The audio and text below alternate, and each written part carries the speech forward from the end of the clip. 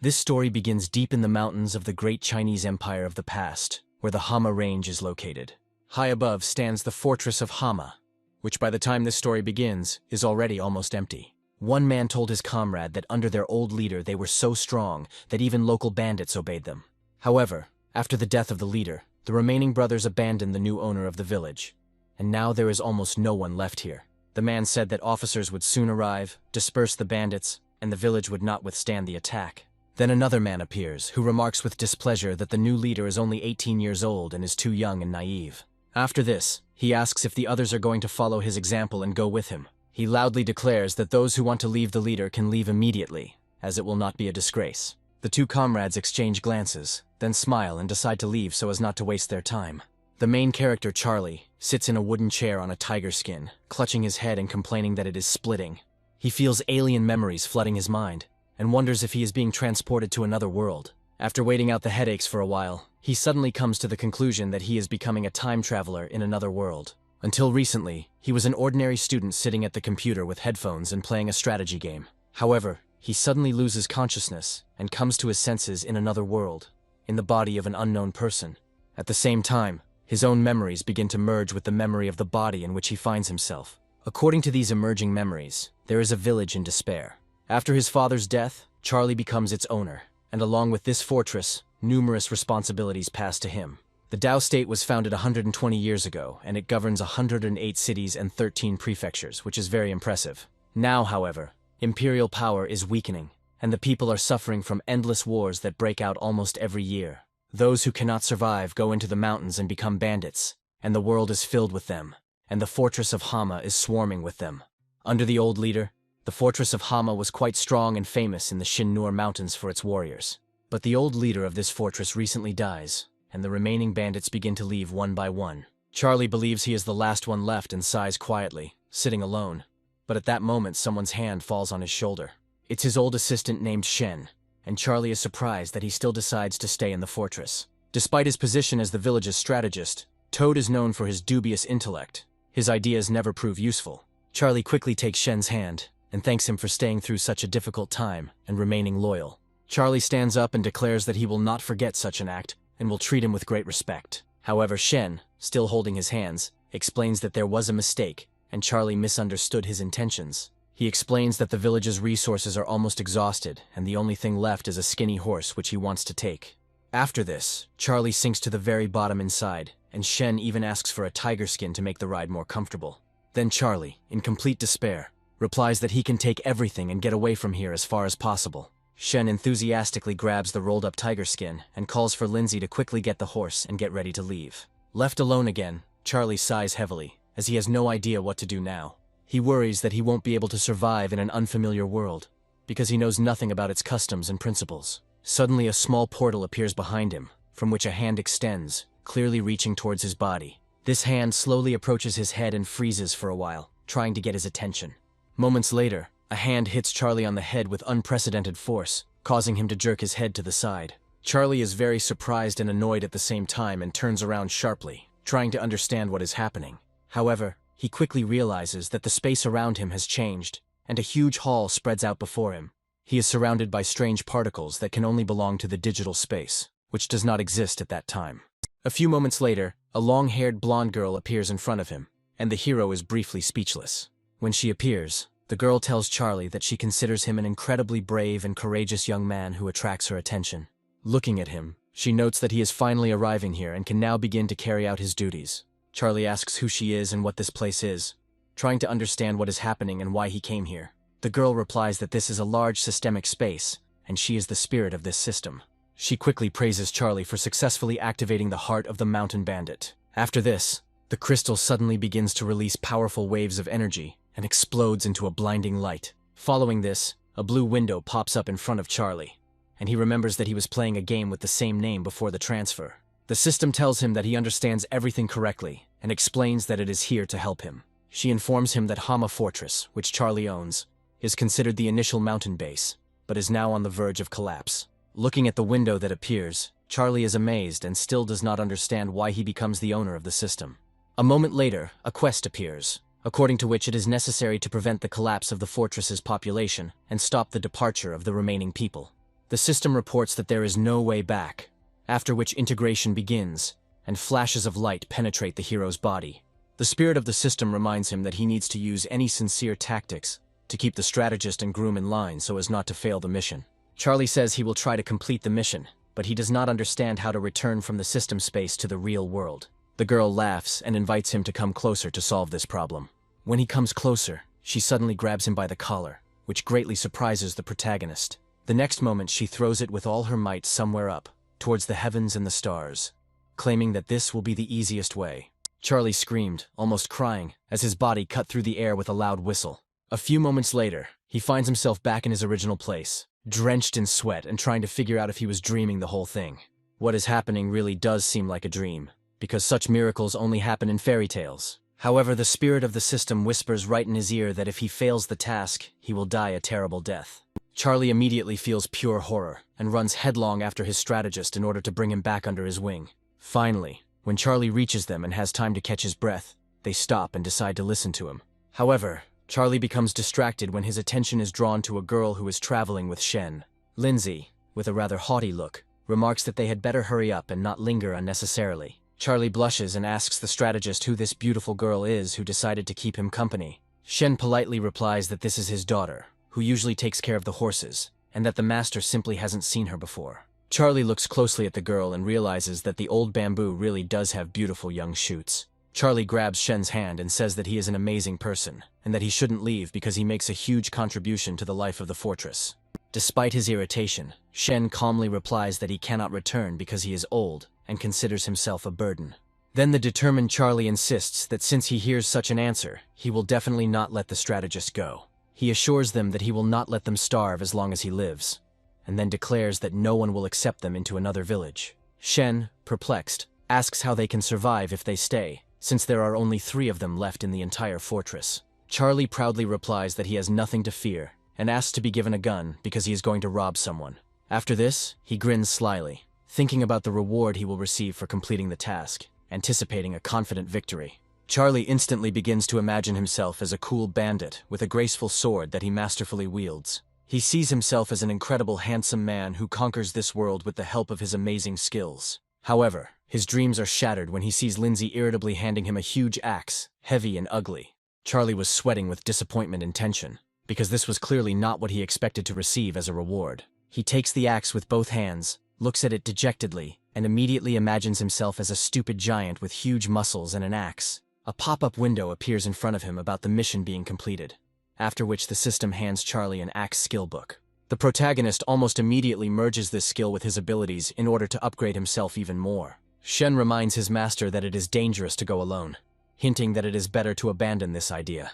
But Charlie just looks at him blankly, making it clear that he has no intention of going there alone. Shen is, to put it mildly, surprised, realizing that Charlie wants to take him with him and does not even expect a refusal to this risky offer. Charlie says that he is not worried about this at all, because his faithful friend will never leave him in difficult times. Looking sternly and holding the axe over his shoulder, Charlie asks if the strategist has any other objections. Shen replies that he will say nothing more, realizing that Charlie is not in the mood to be contradicted right now. After a while, the 2 of them set off on their journey, leading the horse, which is still in good condition.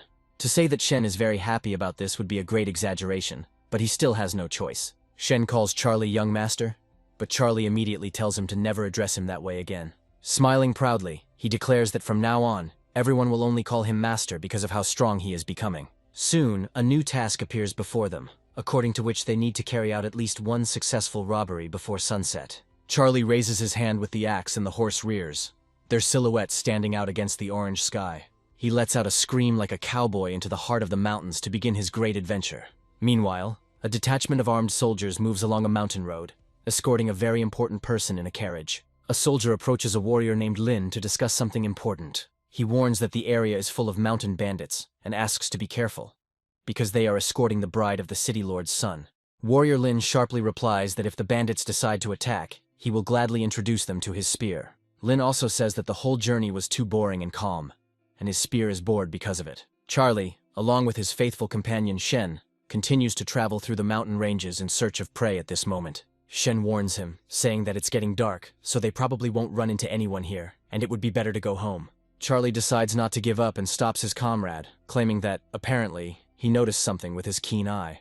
Meanwhile, Lynn's comrades say they always rely on him, but the stakes are high, and it's best to be careful. One of the soldiers says that the manager is too cautious, and that the mission will be much easier than he imagines. They point out that they work for the city's chief, so no one would dare to commit an attack for the purpose of robbery. Charlie continues to keep a close eye on the caravan, and tells his companion that their target is finally in sight. Shen decides to quickly count all the opponents in order to soberly assess the danger that he will have to face during the robbery. He suggests retreating because the caravan is guarded by too many armed guards. Charlie says that he understands his fear perfectly well, but there is nothing to be afraid of in this case. After this, he mounts his horse and claims that if they are destined to die, they will do it together. Shen looks around carefully to assess all the opportunities the nearby landscape offers them. He doesn't plan to lay down his life for some unknown purpose, and he tries to find a way to escape.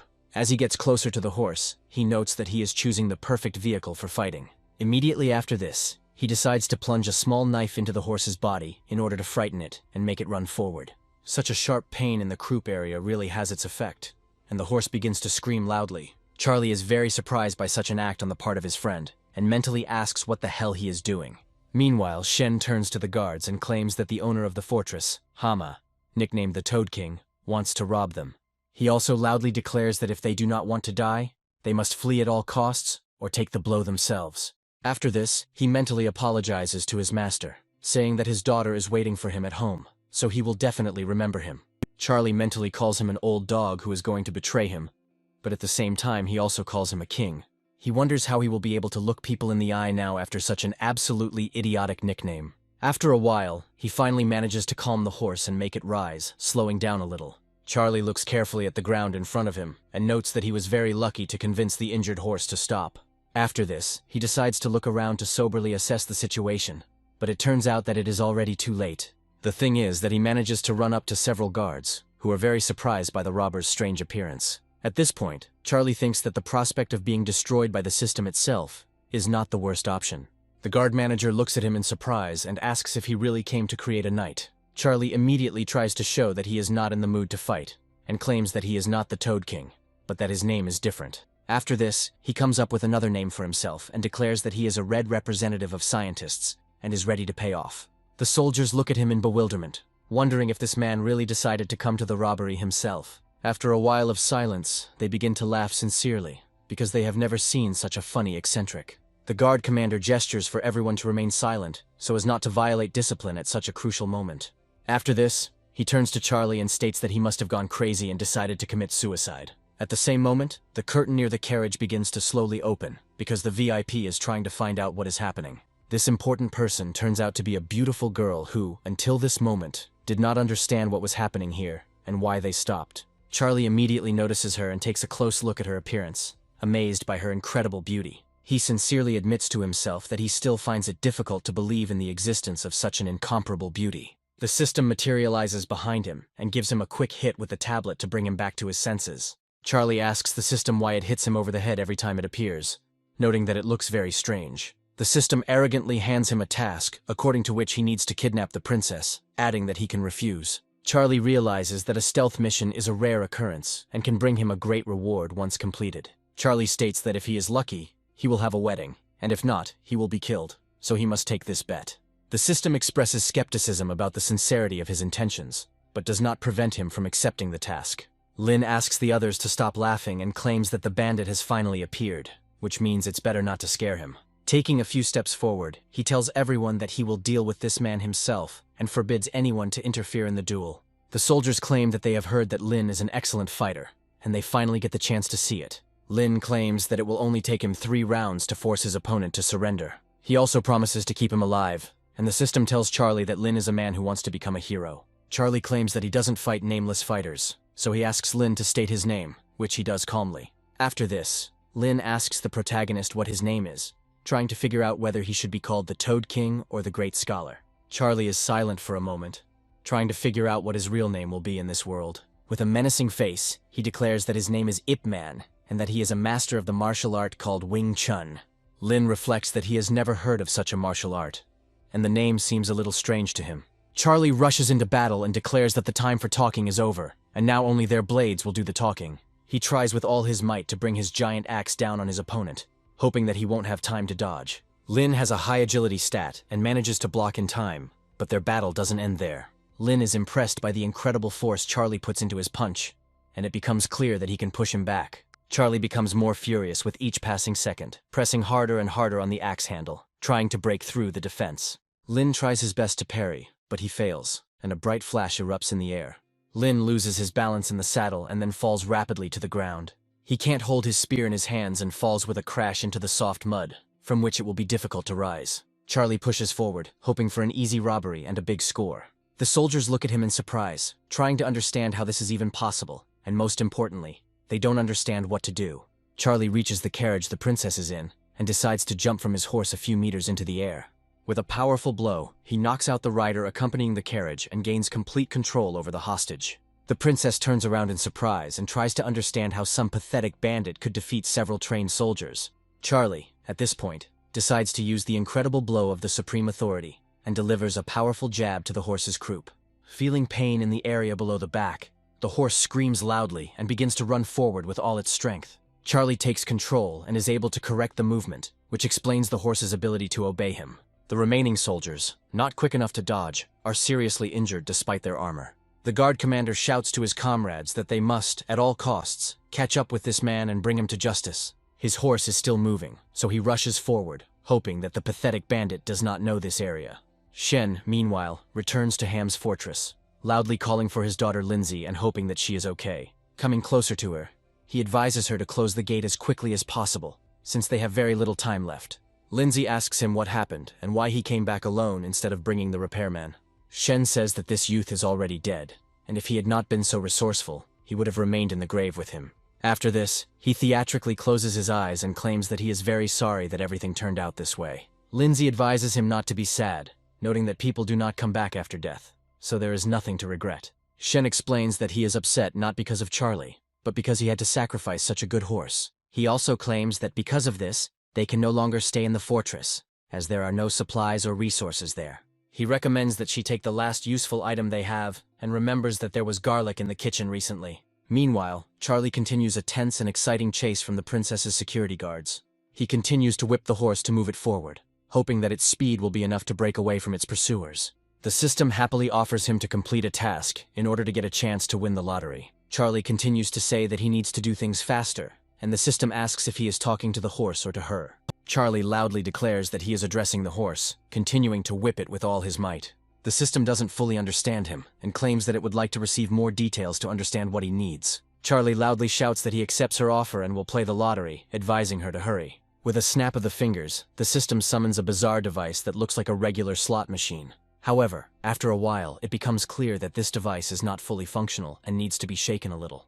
Meanwhile, the sound of the guard's hooves loudly echoing in the air as they relentlessly pursue him. The head of the guard claims that he will definitely destroy the thief who dared to encroach on the princess. Charlie asks the system to hurry, and claims that the guards have no intention of letting him go alive. The lottery finally gets going, and the hero is congratulated on winning the unknown, distinguished hunter Manny. Charlie is surprised that you can win real people in the lottery and wonders where he can meet that person. He assumes that some kind of ritual must be used to summon this person, and makes his first attempt. When it becomes clear that this is not producing results, he decides to make a few more attempts. Each of these attempts looks more and more dubious, but this does not stop him from continuing, no matter how strange they may seem. Lynn reaches the protagonist and claims that he made an oath not to kill him today. Suddenly, a menacing figure appears on the horizon, asking the master not to panic and calling himself Manny. Taking a closer look, Charlie notices that the man is incredibly physically built and wields a long weapon. Charlie comes to the conclusion that the system cannot allow a reward to appear out of thin air, and finds an excuse to do so. Lynn runs up to Manny and orders him to step aside because he can't stop his horse that quickly. Manny pompously addresses his opponent, and claims that he must get off if he does not want to get hurt. Of course, no one manages to dismount in time, so the formidable warriors deliver a swift blow straight to the horse's muzzle. The horse loses consciousness, and the rider is sent into an uncontrolled flight that can result in serious injury. Charlie is surprised that Manny was so strong that he was able to stop a man on a horse in just a split second. The guard commander feels extremely insecure, but understands that he cannot retreat, as he will simply be executed for this. Brandishing his weapon, he claims that they are the city chief Heishi's men, and that if Manny doesn't want to die, he should step aside. Manny waves his wooden stick menacingly, showing with his whole appearance that he does not intend to move an inch from the spot. He also hits a small rock towards the guard captain, which instantly knocks out his tooth. Manny orders them to get out of here nicely, adding that otherwise he won't leave even a bone of them.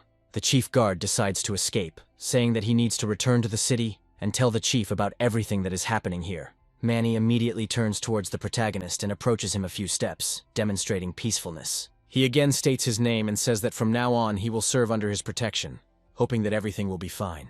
Manny says that he was once a hunter who lives near the city of Heishi with his dear wife, whom he loves very much. The town's chief hears of his wife's beauty and sends men after her while Manny is away to treacherously kidnap her. The wife does not want to go with these people, and seeing that she has nowhere else to run, jumps off the cliff in despair. When Manny returns home, it is too late, and after some time he discovers the body of his beautiful beloved. In a rage, he goes into the city and kills more than 10 guards, thereby earning himself a reputation as a dangerous criminal who must be executed. A few days after this incident, he takes a breather and decides to go to the fortress of Hama to find shelter there. Charlie reflects on how at first it seems like just a normal backstory for any character, but in reality, it turns out to be quite heavy. When he returns, he sees that the horse he left behind is returning to him on its own, and he recommends that Manny mount it. Right after that, he tells them that they are returning to their fortress to talk to a certain person. Meanwhile, the sun gradually sets, and in just a few hours, night falls over the fortress. Shen turns to his daughter, telling her to put the pot on her back and see what else she can take with her. Lindsay, finding herself loaded to the brim, says she can't carry anything else because her body simply can't handle it. Shen says that this is a necessary restriction, because otherwise they simply won't survive if they come down from the mountain. Suddenly they hear a familiar voice asking if they would like a horse to make their departure easier. Lindsay turns around and says with surprise that she didn't expect the master to return after that mess. Shen looks at his master in shock and asks if he somehow manages to escape death.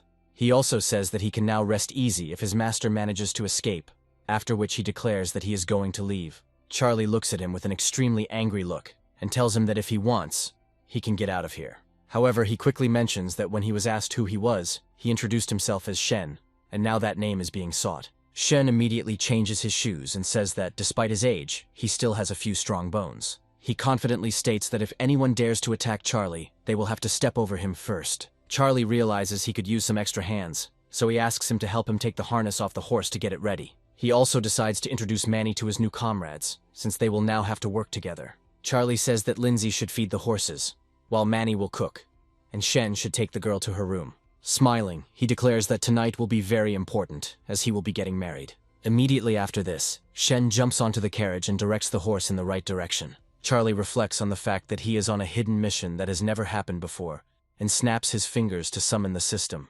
The system appears behind him again, delivers a quick attack with a wooden tablet, and tells him that he is being too rude. After this, she reminds him that she is a great system, not some ordinary program, so he must respect her. She admits that she finds it hard to believe that he can complete the first task of kidnapping the princess. Smiling, she announces that the new task is for a random person in the fortress to awaken their hidden traits. She also states that he must find out who will be this person who will discover new abilities in himself. Charlie decides to use a counting rhyme at random, and at the last moment his gaze falls on Shen, whom he dislikes. Charlie wonders if this vile old man is awakening his hidden ability as a reward for his betrayal. A few hours later, night falls over the mountains, and the action moves briefly away from the fortress of Hama. The guards decide to set up camp to come up with a story that will justify themselves and their escape. The strict boss says that if they want to live, they must answer how many attackers there were in total. The soldiers understand that this is going to be a difficult conversation, and admit that only one person is attacking them. After this, they realize that this is not good enough, and decide to say that in fact, there were 100 people there. Their boss says that's a weak excuse and claims there were at least 300 bandits there. He also says that they fight hard and leave behind a dozen corpses, but unfortunately they were unable to protect the lady. Another soldier decides to get a tattoo to highlight the incredible hardship of the battle he is experiencing. The chief calls his soldiers together and tells them that they are returning to the city, after which he advises them to prepare properly. Lynn still can't calm down after the crushing defeat he suffers in the fight against Manny. He sadly says that he no longer dares to call himself a knight, because the manager trusts him, but he does not complete the task. He also says that the manager should not worry as he will save the girl from this family. Meanwhile, the system says that Shen's advice will always be terrible, and that whoever follows it will lose money or loved ones. Charlie reflects on how he thought Shen had nowhere left to fall, but he still manages to surprise him every time. Shen asks him what's wrong, to which he replies that he's just a little pale and wonders why he's coming. Shen says that he spoke with a girl named Sylvia, and adds that she is the fiancée of the city's chief, Haishi. He also adds that they create a big problem for themselves as soon as they capture it, since a whole army is sure to arrive after it. Lindsay interrupts their conversation, saying it's time to have a proper lunch and catch their breath.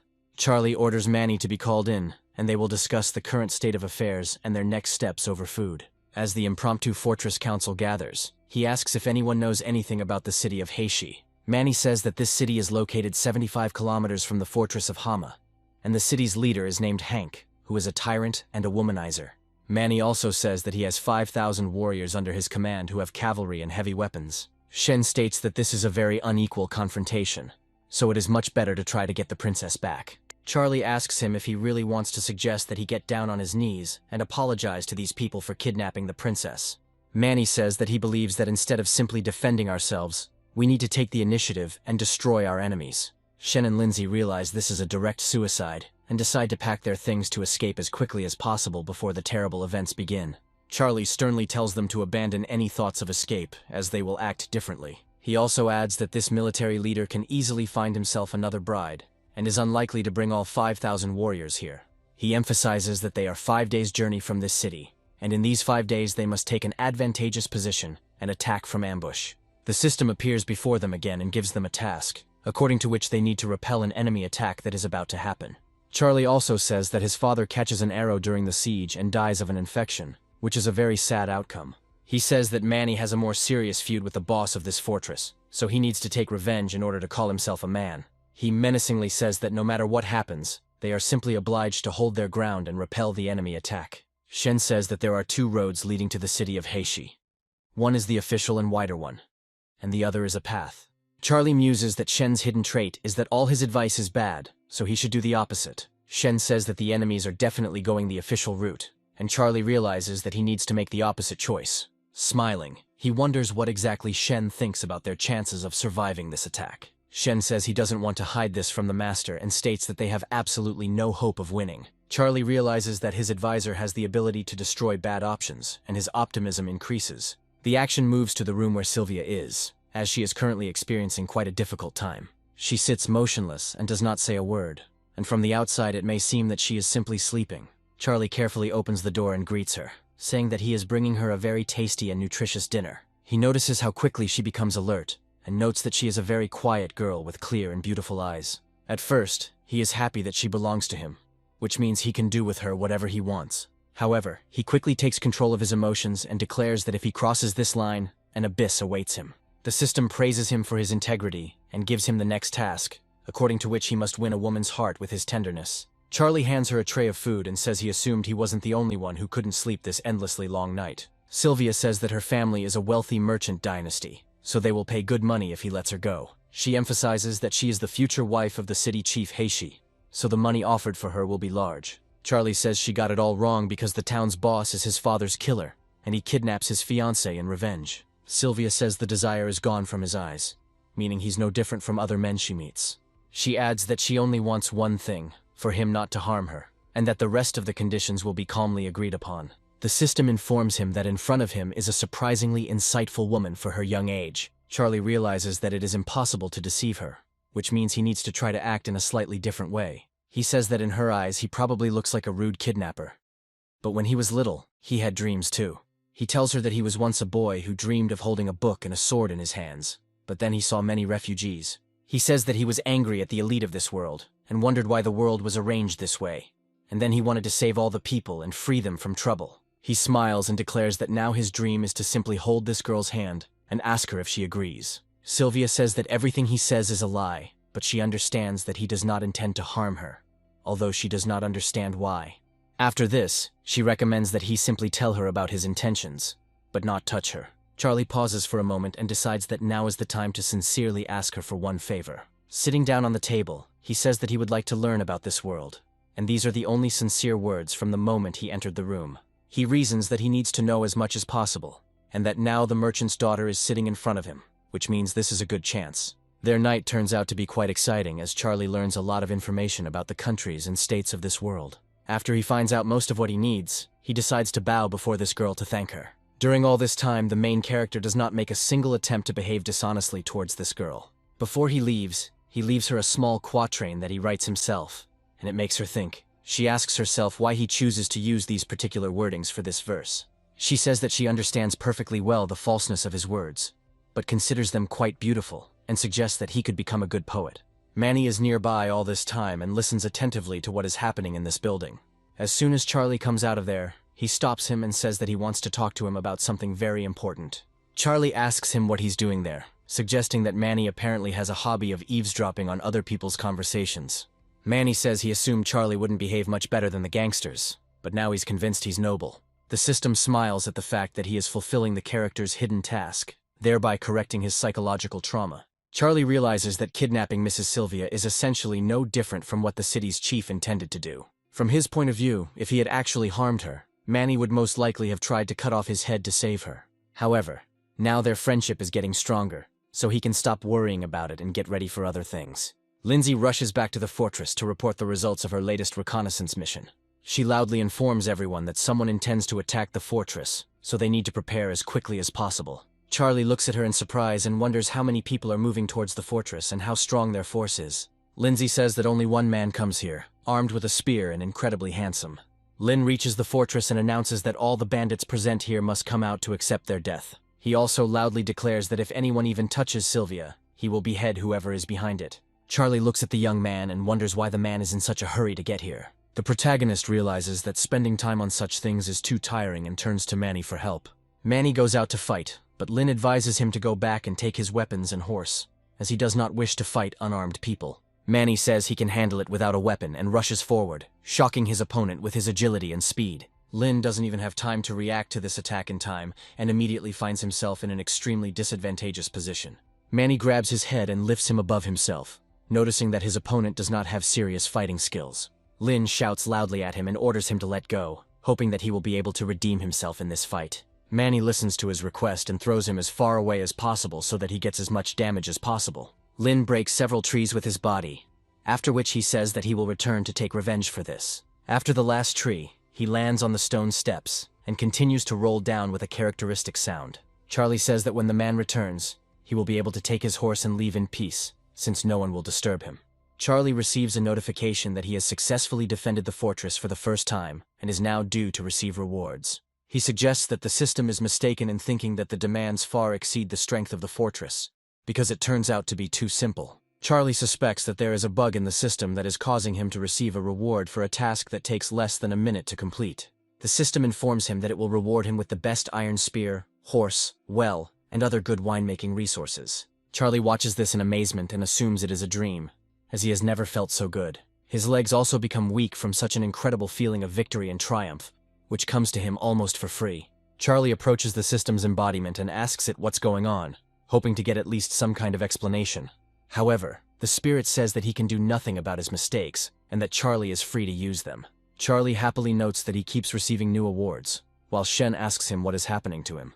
The system contacts him again and informs him that it has prepared a new task, according to which he needs to defend the fortress again. Shen says that he should be more discreet because girls might look at him, but he is interrupted. He understands perfectly well that this is probably a mission to protect against professional soldiers, which means the next attack will be more difficult. However, after a few minutes, Lynn appears on the horizon again and manages to recover his strength relatively quickly. He menacingly says that he is returning again and wonders if the bandits did not expect him to come for their souls. Shen says that this guy is back again, so it's better to finish him off. But Charlie says that's unacceptable. Feeling the nobility of the young man, he asks him if he is hungry and invites him to come in and eat. Lynn challenges him to a fist fight to settle the matter like real men, and Charlie asks Manny not to beat him too hard. He again instructs him to act as gently as possible so as not to harm the man, to which Manny nods silently. Lynn continues to provoke the enemy, ordering him to come out and show his youthful prowess. Manny complies with his demand and immediately rushes into battle, moving so quickly that it is impossible to notice. Lynn, of course, doesn't have time to react in time and receives a powerful blow that sends him into a long and fast flight. Charlie asks him if he's okay, hoping he'll come back here again and not get seriously hurt in the fall. Charlie finds himself being rewarded again for his second defense of the fortress, and realizes that he is now receiving even more rewards. After some time, he is given another task for the third defense of the fortress, while Lynn continues to climb up. Charlie asks him if he's okay, hoping that they can come to an agreement this time. But his hopes are dashed. Lynn says that if they don't let Lady Sylvia go, he will never stop as long as his heart beats. Charlie turns to his bodyguard again and advises him to be even gentler so as not to kill him. This fight ends exactly the same as the previous one, as Lynn's strength wanes with each attempt. Soon he is given another task to defend the fortress, hinting that Lynn will soon return to try to fight again. Sometime later, he completes this task again and receives another reward, already basking in the trophies of a series of unbridled victories. Lindsay approaches the protagonist and recommends that they return to the fortress as she is hungry. But he states that Lynn should not lose heart.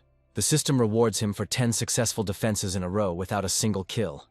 And now he gains the good person trait. At first, Charlie doesn't understand what this means, but after a while he notices that Lynn still hasn't returned. Crouching down, he realizes that something must have happened, since this man has a stubborn character and could not give up. Suddenly he wonders if this man was attacked by bad people and decides to come to his aid. Immediately after this, he recommends that all his comrades remain where they are, while he himself goes down to check everything thoroughly. Meanwhile, Lynn stands at the cliff and says that he was wrong to call himself a knight who, with a spear in his hand, wanted to sweep away the villains. He says that today he is again being humiliated by robbers, and now he is losing his horse and spear. He expresses hope that if he dies now, he will be reborn in 20 years and become a knight again, gaining new powers. Charlie clears his throat several times, trying to get his attention and distract him from the dangerous step.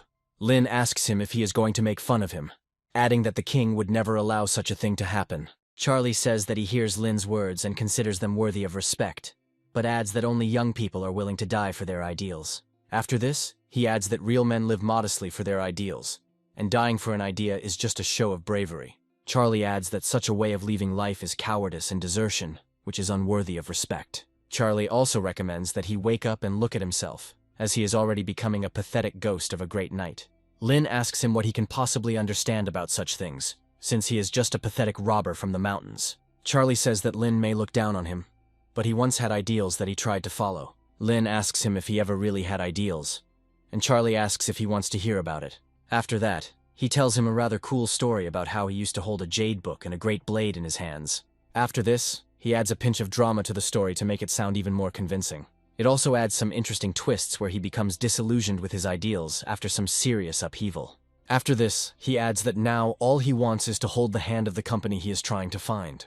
Lynn looks at him and mentally wonders if all this is really being said by an ordinary mountain robber. His eyes begin to slowly close, and he doesn't have time to answer Charlie's question about whether he wants to share this journey with him. Lynn finally asks himself how a man with such a big heart can turn out to be a robber, and begins to fall down. The cliff beneath his feet begins to slowly crumble, but he is already completely losing control of his own body.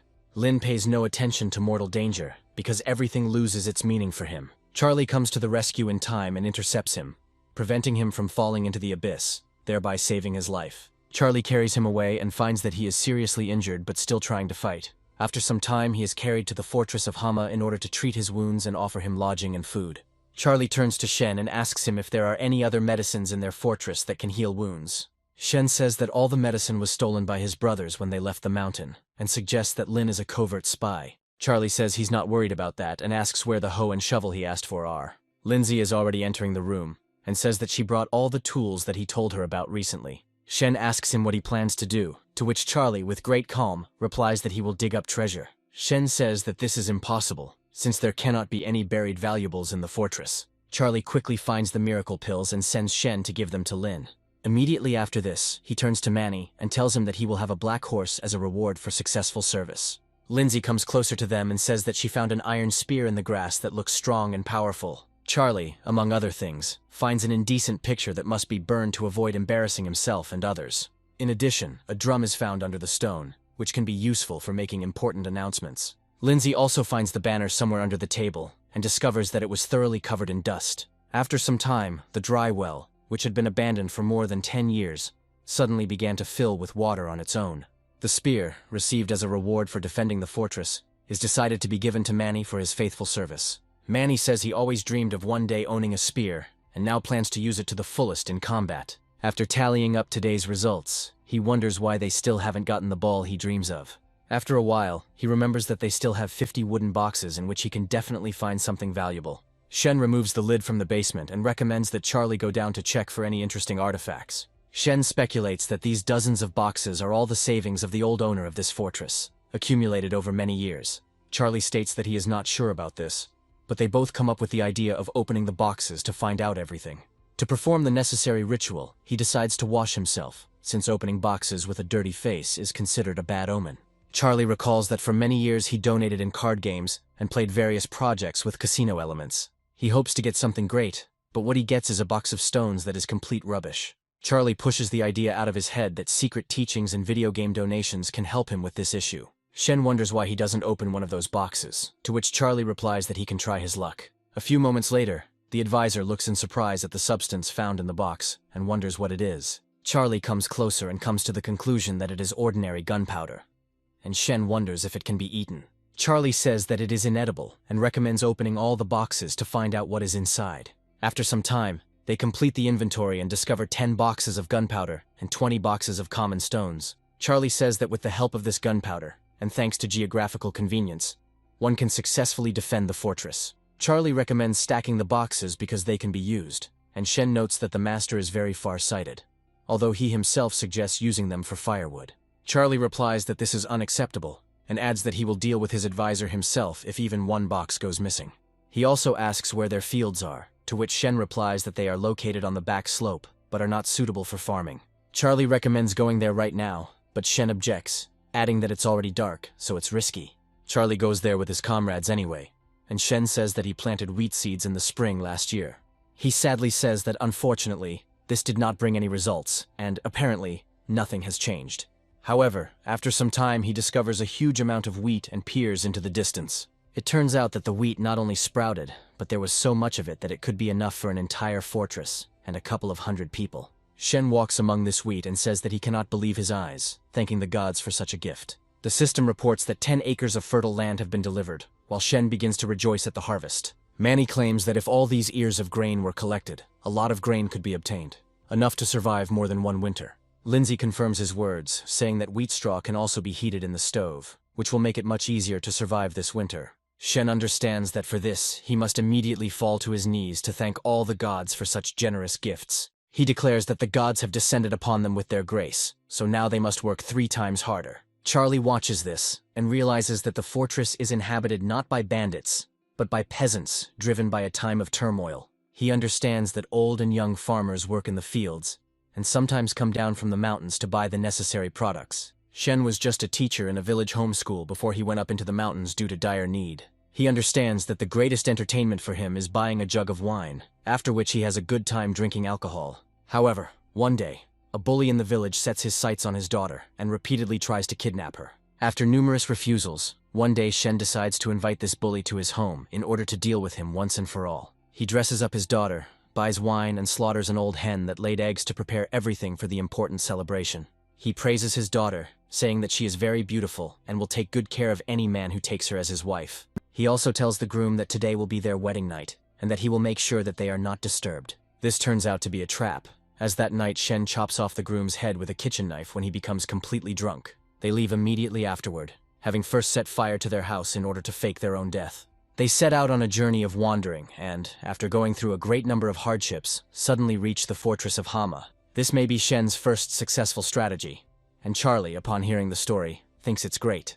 Lindsay turns to her father and tells him that she wants to take some ears of wheat and make some flatbread for him. They stay there for a long time, enjoying the beauty of the wheat field, but after a while it is time to return. Shen discovers the banner Charlie is holding and says it belongs to their stronghold, noting that he thought it was missing. Charlie wonders who came up with the strange design that shows an egg sitting above a toad.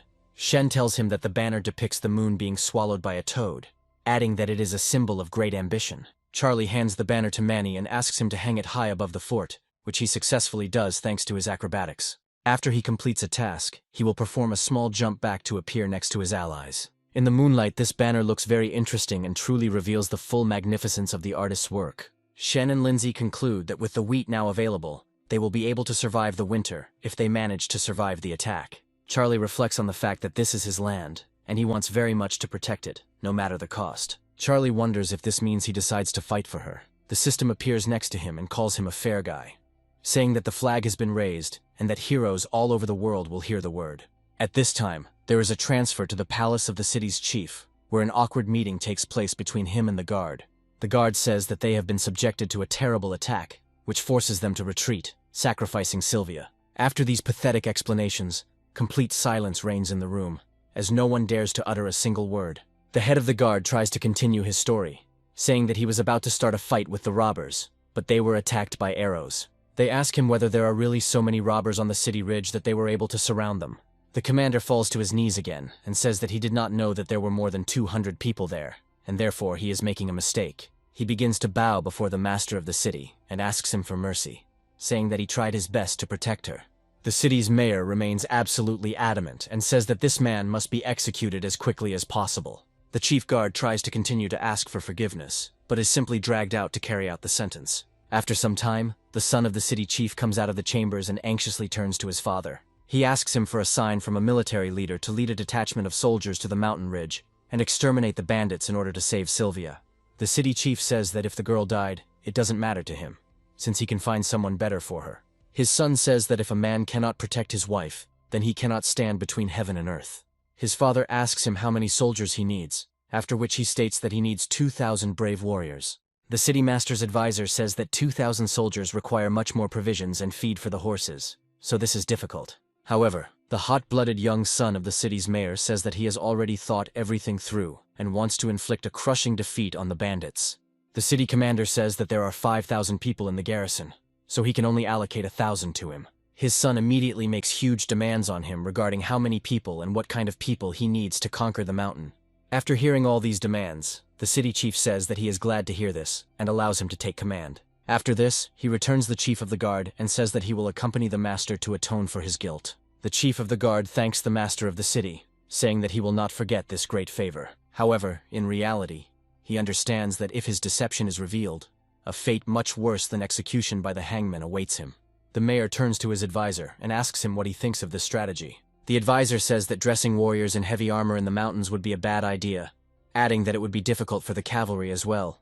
The city leader says that his son studies many treatises of different military leaders, so he is quite smart. He adds that in this case there is no need to take additional measures, and his advisor says that he will be at peace. He also points out that they have a lot of things to take care of, and wonders what to do now. The city chief says that he is very tired and does not want to see anyone, after which he turns to his servants. Rising to his feet, he turns to his advisor and informs him that if he ever tries this, he will find that nothing in the world matters. The military leader does not answer and remains aside, but it is clear from his face that he is clearly dissatisfied with the behavior of his superior. Meanwhile, Charlie decides to consult with Sylvia and suggests that the city of Heishi does not have a regular army. He explains that there are 20,000 households in this city, and they cannot afford to raise an army of 5,000 men. He also adds that precautions will not allow them to send all the people, as they could be attacked. Sylvia reports that in wartime, homes can be called upon to respond to losses, and if the city is attacked, the military will have free rein. Sylvia adds that one of the commanders once intended to train the regular army, but the costs proved too high. Charlie asks her who the advisor is, and Sylvia tells him his name is Barry, and that he is a really wonderful person. Sylvia emphasizes that while the city's owner is enjoying himself, he is still trying to make the city better. Charlie points out that the system is imperfect, and Sylvia assumes he is criticizing it because he knows a more advanced way. Charlie says he has no ideas yet, but Sylvia advises him to escape from there because 200 soldiers are approaching. Charlie explains that his plan is designed for a 500-man attack, so he will not run, even though there are only 4 defenders in the fortress. After some time, he returns to the infirmary to check on Lynn. He finds that Lynn has recovered quite quickly and can already walk and move his limbs freely. Lynn looks at him in surprise and immediately calls him master in gratitude for bringing him here. Charlie extends his hand to him and tells him that he did it for the sake of the ideal that once guided him. Lynn is very impressed by Charlie's big heart, despite the fact that at first glance he seems like an ordinary robber. He decides to respond with a gesture, and says that he will also try for the sake of their common ideals. After some time, Charlie comes to Shen and informs him that the task of ensuring success, on which the well-being of the fortress depends, lies on his shoulders. Shen asks why he couldn't delegate this to someone else, and Charlie explains that he must go to Feihu Fortress and find Gary. Shen claims it's suicide, but Charlie recommends taking wine with them and claims that Heishi City is planning to attack them. Shen desperately asks if they will listen to him, since they will simply kill him as soon as they see him. Charlie says that in this case you need to act, relying on your wits and deceive them. Shen admits that he is still afraid that they might attack him, to which Charlie replies that he will go with him to Lynn. Shen continues the operation, saying that he would like the master to go with him. but Charlie states that it is too dangerous for him. He encourages Shen to be braver and reminds him that if anything happens, he will take care of his daughter. Immediately after this, Charlie warns that if Shen dares to refuse, very harsh and immediate sanctions will follow. He promises that otherwise he will hang the incriminating evidence he found during the search of the fortress on the city walls. Shen realizes that he has absolutely no choice, harnesses the cart and sets off on his journey with Lynn. Shen's appearance betrays his absolute reluctance to go and fear for his life, but there is no need to worry about him. Manny asks Charlie if they will believe him at the fort, to which he replies that it doesn't matter. He explains that the main thing will be to send people on reconnaissance, and then they will have a chance. He also says to put crushed stone, rice straw, and use paper tape in the boxes. After a while, they complete their preparations, and Charlie asks to move the box of gunpowder further away for a test. As soon as the moment of testing arrives, the box bursts with a deafening roar, releasing a huge amount of energy. Manny reports that the rebirth of a new dragon's land has just happened, not believing his eyes. Charlie explains that this is the art of explosion, and with it he will be able to defeat the enemy army. Meanwhile, the son of the city's master is preparing to march with his fighting armies into the mountains. He says the sky is clear today, which is definitely a good sign. The soldiers nearby mentally call him a bastard, realizing that they are currently fighting in heavy armor. One of them turns to his comrade and asks why he is here, since he has been serving for 60 years. Someone replies that it doesn't matter, while the city chief's son continues to ponder the matter with rapt attention. Grabbing his sword, he turns to one of the soldiers, putting the blade to his throat, and asks if he is satisfied. After a pause, he says that he is pleased, since in ancient times before a military campaign it was necessary to sacrifice a person. The soldier asks him not to joke like that, to which he replies that there is no place for any jokes in war, and delivers a fatal blow to his neck. He recommends that he rest in peace, as from this day on his family will be glorified along with his name.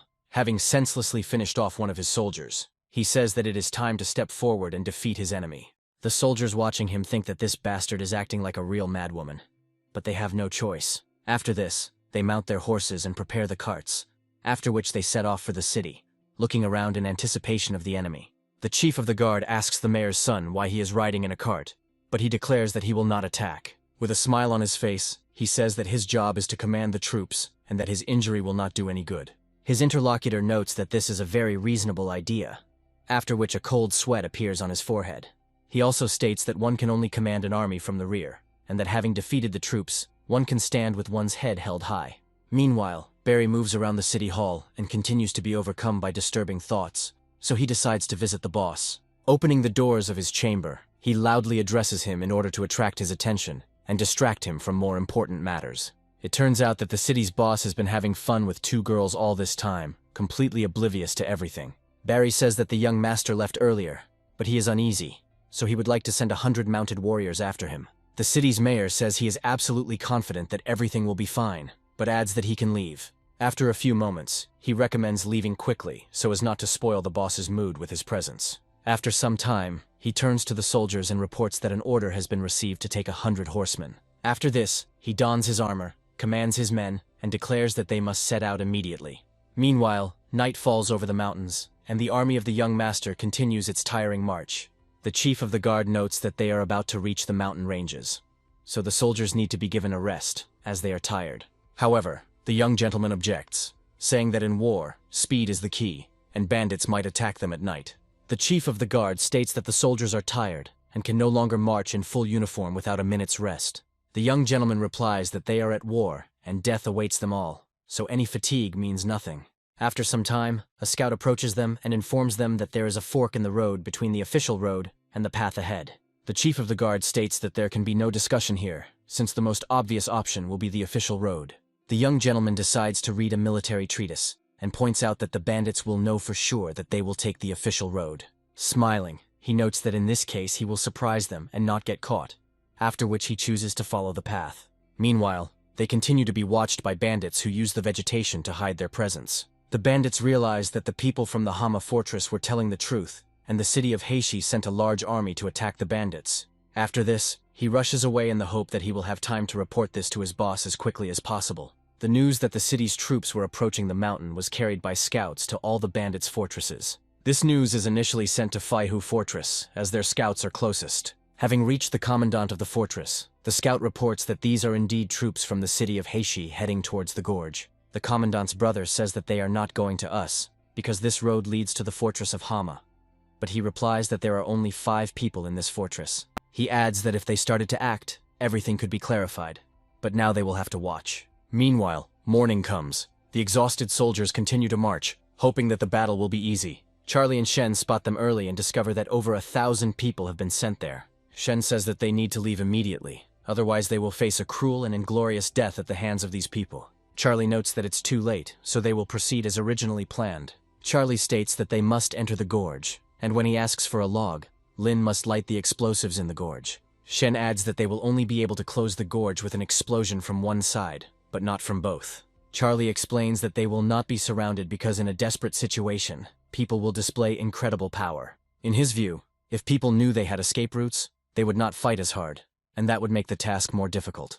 Gradually, they move closer and closer and discuss what needs to be done. Charlie says we need to wait a little longer to find the perfect moment. Comrades report that the cavalry has already passed the first line, hinting that the time has come to act right now. Charlie begins swinging his axe, cutting through the special ropes, and encourages the others to follow his example. Thanks to the incredibly sharp edge, these thick ropes are cut as easily as if they were straws. With a wild roar, they fall down at night on the heads of soldiers who could not have foreseen such a quality of ambush.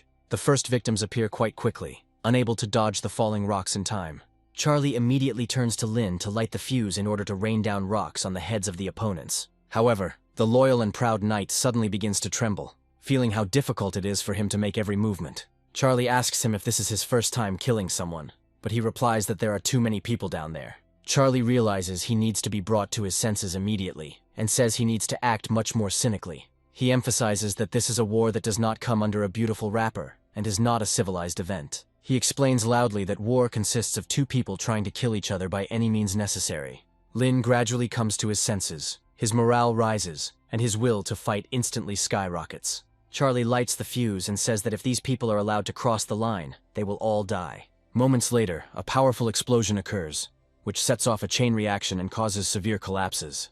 The rocks that break off from the mountain ledges as a result of these explosions are of unprecedented size. A large number of stones fall on the heavily armed and long-lived warriors, burying all living things under them. Quite quickly, the escape route becomes blocked, and the knights find themselves trapped in this gorge. The soldiers turn to their commander and report that several dozen cavalry have already entered the gorge. They look around in horror and assume that they have fallen under the influence of a burning demon who has unleashed his wrath upon them. A few moments later, a powerful explosion is heard, the shockwave of which blows several soldiers aside at once. At the same time, the avalanche continues, driving the riders further and further into unknown lands full of dangerous traps. The desire to survive takes precedence over everything else, so they continue to move forward, hoping not to be crushed. Manny announces that he is detaining the men, while Charlie orders the pre-buried explosives to be ignited. Meanwhile, Lynn and Shen continue to drop boxes of gunpowder to instill fear in the hearts of their enemies. Manny is already close to the battlefield because the horse he was given turns out to be incredibly fast. He stands majestically before his enemies, while they desperately hope that they can kill him. Manny says that as long as he lives, no one will be able to pass through this gorge, no matter how hard they try. The warriors try to surround him, but he responds with swift blows from his fantastically long and deadly spear. The soldiers make many attempts, but each one ends rather ingloriously. Another soldier decides to try his luck, but receives a fatal wound to the chest. It should be noted that their chances were significantly reduced due to the fact that they did not rest even once during this trip. The detonation of new batches of explosives causes even more rocks to appear, which fall on the soldiers in the form of a landslide. The soldiers try to retreat, realizing that otherwise they will simply be crushed. Another abandoned barrel of explosives creates a powerful shockwave that throws back the last soldiers who didn't have time to retreat. Running out of the gorge, the soldiers inform their master that there is a demon there who does not let anyone through. All this time, the young master shows no interest in the progress of the battle, being far in the rear. Seeing the retreating soldiers, he gets to his feet and announces that anyone who crosses the line will be executed. He reflects on how he feels possessed by a famous general who will prevent disaster. The soldiers continue to run away, reporting that there is a demon on this mountain that they are not going to fight. They immediately grab their weapons and wonder if the demon would dare to block their path in such a desperate situation. After this, they send him away and start running away, completely ignoring his presence. Several particularly heavy warriors crash into the cart, causing a wheel to fall off and completely rendering it immobile. In addition to its mobility, the carriage also loses stability, causing the large cart to fall to the ground with a crash. Explosions continue to reach the young master's army, no matter how far they run. The The guard commander reports that they need to save themselves, as the situation has changed, and now the best option is to retreat. The young master reminds him that the ancient generals gained experience from defeat, so this will not break his will. He takes out his sword and says that now the commander of the guard will witness his incredible path to glory. He takes a few steps towards him, demonstrating his readiness to fight, and emphasizes that now the glory will belong to him too. It is worth noting that the head of the guard did not appreciate such a gesture of incredible generosity on the part of the young man. To escape, he simply pushes a man who has never been in a proper fight. He calls him a stupid bastard and adds that he has to take care of himself now, since he is not going to babysit him. Charlie watches the battlefield and wonders if they won, realizing that the army was completely defeated. Shen confirms his thought, reporting that it appears the last soldiers have retreated and decided not to fight. Charlie addresses Shen and Lynn, saying that they should go to the battlefield to observe everything closely. Sitting on the cart, he turns to Lindsay, asking her to beat the drums loudly with all the strength she has. The young girl strains herself and tries to hit the drum as hard as she can to notify everyone of their glorious behavior. Charlie raises his hands in joy and notes that it is time to consolidate his successes on the battlefield. Quite quickly they find themselves on the battlefield, discovering that some knights are still there. Charlie loudly informs them that if they don't want to die, they must hurry, as they only need their horses. The soldiers realize that they have no desire to give their lives for unknown reasons, so they decide to run away. Abandoning their horses, they quickly run away towards a safe exit, noting that they do not want to fight. Charlie and his team watch them closely, not having the slightest intention of letting the ordinary soldiers go. Charlie informs Manny that he will take care of the horses while he and Lynn head to the defense field to find the sword. Meanwhile, the bandits from the neighboring fortress are watching the events closely, showing interest in the outcome. The brother of the commandant of this fortress asks him whether he expects that the fortress of Hama will stop a whole 1,000 soldiers. The commandant, whose name is Harry, replies that he doesn't understand anything either, but perhaps someone simply helped in planning this operation. His brother states that the world is truly unpredictable, after which Harry asks if he has forgotten which side he is fighting on. Immediately after this, they rush forward to rob the pathetic soldiers who no longer have the strength or desire to fight. The soldiers' morale is already at zero, so they have no choice but to accept defeat. This also gives carte blanche to the bandits, who can now demand anything they want as ransom. Some soldiers beg for help, saying they are ready to give anything just to be left alive. The robbers reply that they don't care about their lives at all, and that they are only here to get their hands on property. Meanwhile, Charlie catches up with the young gentleman and discovers that he has a pretty good sword in his hands. He orders him to stop immediately, noting that he must tell him something very important. Suddenly, Charlie hears the steady sound of hooves and realizes that another squad is approaching them.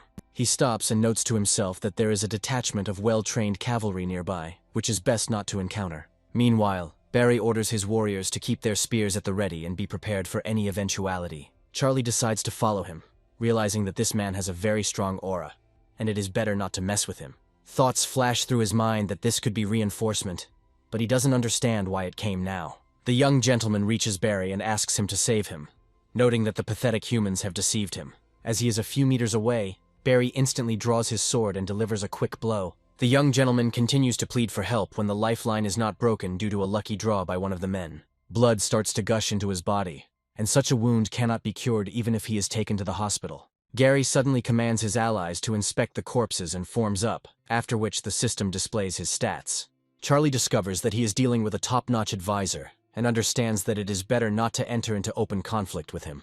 Harry quickly looks around as he hears suspicious sounds that resemble the rustling of people. Charlie manages to hide in time to avoid the gaze of such a dangerous man, and decides to remain quiet for a while. Harry tells his comrades to go back as there is nothing more for them to do here. Charlie continues to watch them in surprise, and does not understand why they decided to simply go back to the city. After thinking for a while, he guesses that not all people in this era are as stupid as Shen. Annoyed, he kicks the rocks, noting that the great sword he so desired has once again eluded him despite his attempts. The system appears before him again, and informs him that it has finally escaped from the dark room. Charlie asks her why she has become less active, to which she replies that she always had a physical embodiment before. Charlie notes that she constantly beat him when she was in physical form, so he didn't miss her very much. The system deals him another powerful blow to the back of the head, and informs him that it acted in the subsystem space for his sake. Charlie asks her if she's going to say again that there was a minor glitch in the system. The system becomes even more angry, and asks if he is ready to repeat his words, looking into its eyes. Charlie jumps and tries to run away, while she grabs a giant hammer and prepares to teach him a lesson. The first attack on Heishi City alerted all the mountain bandits, and Hama Fortress was one of the first to come to the defense. Meanwhile, Lindsay jumps on a horse and tells her father that everything that is happening reminds her very much of a dream. Shen calmly collects the swords from the battlefield and announces that they need to harness the horses and return home. Lindsay asks him if he likes the white horse she manages to get during the battle. After some time, he hears the peaceful sound of hooves and the loud voice of the now familiar robber. Harry gets to the old man and says that he is getting such good horses during this battle. Looking at him with a stern gaze, he informs him that he will demand several horses from him, so that he will let him pass. Shen looks at him in surprise and says that they are getting up surprisingly early today, hinting that he does not expect to see them. Gary accuses them of being, in his words, very wrong, and that they will now eat meat, while they allegedly throw only bones to the rest. Taking a few more steps towards them, he says that they must immediately share the horses. Lindsay proudly asks them why they should share stolen horses when they earned them themselves. Shen immediately turns to his daughter and advises her to remain silent if she does not want to incur the wrath of the rest of the bandits. After that, he says that everyone works hard today and gets some resources, but Gary starts to insist. His brother orders Shen to stop talking nonsense and then immediately grabs his sword. With these words, he rushes forward and declares that he is not going to divide anything and will simply take everything they have. Approaching their cart, one of the robbers says that he wants to take the white horse for himself, as it is the most beautiful. However, a few moments later, an arrow hits his horse in the head, which instantly sends the unfortunate animal to the next world. The stunned robber tries to get to his feet and wonders who dared to attempt on his life. They mentally note that it was a brilliant shot, but decide not to say such compliments out loud. Manny says that if he takes even one more step, he will die a quick and almost painless death. Harry asks him if the Hama Fortress really wants to fight its brothers who are fighting on their side. He adds that they take a lot of prey, but for some reason refuse to share a small part of it. There is a dead silence as neither side is willing to back down from their initial positions. Suddenly, this silence is broken by a loud laugh belonging to Charlie, who has been nearby all this time and has heard everything. He rides up to the band of robbers menacingly and wonders if Master Harry really wants to share the spoils of this army. Manny happily turns towards his master and hopes that his appearance will somehow resolve this difficult situation.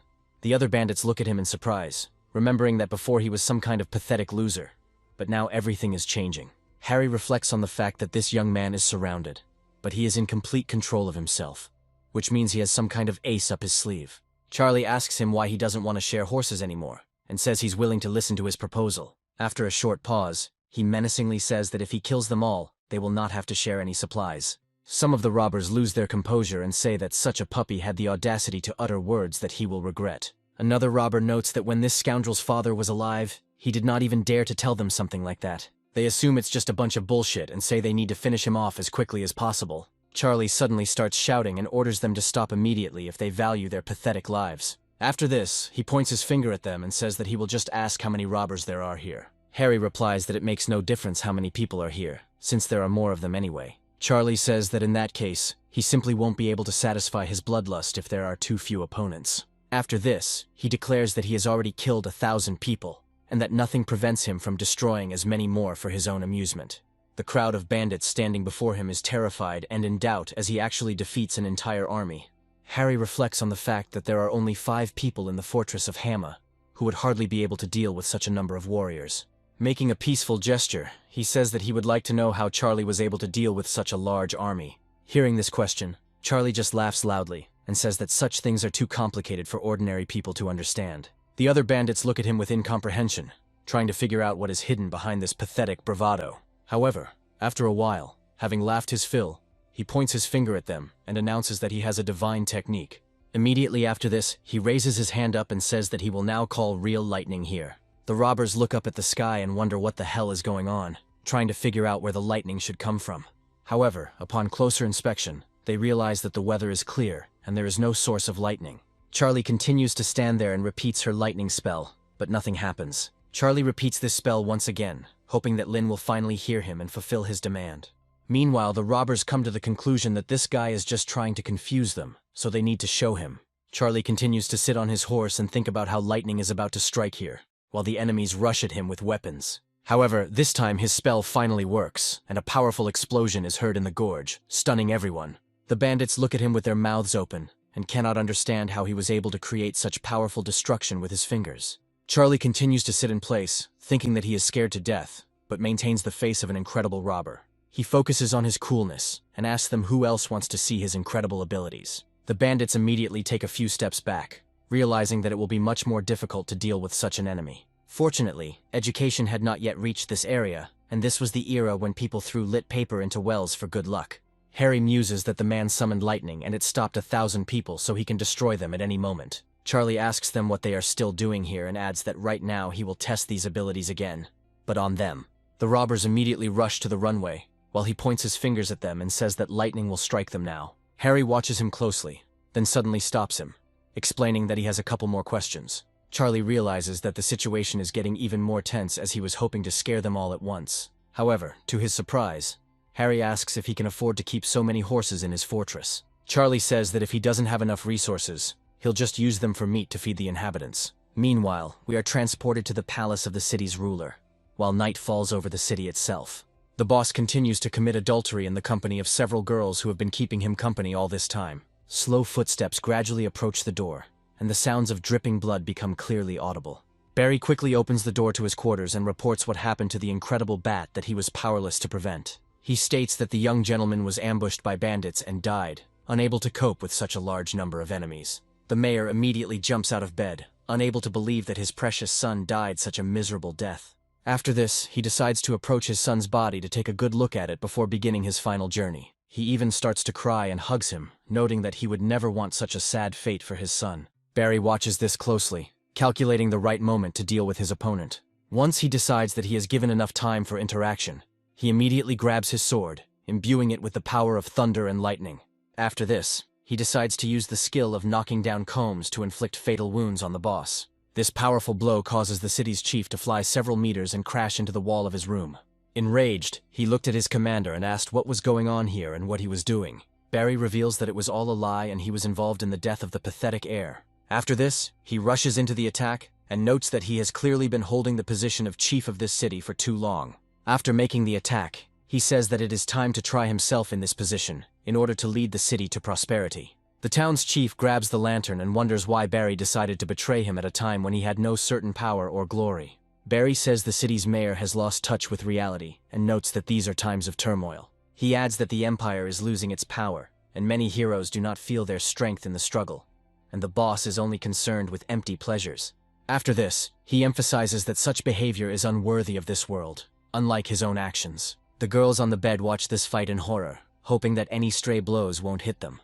The city's chief asks his former comrade if he really thought too much of himself and wanted to conquer the world. Entering into battle with him, he states that when he fought off the attacks of the clan of robbers, Barry was a pathetic woodcutter. He notes that Barry has read several dramatic books and has now replaced them to fight for this world. He continues the fight, reminding Barry that he was the man who helped him out of the mud. Tossing it aside, he says that even if Barry can't protect the empire, he shouldn't have to fight for it. Barry jumps back and notes that the town's leader, who fought off the bandit clan's attack, has indeed retained his powers.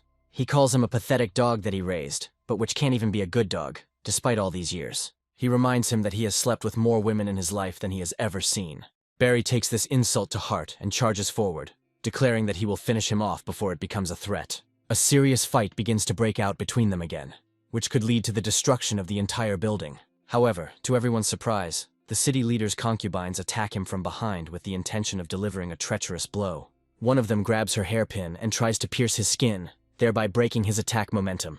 At that very moment, Barry decides to take advantage of the opportunity and pierces him through with his sharpened sword. The town's leader can't believe that the girls he provided for all their needs suddenly decide to betray him. Barry moves closer to his fallen opponent to make sure he doesn't need to be finished off. He also adds that he knows he is not as good as the city chief, but would like to try himself in this role. The city's chief begins to mutter something under his breath, but from such a distance it is very difficult to hear. Barry asks him what he's talking about, and decides to lean in a little to hear his last words. The city's leader explains that Heishi is the empire's most important strategic point. He also informs him that there is no more bandit clan and no more chaos, and that a time of peace is coming. Barry walks away from his defeated opponent and realizes that he has heard everything he needs to know to become a manager. He calls him a brave warrior, after which he says his final goodbyes by smashing the lantern, which starts a massive fire. That night, only ashes remain of the city governor's palace, and the traces of this terrible crime are completely erased from the face of the earth. The next day, Lindsay tells Charlie not to be lazy, as they are harvesting wheat to keep from starving. Charlie tells them that he cannot continue working any further because he is very tired. Lynn delivers several powerful blows to the ears of Wheat in order to cut off the most important parts and collect them with him. He notes in passing that he finds it very hard to believe that he, being an artificial warrior, is doing something so strange. Charlie at this point complains that he suddenly has a stomachache and has no strength at all, so he won't be able to help him. Shen advises him to forget such excuses, since he heard this justification yesterday, and even then it was not funny. Charlie says his head is splitting, but Shen reminds him that if they don't hurry, the wheat will dry out. Charlie thinks for a moment, searching for a good reason to shirk work, and claims to have remembered something important.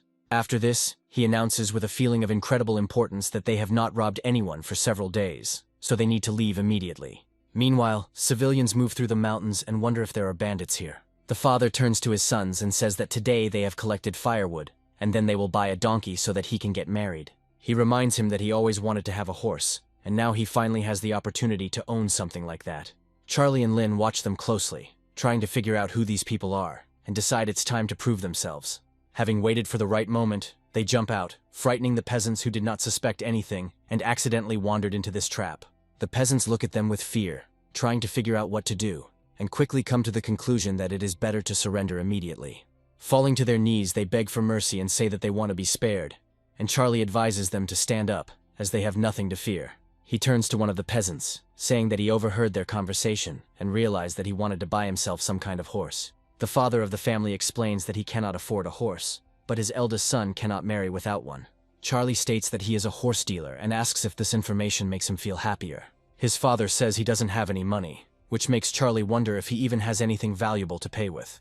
The frightened peasant, with trembling hands, hands him 2 copper coins as payment for the horse. Charlie carefully counts the coins and asks if he really has nothing else. The father of the family replies that he has 4 more vegetable cakes that his wife prepared for them for the journey. Charlie asks Lynn how the pancakes taste, to which he replies that they are quite tasty. He asks him if this is enough as a price for a horse, to which Lynn replies that the price is indeed small, but he does not want to kill the horses. Looking at them, Charlie comes to the conclusion that these are poor people, so if they agree, it will be a good deed. Charlie and Lynn turn around with a businesslike air and say that this is the first time they have sold anything, so the farmers are lucky. After this, Charlie makes a characteristic gesture, saying that he must go with them to the mountain in order to complete the deal. The frightened peasant insists that if they want to take them prisoner, then let them at least release his son, since he has no heirs. Charlie takes out an axe, and a moment later brings it down next to the frightened peasant in order to restrain him. He asks him if he is refusing the offer to climb the mountain, and tries to confuse him with conversations. After this, he advises them to move faster, adding that Lynn will take care of his customers and ensure their safety. The peasant's sons ask if they will be killed, to which the father states that they must not show their weakness and hold on. His legs are shaking, and his sons quickly notice, saying that he is only trying to look brave. The desperate peasant insists that when these scoundrels come to kill them, he is not going to surrender to them just like that. Along the way, he tells his sons to prepare to escape, as they are the future of their family. After some time, they arrive at the place, and Charlie turns to the 4 peasants to allow them to proceed further. The peasant father says that he will fight these scoundrels for the right to survive, and they immediately ask what he means. Charlie asks him if he will fight instead of choosing a suitable horse for himself. The leader of the peasants asks if he really wants to give them a horse, and Charlie asks how much he wants to take. The father says he would like to take 1 horse, and Charlie asks if he will take just 1 after such a long journey. The frightened peasant says that in that case he can try to take 2 horses to keep for himself. Charlie explains that he has 3 sons, and it should be obvious that they should take 1 horse for each. The father informs them that 4 horses are not enough to feed them, and they immediately become dejected, admitting that this is very sad. Charlie states that in that case he can give him 2 horses and asks if they can pick wheat. The father of the family clarifies that they are farmers and know how to do everything that is necessary in this environment. Charlie says he will give them 2 horses if they pick a quart of wheat before dark. Immediately after this, he turns to Lynn and offers to give the peasants sickles to harvest the wheat on the hillside. After some time, Shen turns to the protagonist, accusing him of starting to shirk work again. Charlie explains that this is not the case, as he is working at full capacity, but decided to take a little breather. He reflects that the fortress of Hama is now very much like a small family that is gradually thriving. He notes that Lynn is like a younger brother, while Lindsay acts like a young wife. Looking around, he comes to the conclusion that he is starting to like it here, and would like to stay longer. The peasants ask their father if he is sure that they will actually be given horses, but he admits that he does not know. Towards sunset they offer to grind grain, but the father declares that they have done enough and recommends choosing horses. After they leave, they talk, admitting that they did not expect to receive 2 horses from the robbers. The father explains that these are not robbers, but real gods who have shown incredible mercy. One of the sons asks if the gods also harvest wheat, to which the father replies that many can do whatever they want. As they move further away, they note that the gods not only harvest wheat, but also probably eat the most delicate flatbreads with onions. That evening, Lynn tells Charlie that he has found someone who would like to join them and be part of the great family. Charlie looks at the former head of the guard and wonders if he decided to join at such a strange moment. The head of the guard, Mel, reports that his life has not been easy lately, as he witnessed the fall of the city of Heishi. He adds that Barry seized power and began to purge all disloyal people, and he did not know how they would treat him. Fortunately, at the foot of the mountain he met Lynn and was delighted when he offered to settle in the fortress of Hama. Charlie wonders if Barry really killed the city's chief and became the new chief. Mel confirms that it was definitely Barry, but he told everyone that Charlie sent his man to kill the boss and swore revenge. Charlie wonders how they could send anyone when there are only 5 of them. Mel explains that no one knew there were 5 of them here, and legends say there were several thousand people here. Mel adds that there was a bounty on Charlie's head, and Charlie's eyes lit up when he learned the size of the bounty. Mel reports that Charlie has a 50 lan bounty on his head, while Shen's bounty is already 35 lan. He also emphasizes that the bounty on the head of the great warrior Manny was 30 lan, which is also a significant amount. Charlie starts to get angry and wonders why he was only valued at 50 lan, as it is too little for his greatness. He speculates that during the military dynasty, the Longhu currency was created, and 1 lan was equal to about $1,000 from Charlie's past life. Charlie asks Shen how much the price is for Gary's head, and Shen says that it's worth a whopping 180 lan. Charlie realizes that he must now, at any cost, surpass Harry to become the most wanted robber. Mel wonders what good there is in being wanted, as it won't pay any dividends. Lynn explains that Commander Mel has deserted, so he can simply join their fortress as a laborer. Mel introduces himself again and says that he welcomes the master and is ready to serve him faithfully. The system displays Mel's characteristics, adding that it didn't expect someone like him to be a simple commander and not a general. Charlie asks him if the fort is good, and Mal replies that in some ways it is actually quite good. Charlie states that he disregards the fortress, but despite their small numbers, everyone has the strength to fight them. Charlie asks Mel to write a 5,000-word application so he can evaluate it and make a decision. Charlie adds that there is no need to complicate the task and recommends thinking carefully about what he can do for the fortress. Mel rubs his eyes and announces that he has a treasure map that will lead to incredible riches. Handing the card to the protagonist, he asks if this can be considered a manifestation of good intentions. Charlie looks closely at the map and wonders what kind of treasure map it is, but Mel explains that the town's chief had it. Mel explains that 30 years ago, a tribe of bandits invaded the city, killed the inhabitants, and plundered the empire, taking with them much treasure. He adds that these treasures could not be taken immediately, so the robbers buried them in order to gradually move them to their place. Charlie remarks that if anyone had known about this, they would have probably dug up this treasure long ago. He reflects on the fact that there is not a single word or any landmarks on this map, so only God knows where this place is. Charlie notes that the card is useless, and that the commander must determine its value differently, adding that he has work to do. Mel is surprised at how difficult it is to become a bandit and asks what problem they are having. Charlie explains that this is how it works and begins to talk about several dozen horses that they have captured previously. Mel wonders if the horses have become a nuisance and he can't keep them, adding that it would be better to get rid of them. He also offers to sell the horses to the merchants, and Charlie agrees, considering it a good solution. Turning his gaze to Shen. Shen rubs his forehead proudly, declaring that he thought exactly the same thing, and suggests that great men think alike. Charlie approaches Mel, commenting that he is doing a great job, and feels that Mel will soon become one of them. Mel is surprised that he got so nervous while going through the test and grins, saying that he is glad to hear it. After some time, the action moves to the Hama Fortress, which is still living its serene life.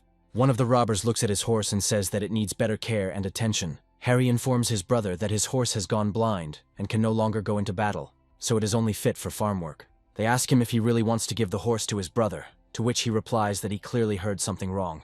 After some time, one of the scouts comes to the fortress and knocks loudly, announcing that he has brought good news. Harry goes to him, wondering what happened, and adds that it is necessary to find out as much as possible about this news. In front of the fortress there are several trees, on each of which a small notice was pinned. Charlie and Lynn, who were directly involved, hide in the foliage to test the reaction.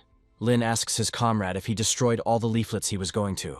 Charlie answers in the affirmative, and notes that it is now necessary to return back as quickly as possible. The robbers leave the fortress and wonder what is written there, trying to find someone who can read. Harry comes closer, and the bandits ask him if he can tell what it says in the end. Gary explains that this is an advert for horses for sale at a good discount. He looks at his brother and asks why he is filming ads. The brother explains that the piece of paper says that there will be a discount upon presentation of the coupon, adding that this is a good chance. Every fortress on the Great Mountain, without exception, is discussing this announcement, as everyone is interested in its contents. Such offers happen extremely rarely, so many people are considering it. Many people decide to head to the Hama Fortress to test the seriousness of its inhabitants. Shen turns to his master and asks if he is sure that anyone will come here, but Charlie asks him to be patient. In his view, dissemination takes time, so one must have the courage to endure the wait. Mel hopes that this man will be patient, as he has had bad luck with bosses in the past. Lindsay suddenly informs her comrades that she sees a large number of people approaching the fortress. Many robbers on horseback decided to visit the fortress to check the validity of the announcement. Charlie orders his comrades to prepare and avoid mistakes in order to complete the deal efficiently. Brother Harry turns to Charlie and orders the gates to be opened, stating that he has come to buy horses. Charlie immediately orders Manny to get his bow ready. Brother Harry declares that he will not leave even if he only has one eye. Harry notes that the brothers acted rashly and asks where the horses are. Charlie reassures him that there is no need to worry about this, since Commander Mel is confidently bringing him up to date. Mel states that this time they will use the dark auction rules to avoid any unforeseen circumstances. Harry asks in surprise what a dark auction is and what the rules are. Mel explains everything and shows the fabric, asking if Gary can see it. After some time, the silhouette of a man leading a small horse appears through the fabric. Mel announces that every horse up for auction will be brought to the gate in advance, and everyone will place their bid. The robbers are outraged, and wonder if they will not even see what the horse looks like, since there might be some kind of deity there. Charlie orders them to be quiet, adding that if they quiet down, he will strike them with lightning. They immediately become quieter, and Charlie comments that it's much better this way, before ordering Mal to continue. Mel explains that they won't be replacing the horses. The fabric is luminous, so they'll be able to see everything perfectly for transparency. He adds that they might be able to get a hardy horse for a fraction of its true value, or conversely, buy a weak horse for triple its value. After this, he declares that the auction is officially open, and the rest of the bandits are still trying to figure out the meaning of what is happening. Shen turns to Charlie and notes that the bandits are in no hurry to raise the price, and Charlie adds that the starting price is not too high. After a while, a beautiful woman emerges from the crowd of robbers and says that she finds Charlie very amusing and that she will make a bet. Taking things a few steps further, she says she wants to offer one soy tribute as startup capital. The robbers immediately turn their gaze to the woman and note that she is an incredible beauty. Shen calls out to Charlie and tells him that this is Cindy from the Jinghua mountain range, who is a very fierce warrior. Cindy also makes it clear that she is not an easy girl and says that they must maintain decorum. No one dares to raise the price, and some of the robbers congratulate her on acquiring a good horse. Mel happily announces that the first horse at such a low price is bought by Cindy, after which he offers to breed the racehorse. As soon as the horse comes out into the light, everyone notices that she is incredibly beautiful and fit. Harry and the other bandits realize that this is the horse they have been trying to take all this time because of its unique qualities. They come to the conclusion that if they didn't buy it, they will definitely steal it as soon as the opportunity presents itself. Cindy instantly reads their intentions and warns them that if they want to rob her, they better think 3 times. Immediately after this, she takes out a small coupon that she kept in a particularly secret place. She explains that the coupon gives a 20% discount when presented. Charlie claims that he is a man of his word and will not deceive either a child or an old man, after which he lowers the price. Cindy thanks him and decides to climb onto the beautiful horse. She also fixes her hair to show off her beauty to everyone else. After this, she turns to her people and announces that it is time to leave, as the auction is over. Charlie watches her with admiring eyes, noting that he has never seen such a beautiful creature. Shen asks what he means, to which Charlie replies that he will dream of this beautiful maiden for a long time. Mel notes that others are still participating and encourages everyone to keep up the momentum to buy the horse they want. This deal sparks interest among the other 5 people, and it finally begins to look like a real auction. Charlie approaches Shen and asks him to tell her at least something about Cindy's personality. Shen explains that before she settled in the mountains, Cindy practiced martial arts and was the best at it. He adds that she was engaged, but her husband died before the wedding, so she married after his death. Due to Cindy's mysterious personality, there are rumors that she killed her husband because she was abused. One night, her father-in-law tried to get into her bed, and she stabbed him, after which she ran away to the mountains to become a bandit. Charlie asks if all of her gang members are women, and Shen confirms that they have a hard life. Charlie wonders why he didn't tell him this important information sooner, and Shen says they should form an alliance. Shen notes that there is no one on this mountain who would associate with Cindy's gang because they are not very fond of men. Charlie and Shen are distracted by the loud, indignant voice of a man who says he has been deceived. One of the bandits says he just sold a blind horse to a man, but Mel explains that he tried to stop him.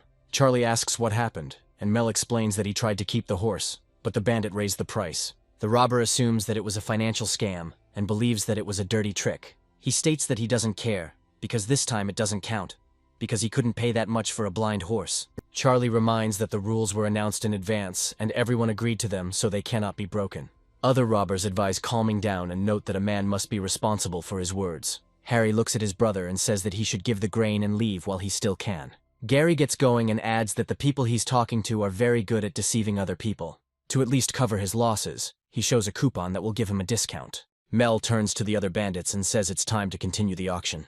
In the end, each horse was sold for about 8 Dan, which is a good result. A total of 76 horses were sold, for which about 500 tributes of grain were received, as well as a lot of weapons and other supplies. 1 tribute of grain is equivalent to approximately 50 kilograms, and for the fortress of Hama, such a colossal investment is very significant. This fortress had never seen so much grain, and now the warehouses are still filled with wheat and other spices. Charlie reflects on how war really is the fastest way to make a fortune, and he succeeds. However, he remembers the previous lottery draw and the reward from the system after defeating the son of the city mayor. Meanwhile, the gang of robbers returns home, realizing that they were involved in a less than profitable venture. Brother Gary continues to try to control the blind horse so it doesn't go in circles. Harry wonders if he could get off the horse and lead it himself. He also notes that the situation is so strange that he could write a poem to ease his soul. After this, he asks if there is an art of lightning control in the world, to which the interlocutor replies that it is difficult to answer at this time. The peasants who are always nearby wonder if there are immortal beings in this world. The father remarks that otherwise the inhabitants of the Hama Mountains would not have met them. Only the gods could have sent such merciful people.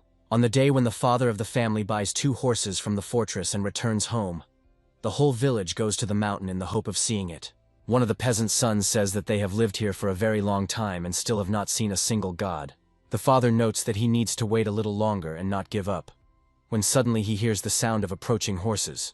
Immediately after this, he jumps down and recommends checking to see if they have met their patrons again. Harry continues to appeal to his brother, saying that he should not fight, and asks his mother to prepare some dishes. The brother replies that he wanted to sell these horses, and wonders if he needs them. Gary points out that other people aren't as stupid as he is, so it's unlikely that he'll be able to sell these horses. Suddenly a peasant appears before them, asking them not to enter, and again bestowing upon them an incredible blessing.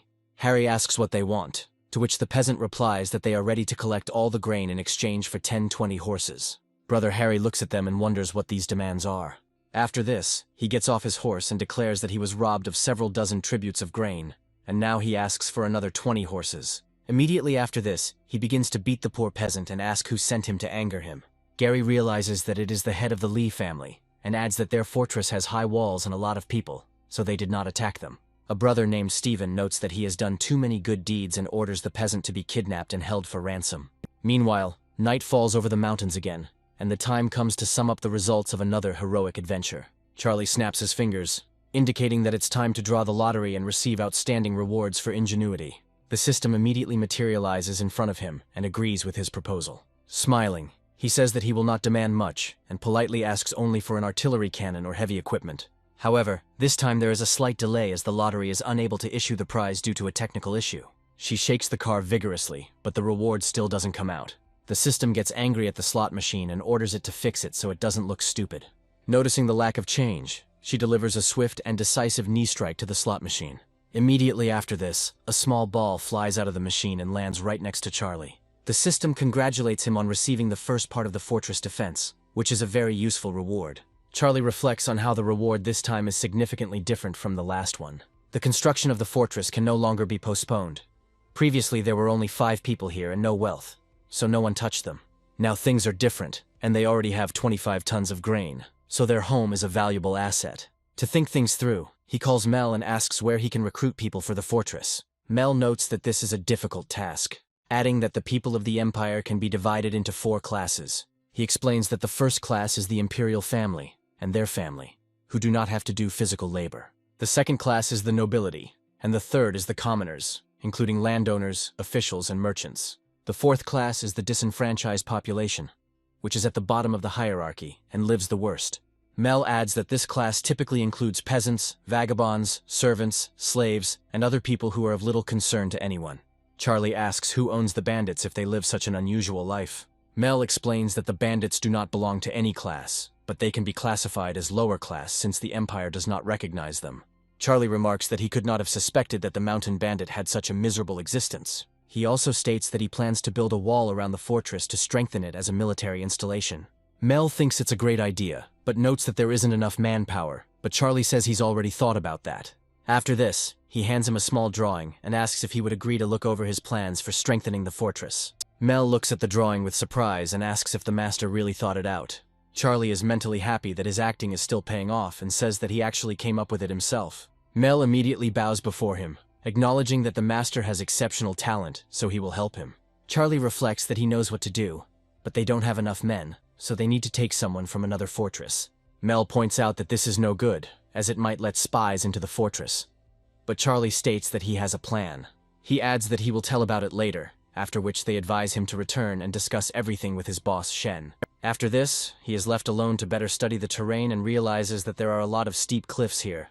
Looking around, he realizes that from some heights the location of the fortress can be seen, and this does not make him happy. He reflects on the fact that the people who built this fortress thought only of their own convenience, so now everything needs to be rebuilt. The system once again notifies him that he is making unprecedented progress in exploring his fortress. Charlie concentrates, and a map of the area appears in his mind, which surprises him a little, as he did not expect this outcome.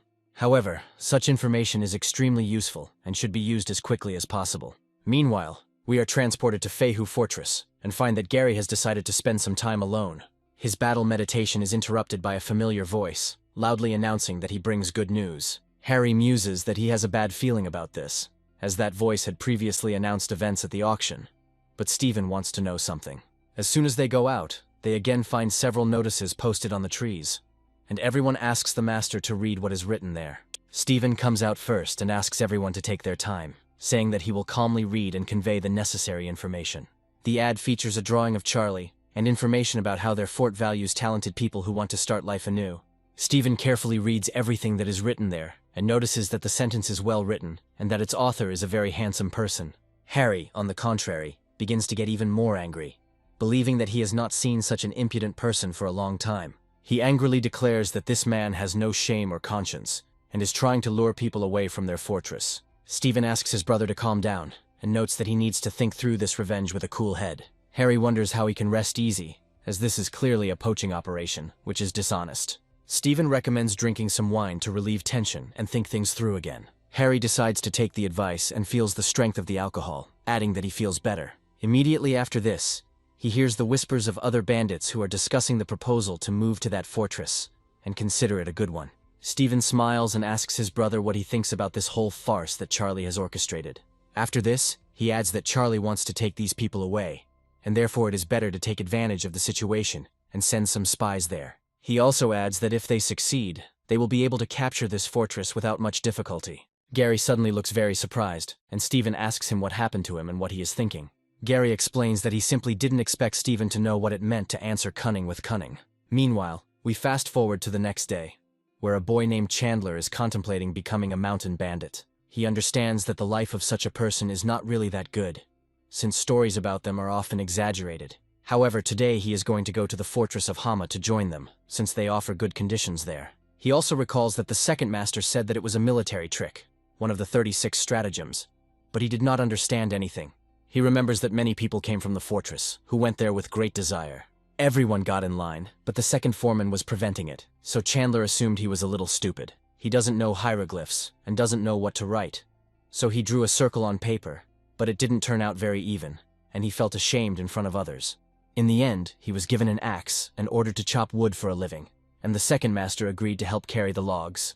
At noon, a beautiful girl told him that if he worked hard, he would get dumplings, and this impressed him very much. For lunch they actually served dumplings with a green filling, and it seems like there was real meat inside. That same evening, the Hama Fortress gives everyone 2.5 kilograms of grain for the return journey, which is very profitable. People who didn't go there initially make a fuss, and try to sign up for the next group. Chandler hopes that he will still be able to go to the fortress again, but now it is time to sleep. Meanwhile, Stephen tells Gary that the food there was really tasty and quite salty, some of which he stole. Gary notes that he is not interested and asks what Stephen has learned about Charlie's 5 lightning art. Stephen replies that he has no news on this matter, since he did not see the fortress master during the sortie. Harry states that in that case, he must go there tomorrow and take a few people with him to find out everything. Stephen says he's also thinking of going early tomorrow to skip breakfast and eat at their place. On the second day, more people came than the first time, even more than 1,000, but Mel copes with organizing such a number. Some are building a wall of stones, others are digging the earth, firing bricks, and some are intensively cutting down trees. The only person who feels a little uncomfortable is Sylvia, who watches this with some disgust. The thing is that Charlie is next to her all this time, and she decides to ask him what he is doing here. Charlie explains that he maintains a sense of mystery because everyone thinks he practices the art of the 5 lightning bolts. Sylvia says she understands this perfectly well and asks why he chose her room. Charlie smiles and explains that he chose her room because there is a very beautiful girl in it who is pleasant to look at. Sylvia pauses for a moment, pouting her lips to show that she was not thrilled with the compliment. Charlie asks her not to be angry, adding that he is bored. But he sincerely thinks she is beautiful, and she receives a slight reproach for frivolity. Meanwhile, work at the sawmill continues in full swing, as a huge number of people want to get dumplings for lunch. One of the workers turns to Manny and remarks that he is so strong that he could lift a log weighing 300 kilograms. Manny turns around and says that his powers shouldn't be exaggerated, as he's just an ordinary man. Others begin to egg him on, saying that they would like to see what he is actually capable of. Manny approaches the giant log and says that if he does, he will demonstrate the peak of his strength. The workers notice that the log weighs about 250 kilograms and ask him not to strain too much so as not to injure himself. Manny lifts the log high above his head, and the workers call him a true god, capable of the impossible. Feeling his strength slowly fading, he lets go of the log, causing a small shockwave. Immediately after this, he notes that this is nothing special, since he is not even half as strong as their master. Charlie watches this with interest and is impressed by how much praise the other workers give him. Smiling, he remarks that it is time to show himself to the public so as not to keep people in the dark for too long. With these words, he turns to leave Sylvia and face the ordinary people who have come to work. Sylvia watches from the window and notices how the workers are happy to see Charlie. Manny immediately turns to the protagonist and says that it's time to fight, to which Charlie states that it's better to focus on work. Manny suddenly becomes more aggressive and explains that Charlie has been looking down on him lately, and he doesn't like it. After that, he rushes forward, and Charlie thinks that he needs to take care of himself, since one punch from Manny can knock him out. However, at the last moment, he slows down the blow slightly so that the scene does not go beyond the bounds. Charlie easily puts out his hand to intercept Manny's punch. There's a slight pause between them, and Charlie can be heard squeezing Manny's hand tightly. He even pretends to be in pain to add more drama to the moment. Charlie remarks that Manny should step back and know his place, before throwing him away with incredible force. Manny gains momentum and speed and crashes into several wooden beams, causing them to collapse. Charlie comes closer and asks if everything is okay, to which Manny thanks him for the mercy. Charlie advises him not to be so impulsive next time, as he only used a small portion of his power. Everyone is surprised at how strong Charlie can be if such a weak blow can knock out Manny. Mel approaches the workers cautiously and informs them that they need a few more people to finish the job. He shows a giant boulder and explains that it needs to be broken up and dug out to build the wall. The workers notice that the boulder weighs more than 5 tons and ask who could handle such a colossus. Mel approaches Charlie and asks if he can do it, to which he replies that it's a piece of cake for him. After this, he recommends that everyone step aside and adds that he is now using his divine technique. Concentrating, he decides to use lightning summoning to crush the giant rock. At this moment, a powerful explosion is heard, splitting the boulder into many small pieces. The frightened workers move to the sides, trying to take cover from the falling rock debris, even though it is small. Charlie points out that there is no need to worry about such trifles, as it is just a minor obstacle. Immediately after this, he turns to the workers and asks why they are still standing, since they should be working. The workers understand that they need to listen to Charlie and respond that they have not stopped working for a second. Mel looks at Charlie and asks him to take care of himself, as health is critical to the survival of the fortress. Charlie happily retreats to his secret room to continue watching from afar. However, he decides to complain to Sylvia, explaining that he is experiencing attacks of severe pain. Sylvia asks what's wrong, and Charlie explains that he has a severe back pain and can't sit up. 10 days later, all work is completed, and the fortress is transformed, becoming orderly and divided into verified sections. The outer section is defensive, and a wall with a watchtower to monitor the approaches is built from stones. Behind the defensive section there is a training ground where a barrier section is organized in case of a breakthrough. Next to the stables, a public toilet and a restroom were built next to the arable fields for the convenience of the peasants. Behind the work areas are living quarters, including a residential building, kitchen, well, weapon storage and grain storage. Mel notes that the trees outside have been cut down and that Manny has set up several traps on the flat ground. He emphasizes that pitfall traps, snares, and special boar traps have been installed. Mel also adds that the fortress used more than 25 tons of grain for all this, and only 500 kilograms remain, which is enough for the current composition. Charlie says that people need to be assigned to dwellings, and grain waste needs to be calculated in order to prepare for the recruitment of new workers. Suddenly, the system appears behind him and informs him that the construction is complete, so he is rewarded with a hot pepper. Charlie tries to find out how much hot pepper he is being offered, adding that he is hoping for a larger amount. Turning around, he sees in front of him a grown-up girl who used to be the embodiment of the system. He looks at her in surprise and asks who she is and why she decided to appear in front of him. The system is moving to version 2 and states that every time a major construction is completed in a mountain fortress, it will grow. After this, she advises Charlie not to lose heart, calling him the man who will become the king of the mountain bandits. After that, she gives him the task of committing many robberies, while Harry learns all the details about Charlie's superpowers. Steven says that everyone was scared because Charlie really does have the art of the 5 lightning bolts. Harry immediately turns to one of the military leaders and asks him how this is even possible from his point of view. The warlord explains that he picked up the stone in the canyon and found traces of a gunpowder explosion on it. Harry asks what gunpowder is, trying to figure out how Charlie was able to fool him. The military commander clarifies that it is similar to the substance used in firecrackers, but much more powerful. Harry looks at them with bewilderment and asks if this means that Ham's fortress has deceived him, to which he receives an affirmative answer. Steven asks in surprise if this means that lightning art does not exist, and is told that there is no such art. Harry becomes enraged again, declaring that he will immediately lead men to the fortress to destroy it. The military leader advises him to calm down, explaining that they won't be able to escape anyway, so there's no need to rush. Harry says that he has a very hard time holding on to this anger, to which he is advised that everything has its time, and it is better to discuss something else. Charlie reflects that there are currently 3 tasks, which means that recruiting people to the fortress will have to wait. After thinking for a while, he comes to the conclusion that it would be better to complete one of the tasks, which requires impressing Sylvia. Smiling, he addresses the system, and says that it is much better to look into the face of a beautiful woman than to destroy a nest in the grass. Afterwards, he smiles and reflects on how glad he is about it, remembering that it was not in vain that he played games with beautiful girls before. Charlie begins to wonder what he should say to Sylvia to win her affection. Almost instantly he finds her, and happily tells her that he would like to confess something. However, Sylvia does not react to these words at all, and simply turns around, silently heading off to do her business. Charlie thinks this is the wrong reaction, and tries to figure out what the plot for this love scene should be. He decides to think carefully to choose the perfect words and actions to win her over. After some time, he finds her again, and notices that it seems to him as if he has seen her somewhere before. Sylvia turns and leaves, but Charlie shouts after her that he will definitely raise her to be a good wife. Having caught up with her, he explains that there are many good people in the world, but she is the most important person to him.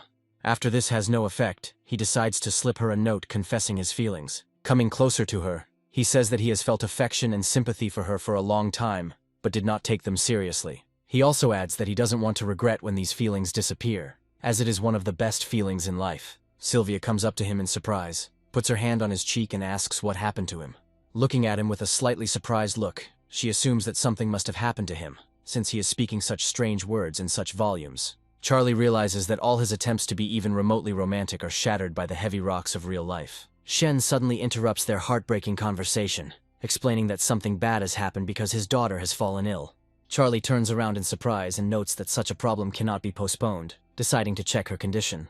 Lindsay does look like she could use a little medical attention, but what happened to her remains unclear. Charlie and his friends go inside and ask her how she is feeling. Lindsay says in a heavy voice that she feels unwell and has no idea what to do about it. Charlie wonders what happened to her, and Shen explains that she found some berries on the mountain and decided to try them. Shen sadly adds that his disobedient daughter still can't learn that she shouldn't try unfamiliar berries. Charlie looks closely at the basket, trying to decide which fruit she decided to try. Shen points to one of the fruits, and Charlie examines it closely, concluding that it is a simple red pepper. Shen asks if the master knows what kind of berry it is, to which Charlie replies that it is not poison, but hot pepper. Charlie explains that it is not a poisonous plant, but just very spicy, so there is no need to be afraid and drink more water. Charlie wonders how people here could not know anything about this vegetable. Without thinking twice, he hands the pepper to Sylvia and asks if she knows what it is, to which she suggests it is some kind of fruit. Charlie explains that it's a hot pepper and discusses how much it might sell for, but she doesn't give a definitive answer. Charlie recommends tasting the peppers together so they can work together to sell them. He understands that even if the inhabitants here know about pepper, it means that in this world it is not yet grown. Charlie realizes that he has become the owner of an exclusive resource that could potentially bring him great fortune. Sylvia decides to try the hot pepper and reports that the vegetable's spiciness is truly impressive. Charlie asks why no one has offered a ransom for him yet, because that means no one wants the vegetable. Sylvia remains silent, but looks at him with a fierce gaze, showing that she does not like this at all. Charlie smiles and tells her that she doesn't have to worry, because even if the whole world betrays her, he will always be there. Meanwhile, Lindsay enters the room and announces that he has returned from a rather successful robbery. Charlie asks how it went, and Lindsay says he got a nice rabbit to roast.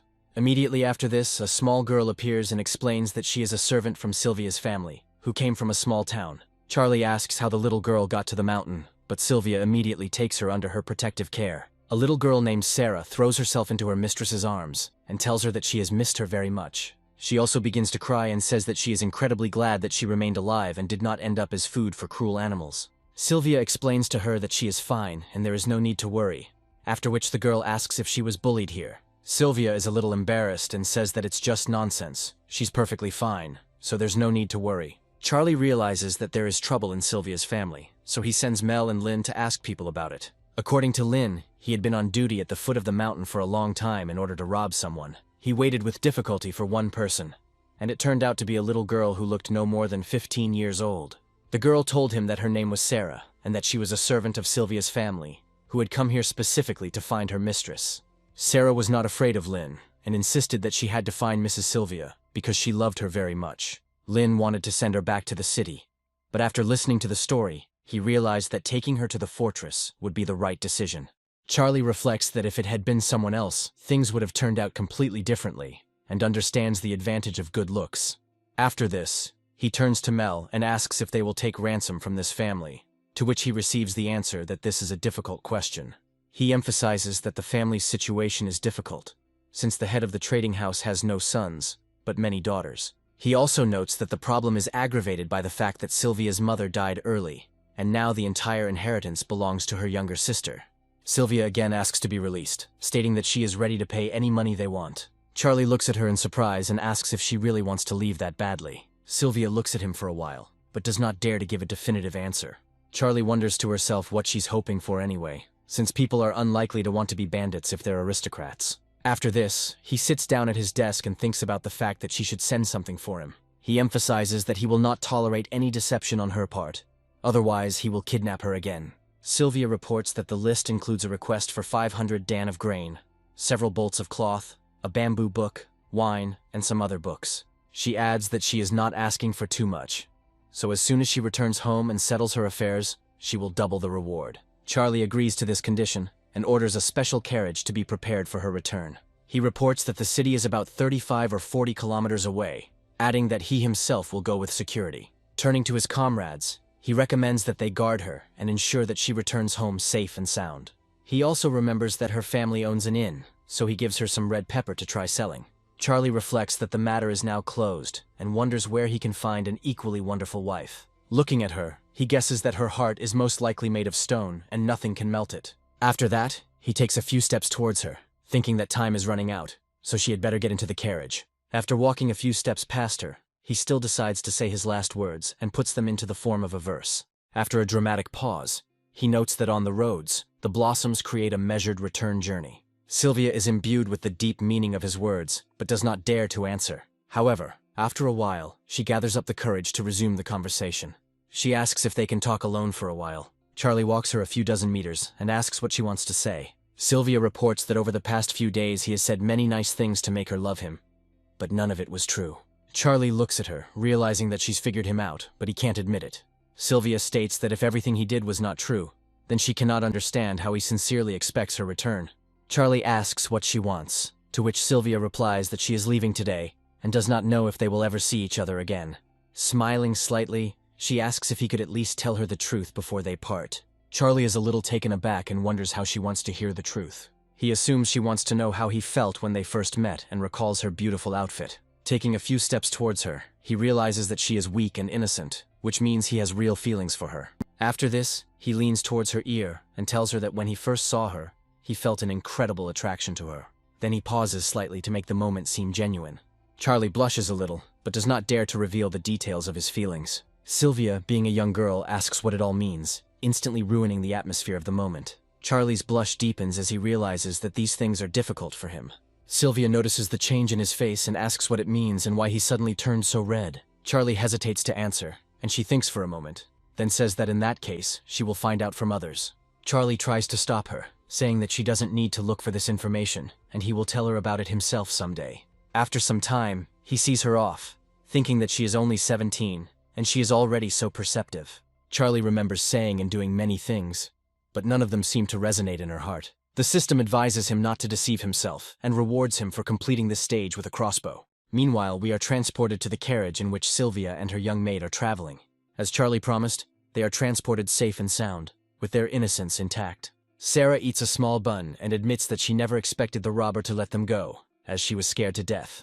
Noticing some strange behavior in her mistress, she asks what happened, assuming that she was thinking about something. Sylvia ponders what it might mean when a man claims to feel a special attraction. Sarah repeats these words, but no possible answer to this question comes to her mind. Once they reach the city, they consider their options, but they still end up in the right place, and this seems to them to be the best outcome of events. After Sylvia's departure, he no longer shows his feelings, but in an abandoned warehouse he finds a giant ballista that the system gave him. Immediately after installing the ballista in the fortress, he begins studying pepper cultivation. First, he dries the seeds, then he takes them out and plants them in pots, and there is absolutely nothing complicated about it. After the required time, the grown seedlings are transplanted into real soil so that they can germinate. After a while, Shen approaches him and asks if there is a possibility to go on a robbery, but Charlie refuses him.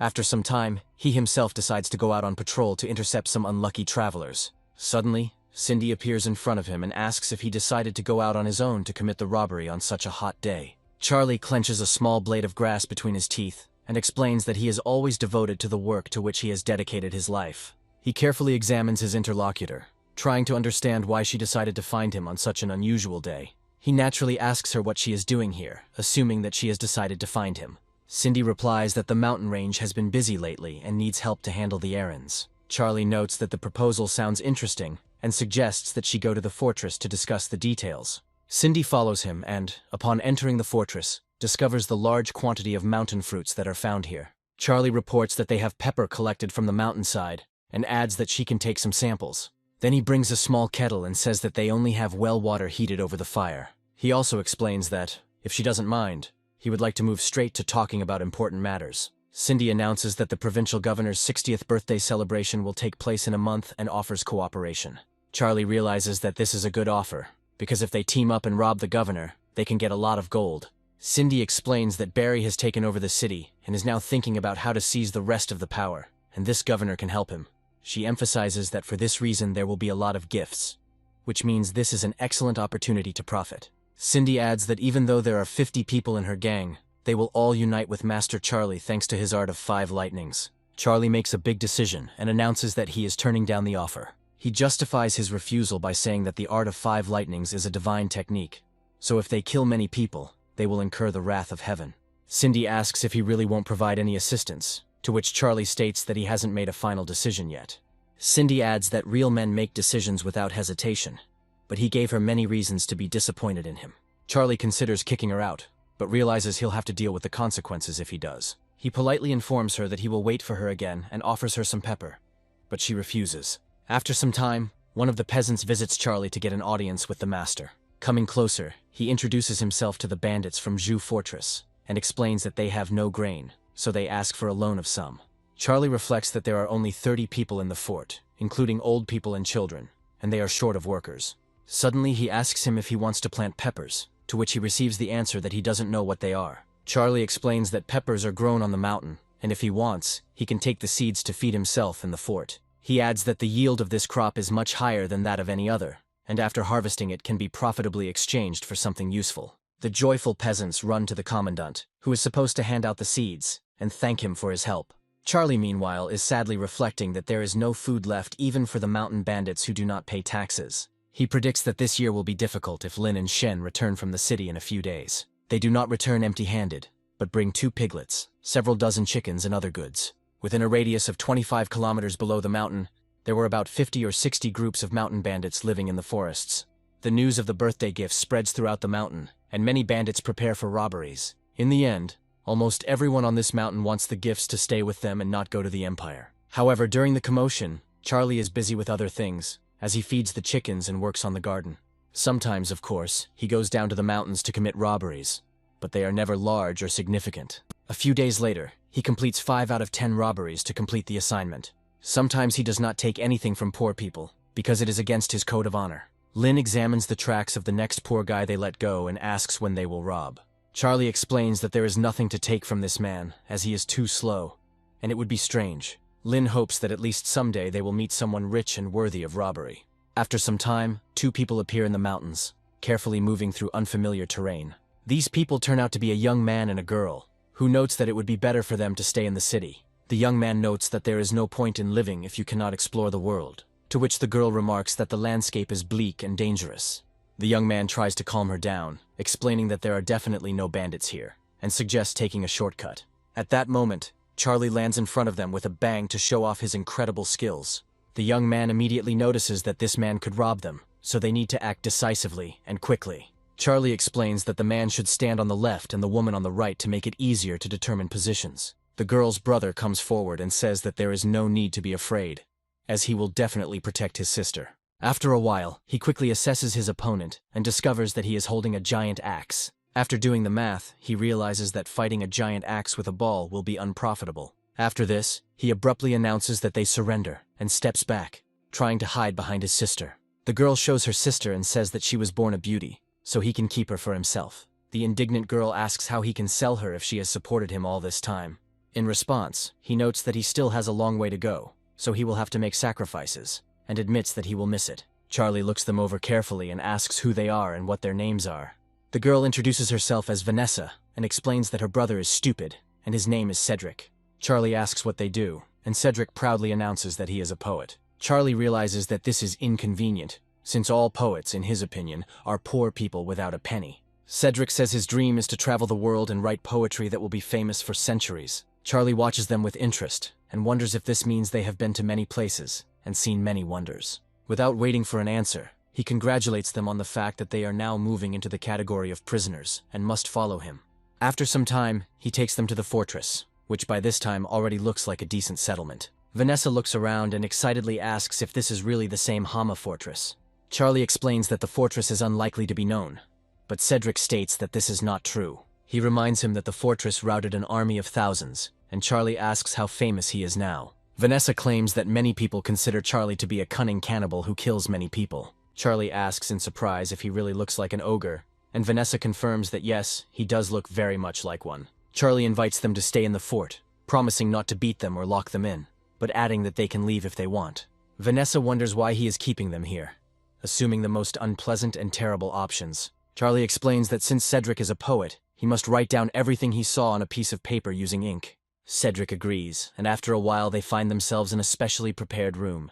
Vanessa asks in surprise why he agreed, and Charlie explains that he found the fortress interesting. Cedric emphasizes that this is the first time he has seen bandits playing for the road, and suggests that the fortress contains many interesting secrets.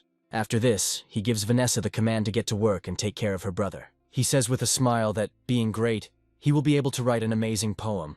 Meanwhile, Charlie decides to meet with Mel and asks if there is any news. Mel reports that a detachment transporting gifts will pass through this place in the next 10 days, and the Great One will be present as guard. Charlie asks who the warrior is, and Mal explains that his name is Harrison, and he has no mother or relatives. Charlie notes that he is a great man, otherwise he would not have been allowed on this trip, and asks how the robbery is planned.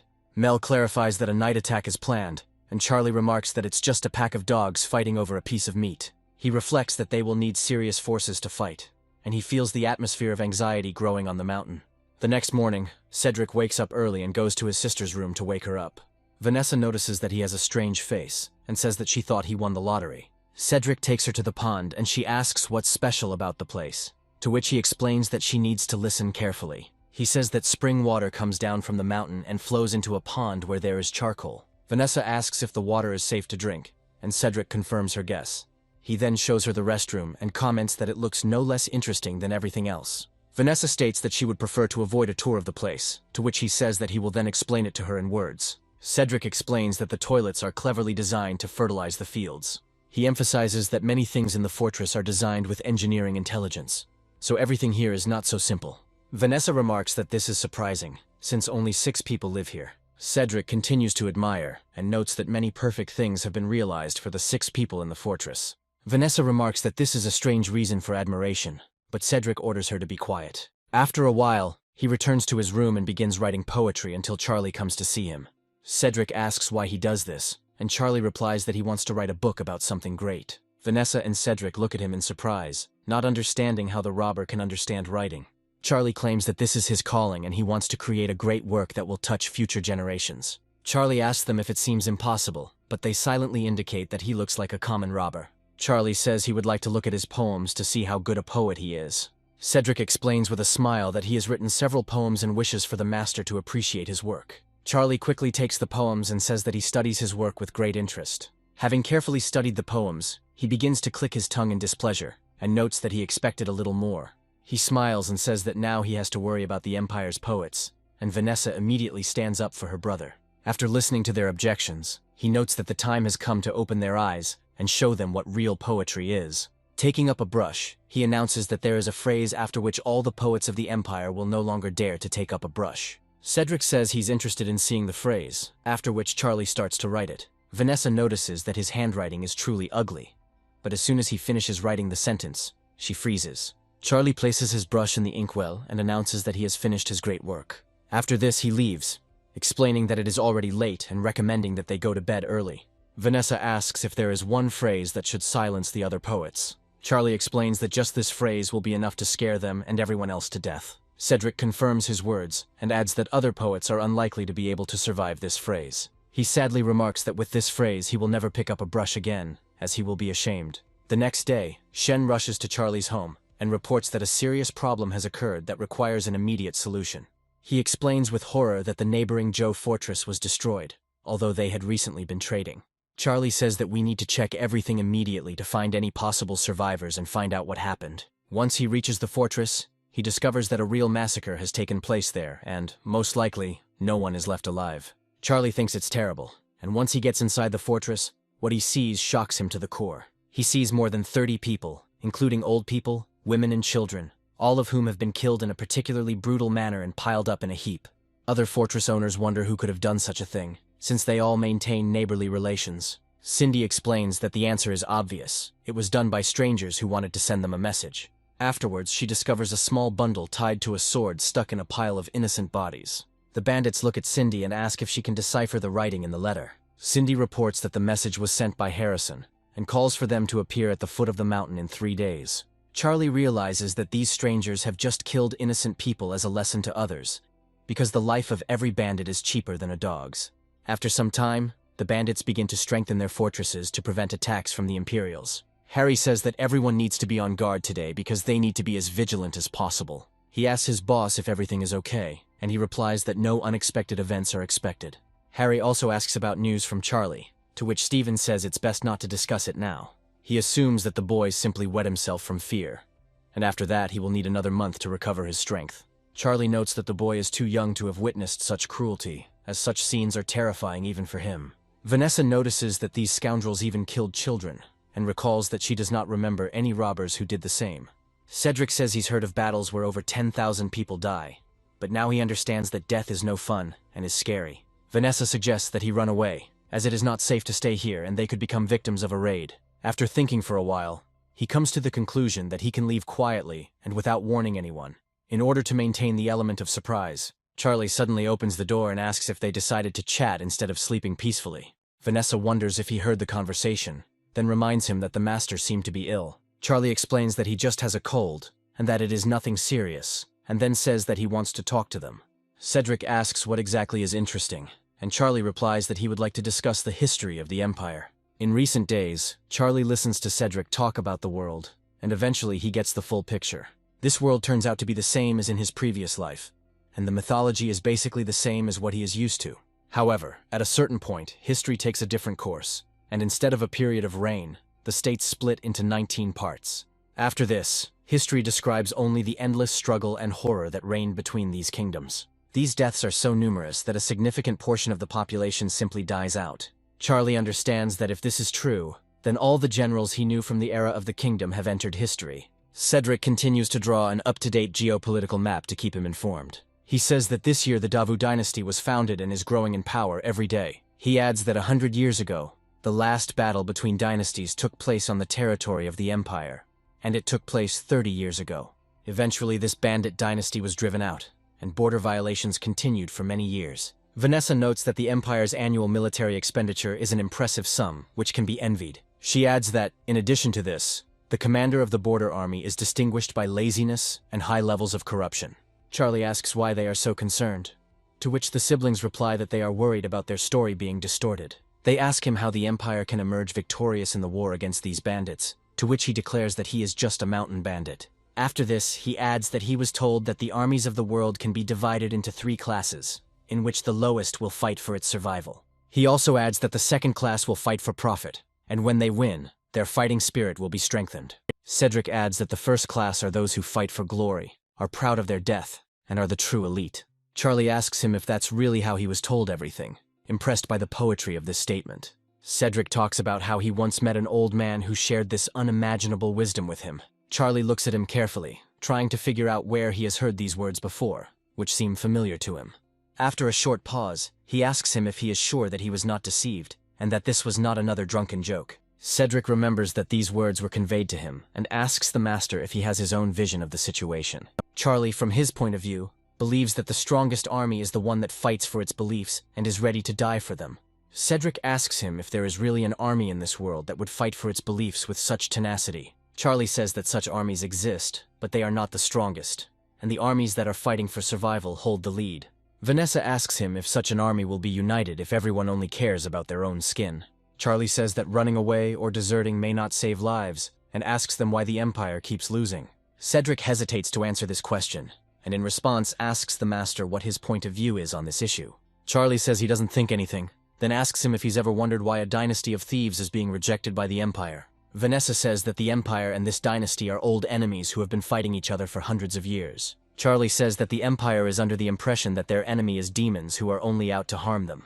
After this, he adds that in fact these bandits are simply hungry, because they live in the steppes and in terrible conditions. Charlie adds that in such conditions one has to rely only on the mercy of the gods, who are not at all famous for their mercy. He emphasizes that there are many noble lands in the Empire, so these bandits are ready to fight for them. From his point of view, for these bandits it makes no difference whether you die in the steppes or on the battlefield, since on the battlefield you can at least win. Cedric says that 30 years ago, during the first invasion, there was a drought year, and there was a major crop failure everywhere. Charlie says that these bandits are ready to die, while the Imperial troops are simply taking a defensive position. He adds that the border troops are unable to defend the territory because they do not want to die on the battlefield. He emphasizes that there are probably a lot of rumors and talk circulating in the Imperial court, so the defeat is not surprising. Cedric realizes that he has never heard anything wiser in his entire life, and suggests that he go to the capital to meet the Emperor. Charlie realizes that these are most likely just pathetic lies, and if he says anything wrong, his head will be cut off on the spot.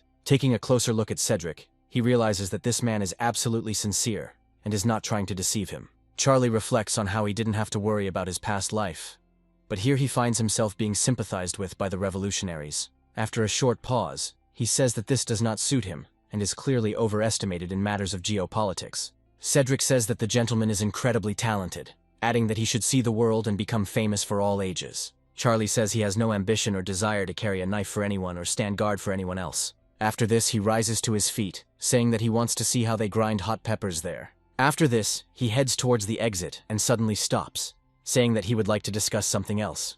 Looking at Cedric, he says that he has a very good sword, and wonders if he would like to give it to him. Cedric looks into the protagonist's eyes for a long time, then smiles, realizing that this is a rather small price to pay for being here. Charlie smiles and then goes about his business, hoping that his health will only improve with time. Lindsay greets him fairly quickly, and says she needs help grinding pepper, to which he quickly agrees. Cedric, meanwhile, looks down at his sword and wonders if the bandit leaders were so impressed by it. Taking up the weapon, he declares that he has not heard such a bold statement for a long time, and tests its sharpness. After this, he raises the guard a little, and the sword begins to sparkle with bright colors, emphasizing that it was made by a skilled craftsman. After this, 3 days pass, and the very day arrives when the caravan sets off for a celebration in the big city. A guard runs up to the caravan and says that he has been tasked with delivering a very important message. He turns to General Harrison and states that there is a dangerous mountain ahead, but there is not a single ambush in it. The guard also says that there are fortresses waiting for them at the foot of the mountain, and Harrison declares that they need to keep moving. Feihu Fortress is considered the largest among the fortresses of this mountain, and has 100 people, not counting the elderly and children. The bandits spot the approaching guards and say that they need to return and report this to the master. Even if the bandits rush into the breach, they will fight to the death against a well-trained army. They have no chance. All the robbers had the task of surviving this day, putting on a stern face and pretending that this day simply didn't exist. Harrison stops briefly next to Harry and looks at him with an arrogant gaze. In the same arrogant voice he calls his name, and then asks why he came to this meeting with a sword. By lowering the shaft of the spear onto his shoulder, he makes it clear that he did not resist and had no desire to fight. After this, he orders everyone to immediately lay down their arms and kneel down if they want to save their lives. Harrison emphasizes that otherwise they will break through the gates and kill absolutely all the people who are here. Harry understands that honor is a very expensive pleasure that a simple robber who cares about his family cannot afford. However, this decision is very difficult for him, and at first his teeth begin to tremble. Stephen and the warlord look at what is happening in horror and hope that everything will turn out relatively peacefully. Harry makes the right decision, falls to his knees and says that they will lead the generals across the road through these mountains. Harrison, with a haughty smile, says that in that case they should follow and show them where to go. After this, the entire caravan passes through their fortress and does not dare to attack a single robber, so as not to break their word. After some time, they find themselves on a mountain ridge where Cindy and her gang of more beautiful women are in charge. They understand that the path also lies through them, so they do not intend to engage in battle, even though it will cost them a lot. Long caravans of mercenaries and guards pass through these lands, not paying attention to the fact that women planted flowers here. After this, they stop near the entrance to the fortress and look closely at Cindy. Cindy knows perfectly well that it's best not to act provocatively here, and bows, saying that they are seeing the generals off the mountain. Harrison orders her to raise her head, which she immediately does so to avoid provoking him. After examining her, he says that this mare is truly famous for her beauty, according to rumors. After this, he decides to allow himself many liberties for which any other man would have already been executed. He abruptly places his spear right on Cindy's forehead, taking advantage of the fact that she cannot answer him in any way. After a short pause, he says that the rumors were indeed true, and she has amazing qualities. Cindy begins to get angry, as this is an unforgivable insult that can only be washed away with blood. Her comrades look at her with concern, hoping that things will not reach the point of obscenity that they will have to endure. Harrison hopes that the bandit leaders will become angry so that he can knock her to death using a legal pretext. Cindy understands his intention perfectly well and decides to grit her teeth to prevent unnecessary bloodshed. She bows her head again and says that she is asking General Harrison to pass through the mountain so as not to delay. Harrison begins to laugh out loud, feeling an incredible moral superiority over the pathetic bandits he hates. After this, they proceed further without difficulty, since no robber dares to set an ambush. Harrison suddenly turns to his comrades, saying that it is time to show the bandits who they are. Calling out the name of the spearman loudly, he says that the time has come to raise the banner for all to see. The soldiers obey him and raise the standard, which bears the flag of their country and something else. Along with the flag, the severed heads of some bandits who were caught along the way are tied to it. In the eyes of noble people, mountain bandits are not even people, but like wild animals or dogs from the street that can be killed. Harry looks closely at these heads and realizes that one of them belongs to the master of the Jew fortress, who was very peaceful. Mountain bandits are seen as mere fodder to be slaughtered if they suddenly start causing trouble. In this hierarchy, even people from the lower class want nothing to do with bandits, since killing a bandit is considered garbage collection. The strong measure of everything considered these people to be a lower class, whose level of hierarchy could only rival that of ants. Meanwhile, the convoy reaches the already known fortress of Hama, and Harrison loudly asks why no one is meeting him. He loudly declares that if the gates do not open within 5 minutes, he will knock them down with incredible ease and destroy everything inside. He also gives orders to his knights to prepare to storm the fortress and destroy all enemy manpower. Harry wonders what Charlie is thinking, as any delay could end very badly. After some time, the fortress gates begin to open slowly, as if someone is in no hurry to welcome guests. Charlie rides out of there on his horse, continuing to watch his opponents as if they were no particular threat. Harry knows in his mind that this is the right decision because he needs to keep everything under control, despite the humiliating situation. Charlie looks closely at his opponents, after which he sneezes loudly, not embarrassed by anything at all. Harrison looks at him haughtily and says that he doesn't want to see him with a gun anymore. Charlie looks at him carefully, not taking these words seriously at all, and tries to figure out what to do. After some time, he quite calmly tells his comrades that these people need to be robbed. Harry wonders why he dared to take such liberties, because he saw perfectly well what happened in the neighboring fortress. Harrison says to count to 5, and gives him a chance to kneel in front of his horse for a chance at forgiveness. Charlie ignores this suggestion, then lifts his axe high into the air and says that it is time to draw the ballista. Manny and Lynn take aim and prepare to lay down heavy fire to suppress the advancing enemies. Lindsay signals the others to get into maximum combat readiness and beats the drum. Manny instantly reads the command and releases the arrow, sending it flying at incredible speed. The arrow immediately cut through the air with a deafening whistle, providing an additional psychological impact. Harrison only has time to look back and sees several of his comrades fall, seriously injured. He panics and says that the column should disperse, and the infantry should take up defensive positions to wait out the attack. His soldiers immediately raise their shields, but this obscures their view, and they do not understand what is now approaching them. Just a few moments later, the next giant arrow pierces the shields and sends several soldiers to the next world at once. They fall to the ground with a characteristic dull thud, and an incredible fear begins to spread among the fighters. They try to retreat, taking cover behind the wagons, but are fired upon almost without interruption by a huge number of archers. Their heavy armor does not allow them to defend themselves against such weapons, but their weight slows them down considerably. Harrison tries to defend himself using his fighting skills, which allow him to knock some arrows out of the air. After a while, the onslaught subsides, and the general wonders why his opponents suddenly stop attacking. He sees this as a great opportunity, and gives his knights immediate orders to rush into battle to crush the enemy. The knights shout loudly that they will now deal with all their enemies and rush forward to the entrance to the fortress. Charlie turns to Manny again for help and says that these scoundrels need to have their damn heads cut off. Manny rushes into battle and says that he will obey his master until his dying day. He, alone, armed with a spear, breaks through the enemy ranks, and no one can oppose him. His only target is Harrison, who must be eliminated, and the front lines of the attackers are caught in traps. Many of these traps are inventive and sophisticated ways to kill personnel. Only Manny knows where these traps are located, so he is able to fight his way through the ranks of enemies caught in them.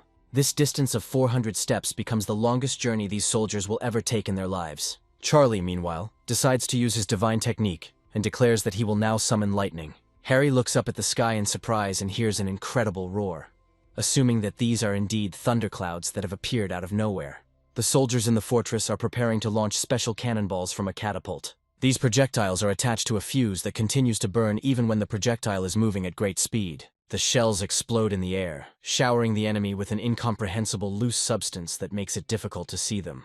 Cindy asks why the art of 5 lightning bolts has a reddish color, and is told that it is a manifestation of divine fire. Charlie and Lynn leave the fortress, and prepare to repel any enemies that manage to break through. Meanwhile, Manny engages in a duel against Harrison, and it turns out that the general's skills are much weaker than they say. Without much trouble, Manny decides to use his 5 plum blossoms skill and knocks out Harrison with his 5 flower blossoms attack. The impact is so strong that Harrison loses his seat and falls to the ground with a distinctive sound. The soldiers watch in horror as the general falls and say that he is definitely dying. However, their panic turns out to be premature, as the general is still able to move and does not die. Charlie advises his comrade to take his time, as all the other opponents have already been broken. With these words, he heads to Harrison to deal with this stubborn general himself. He tries to resist, but receives a serious blow directly to the shaft of his weapon, causing him to fly off to the side. The blow is so powerful that it is a real miracle that his spear does not break into 2 pieces. Nevertheless, he manages to stabilize his position, but deep furrows remain on the ground from his movements. Harrison refuses to give up and addresses his brothers, saying that they must continue to fight no matter what. Charlie makes a small circle around him and says that he shouldn't call anyone since his brothers are already gone. Harrison looks around in fear, trying to figure out if his soldiers have really been torn to pieces.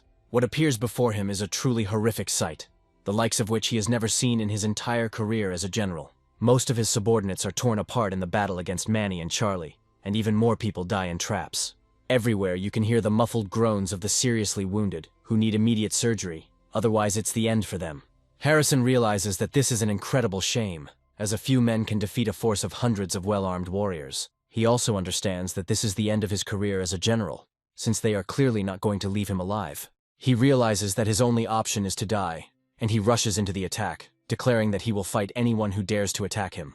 Lynn quickly rides up to him on his horse, and with a confident blow from his spear knocks him off balance, causing him to fall to the ground. Charlie reaches his target and carefully examines him, realizing that the enemy no longer poses a threat. He reproaches him for thinking that the fortress of Hama could be conquered so easily, and for not having prepared seriously for the battle. Charlie asks him if he didn't expect this outcome and, smiling, says that he understands. After this, he adds that the general probably considered himself strong and therefore looked down on others. He then punches him in the face and says that he likes to beat people who think too highly of themselves. He also states that such people should be dragged through the mud because they are too proud of their strength and power. Holding the gun to his face, he says he will spare his dog's soul so that he can deliver his message to Barry. Charlie states that he is the representative of the mountain range and will not allow Harrison to pass, no matter which road he takes. Harrison proudly asks him if he's afraid of Haishitown's revenge after everything that happened. Charlie menacingly replies that they can come in any number, but the result will always be the same.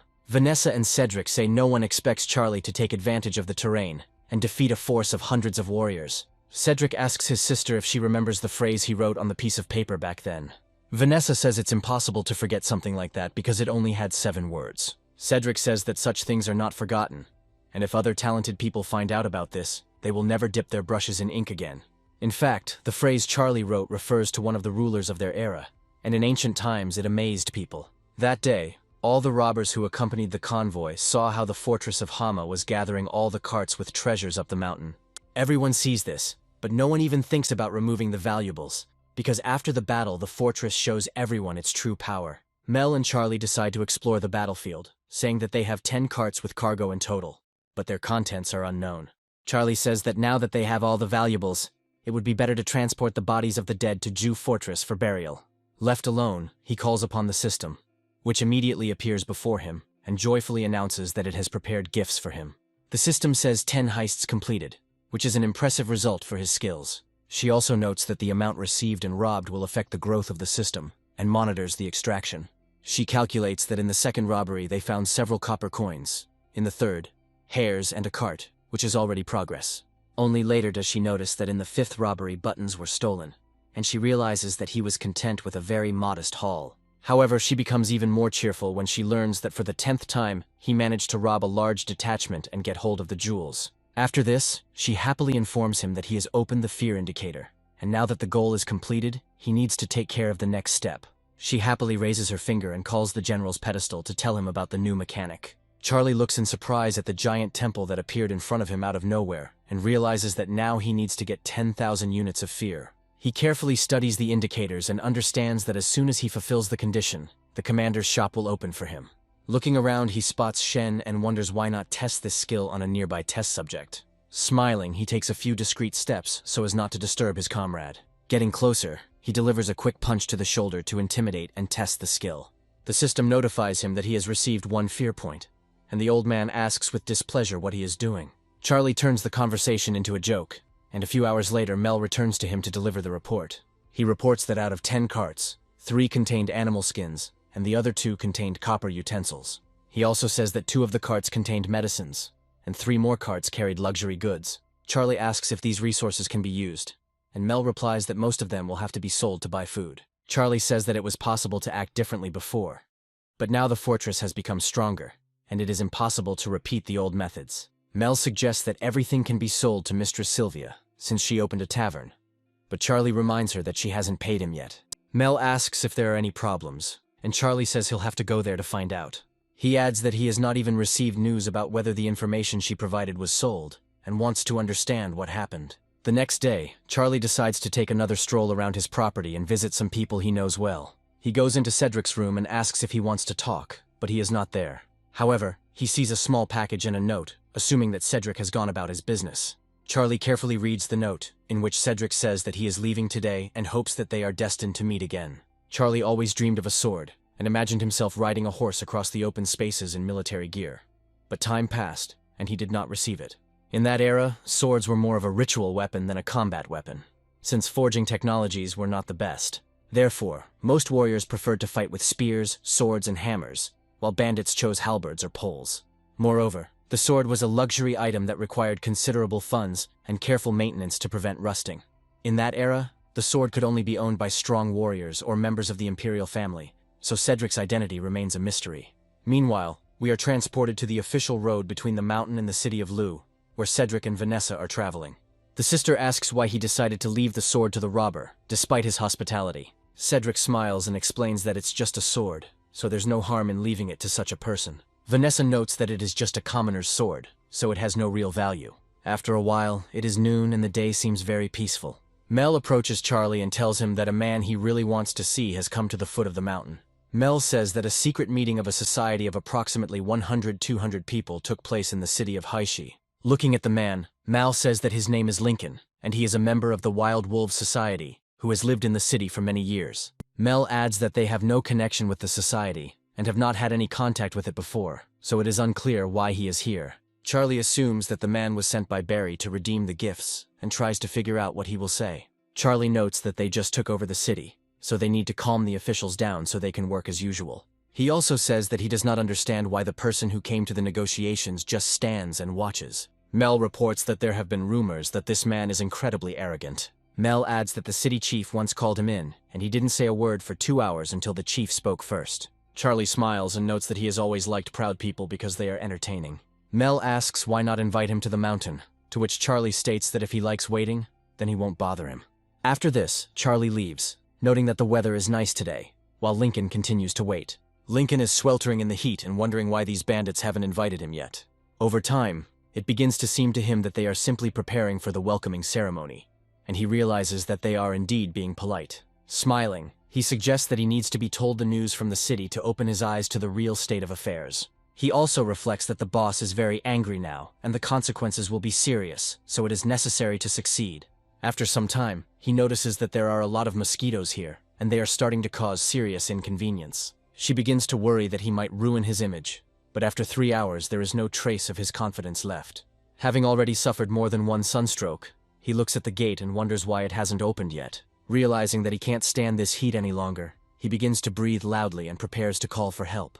He introduces himself by name and says that he requests an audience so that he can finally enter inside.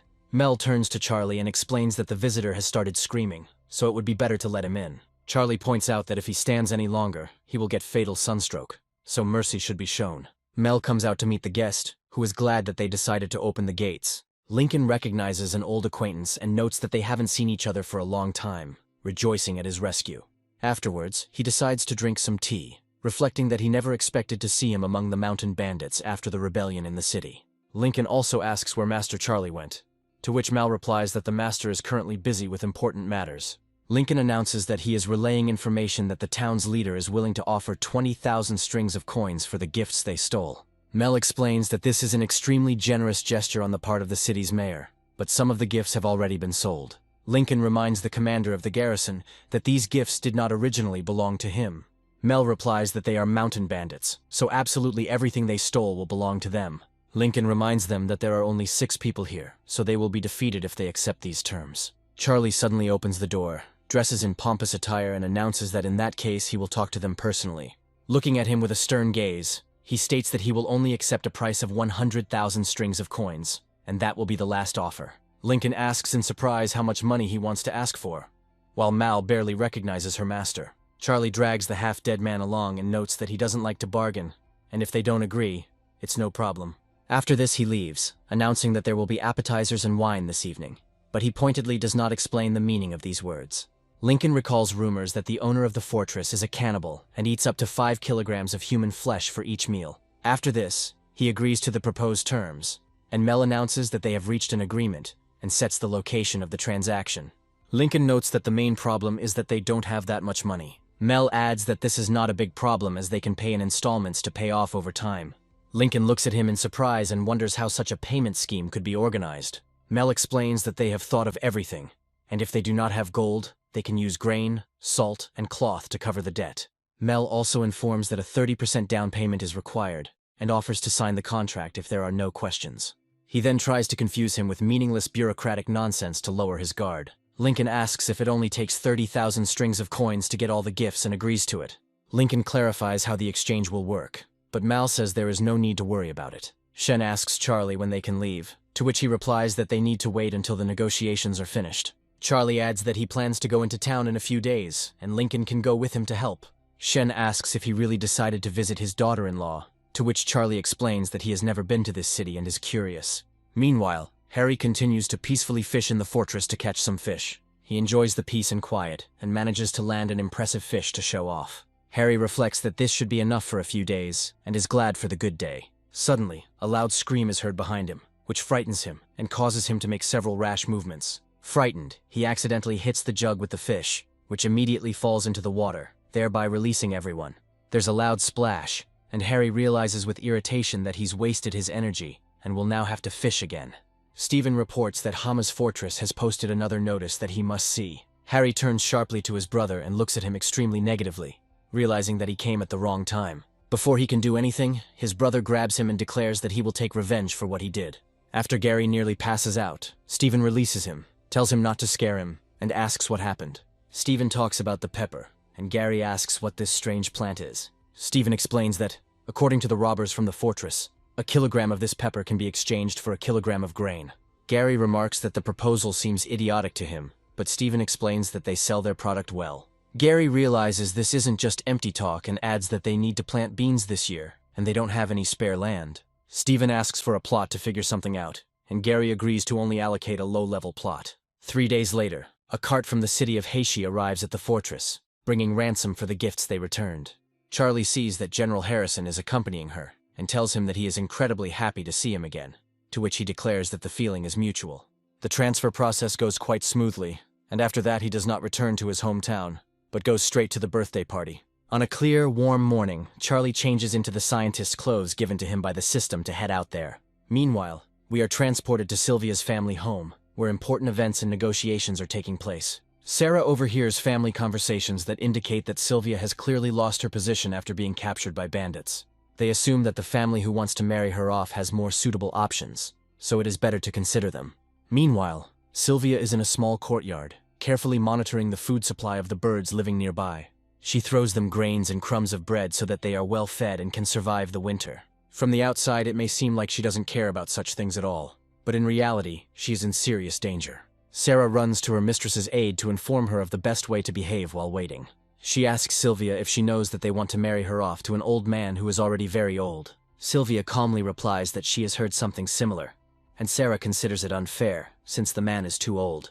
Sylvia notes that after everything that happened, she will hardly be able to marry well, but now she has a chance to become the main wife. Sarah looks at her in surprise and asks if Sylvia really agreed to such an unenviable union. Looking at her carefully, she suddenly asks if Sylvia is still worried about past events. Sylvia is silent for a while and then explains that a person should not be sad in such situations. After this, she pours out the remaining seeds to the birds so that they continue to peck at them and do not go hungry. Meanwhile, we are transported to the city of Lu, where a celebration is taking place for which 10 carts were bought. A hand-drawn portrait and a notice posted on the city gates stated that the man was to be found.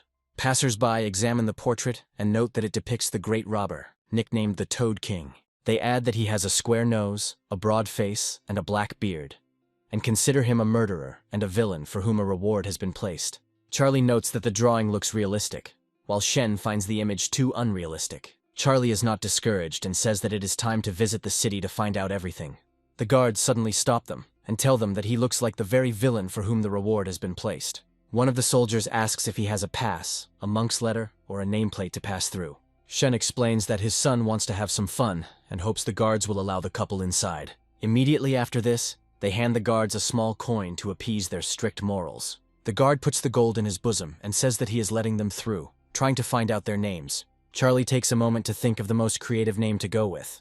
After this, he identifies himself as a native of the area at the foot of the mountain, explaining that they decided to visit there to find out about the situation. Lynn draws the guard's attention to Shen, also giving him a fake name and backstory. The guard looks at them in surprise and notes that this is probably the strangest surname he has ever heard in his career. Nevertheless, he allows them to pass, assuming that if they came from the mountain, they know something about the bandits. Charlie enters the market and notes that the town is in its prime and there is a place to eat. After some time, they go into a tavern and ask a local waiter to bring 250 grams of vodka and beef. The waiters are surprised to announce that they don't have any beef, after which they ask what vodka is. Shen asks to prepare a room for them upstairs, explaining that they left the horse outside and it needs to be fed. After bowing, the waiters bring them a large amount of food and ask if they have any further orders. Shen hands them the coins and asks them to tell him what dishes are available in the tavern so they can choose the right one. Charlie says that he is happy to fulfill the request and lists all the dishes on the menu. Shen reflects that Charlie listed many cooking methods, but here they skimp on oil and salt. Charlie realizes that there are only a few dishes here, and considers this a good opportunity to try new dishes. The waiter announces that rare fruits have appeared in the tavern, which are not usually served to important guests. Shen asks what kind of dish it is, after which the waiter explains that several dishes can be arranged for such gourmets. The young man excitedly explains that he wants to introduce them to hot peppers. Charlie tenses up and notes that this is an unusual dish that they had never heard of before. The waiter explains that the taste is unusual, and no one has seen dishes like this, making them unforgettable. He also reports that there are only 5 kilograms of pepper, and Charlie asks where they got it in such quantity. The waiter explains that the pepper was brought from overseas by the wife of a gentleman, a traveling merchant. The waiter asks Charlie if he wants to try the pepper dishes, but Charlie says he's not feeling well yet. Afterwards, the waiter thanks them for their generosity and informs them that he will give them time to enjoy their meal. Shen notes that this pepper probably belongs to the She merchant clan, but Sylvia is not the clan head's wife. Charlie asks if Shen knows why he brought him to the city, and Shen reveals that he relied on his advice. Charlie points out that the best advice is always your own, and they need to remember that they came here to complete a mission. He says that they need to check Sylvia's affairs and buy slaves, after which he asks how the task will be carried out. Sylvia chooses to scout the area, but Charlie changes his mind and entrusts her with the purchase of slaves. Shen says he would like to buy some dresses for his daughter, and is told the amount of silver. Shen smiles and says that he doesn't know much here, so the things may not return, but asks not to worry. Charlie watches him go, then considers what he can do to find out everything about Sylvia's family. After this, he quickly calls the waiter and asks if he really needs anything. Charlie very shyly tries to ask him something, but not a single word comes out of his mouth. This goes on for quite a long time, and one can only hope that the waiter is insightful enough to understand what Charlie needs. At first, he really doesn't understand anything, and looks in surprise at the young man, who is unable to say what he wants. However, after a while he realizes that all this time Charlie has been trying to ask for directions to the brothel. Charlie asks him to speak more quietly, and asks which brothel in this city is considered the best. The waiter says that it is better not to look anywhere except the House of Swallows, since it has the best service and the most beautiful girls. Charlie reflects on the fact that this is his first time in this city, so he shouldn't stay here for long. Charlie looks closely at the girls who are here, and realizes that they look incredibly attractive. After this, he decides to explore the area, and suddenly discovers a familiar back that he saw just recently. He looks closely at this man, and realizes that Shen is going in a completely different direction than he initially said. After this, he carefully approaches him and puts his hand on his shoulder, calling him by a fake name. Shen turns around and is equally shocked to find Charlie standing in front of him, realizing that the situation is awkward. They look into each other's eyes for a while, hoping that someone will be the first to raise the issue of what is happening. Charlie knows it will be very difficult to explain why he is here, let alone to Shen. Shen decides to be the first to start making excuses, pointing out that he was wrong to come here, and this gives Charlie carte blanche. Charlie accuses him of breach of trust, noting that he gave him money that belonged to the people of the fortress, and he spends it in places like this. Shen says he was just passing by and came to take a look, but Charlie claims he was following him and won't believe his explanation. Shen apologizes again, admitting that he was wrong, and then asks him not to tell his daughter about it. Charlie points out that he's not insensitive, then suggests they at least take a look at the women who work there. The girls working in this brothel are indeed very beautiful, and often play musical instruments. Rumors are spreading among clients that this house has acquired another courtesan with incredible skills. Some official starts laughing and says that, apparently, the head of this house has become rich since she received a high position. Charlie also sits down at the table to listen in on the conversations and get some information. In an era where information is poorly communicated to people, gossip is the main source of information. Shen is already very drunk and is of little value as a spy, so Charlie has to rely on himself. Charlie hears again that the Toad King has been given a bounty again. One of the officials reports that the price for his head is already as high as 150 liang, emphasizing that he can live on this money for the rest of his life. Others advise him to keep his mouth shut, noting that this man possesses a divine art called the 5 Lightnings. Another client says that the gentlemen are also discussing him, and asks if they have seen the man with their own eyes. His interlocutors note that he speaks as if he had seen this demon in person. The man claims that he not only saw, but also heard the cry of this man, who, according to him, was descending from the heavens. The girl claims that the master's fencing skills are so excellent that no one doubts that he would defeat any opponent. The young man notes that his own fencing skills were not good enough that time, so their duel ended in a draw. After this, he states that if he meets him again, he will definitely use both his sword and his heart to kill this opponent. Suddenly he hears a loud chuckle coming from another table, and tries to figure out the reason for it. Turning around, he looks at Shen, and asks the old man if he really doesn't believe the stories are true. Shen looks at him in surprise and tries to understand what he should respond to in such a situation. Charlie elbows him in the shoulder and remarks that he finds it hard to believe himself, before asking if he's seen the Toad King. The young man asserts that there can be no doubt in his words and asks who he is to doubt his story. Charlie gives his false name and says that he is known throughout the world as the Traveler with the Gentle Axe. People look at him in surprise, trying to understand how he could come up with such a first and last name. Charlie realizes that he doesn't like hearing drunk old men call him by this strange name, invented as a joke. The drunken patrons claim they don't care who stands in front of them, adding that they are only there for Carmine. Charlie notices that he is also here for her, and the others start laughing at him, claiming that he doesn't have a chance. Charlie looks at them with mild disdain, trying to figure out who this girl is that everyone is talking about. Straining his ears, he finally learns who Carmine is, and why she is so popular in local circles. This girl belonged to a wealthy family and, like her family name, was incredibly beautiful. Her father was a military man and was supposed to protect the port from pirates, but he was in secret collusion with them. The just mayor of the city executes the Grail family and sells all their relatives into slavery, and the same fate befalls Carmine. Charlie reflects on the fact that slaves are one of the purposes of his trip to this city, so he listens carefully. He reflects on the fact that Mrs. Carmine is 16 years old this year, young as a flower, and therefore arouses great interest among the aristocrats. In fact, to see her, you need to have a bunch of coins and be able to write interesting poetry. However, even if a person gets to her and has an interesting conversation, she still tells him that she is very tired. The man hands over the silk, which is worth a lot of money and is equivalent to a bunch of coins, and states that he would like to see Carmine. Meanwhile, Charlie approaches another girl and asks her to bring him ink and a brush so he can write a poem. Shen looks at his boss in surprise and wonders what exactly he plans to do with these tools. The other visitors watch him and are surprised that he decided to win her heart in this way.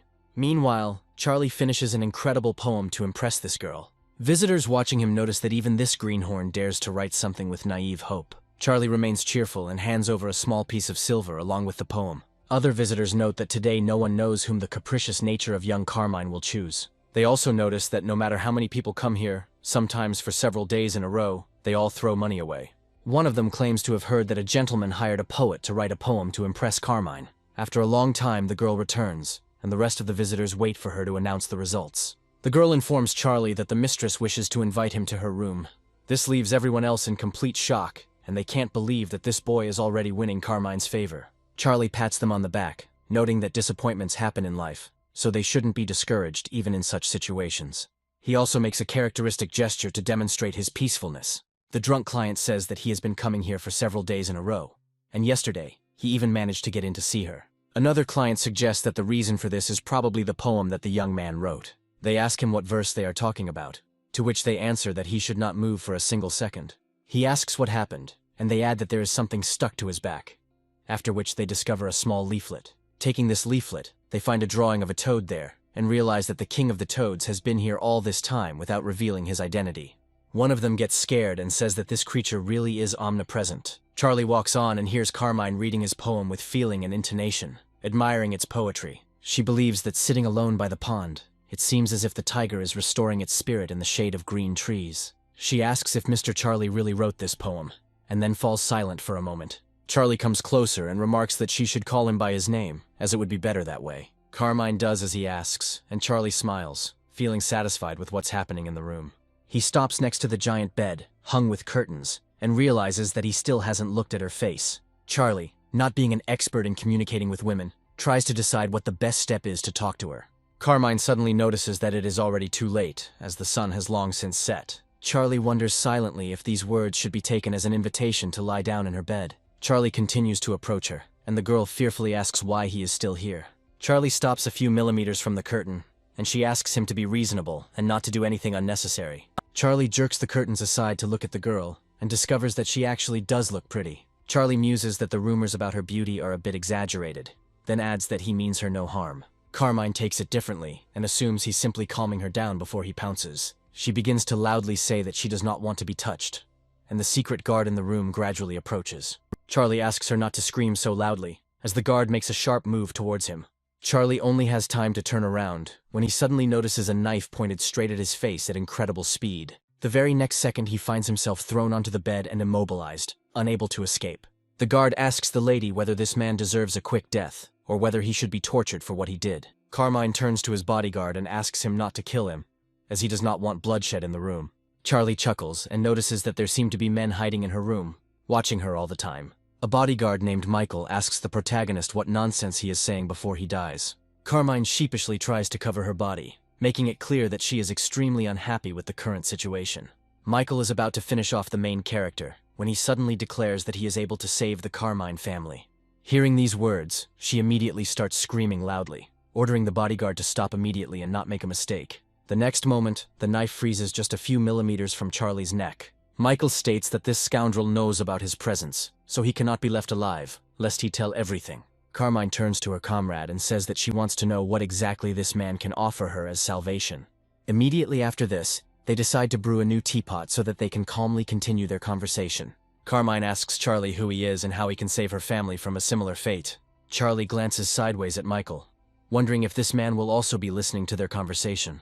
Carmine explains that Michael is her father's adopted son and treats her like a little sister, which is why she trusts him. Charlie remembers that next to his portrait, he sees another one belonging to Michael, and assumes that he is deceiving her. He believes that this man is unlikely to have purely brotherly feelings for her, since few people would accompany a girl everywhere at 25. Charlie claims to be the king of the toads who lives on a mountain and robs aristocrats to help the poor. Michael says with open disgust that in front of him stands a most ordinary mountain bandit. Michael claims this is nonsense, since the Toad King defeats Harrison, and Charlie doesn't look threatening. Charlie says he is not deceiving them, gives his false name and claims to be the son of the master of Hama's Fortress. Michael looks at him in surprise and cannot believe that he is the son of that very robber. Charlie nods, indicating that this assumption is correct, and that they really do have a true legend in front of them. He says they have never met, but their master has long admired the character of Carmine's father. Carmine happily states that she didn't expect the mountain bandit to know that her father was wrongly accused. Charlie says that the master always maintained that the children of a general should not be held accountable for the sins of their parents, so he sent him here. Carmine looks at him in surprise and wonders what he is going to do.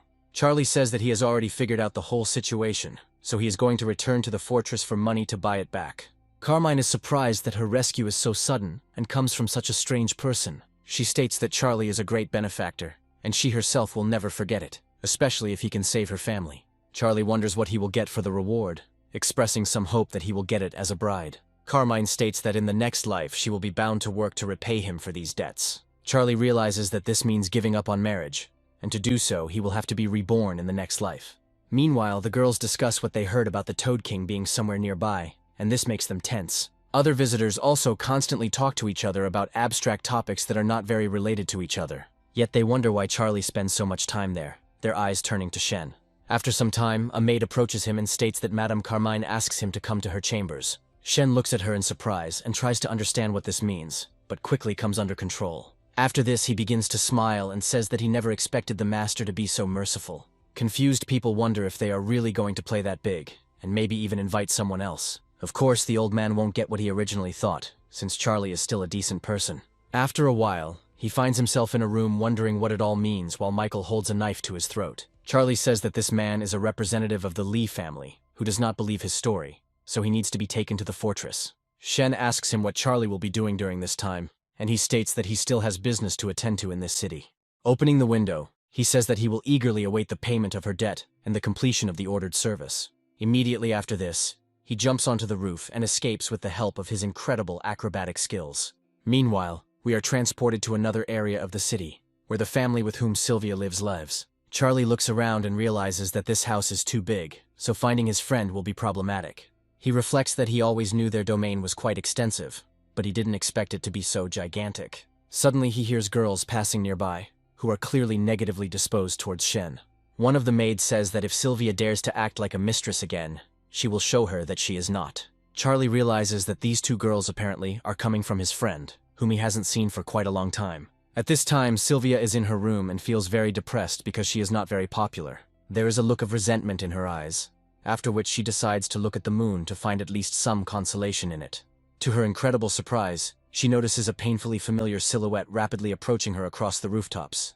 Sylvia, worried, decides to confirm her suspicions and asks her visitor who he is and what he is doing here. Charlie lands like a superhero, and there's a slightly awkward pause between them. Sylvia doesn't even know what to say in this situation, but decides to wait patiently until he gets to his feet. Charlie lifts his face sharply and greets her, his eyes flashing like a wild cat. Sylvia cannot believe that Charlie has come to her and is terrified by such an appearance. She immediately crawls away from him and asks him not to come closer.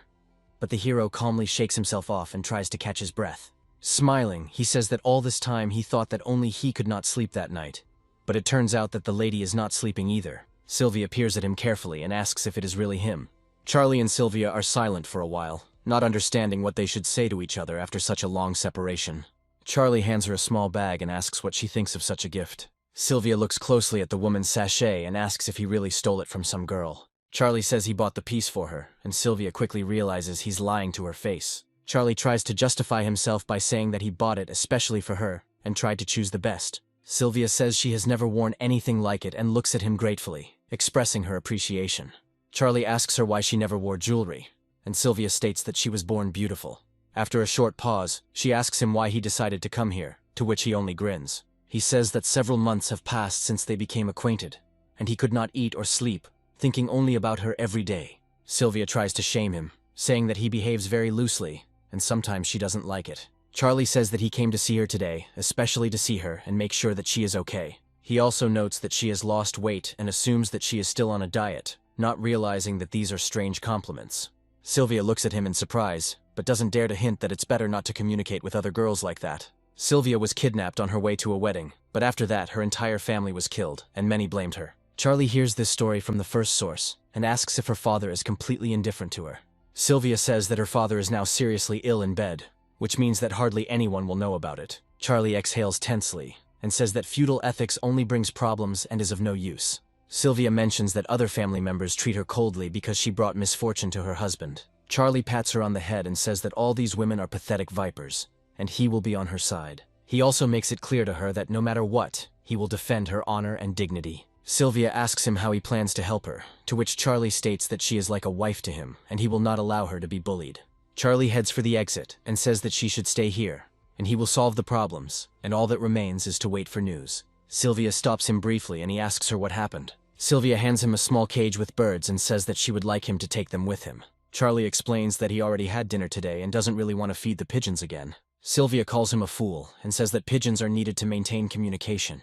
Charlie jumps over the fence and, luckily, lands normally, face forward. After a while, the sun appears over the city, and Sylvia joyfully greets the morning, feeling that she has become lighter.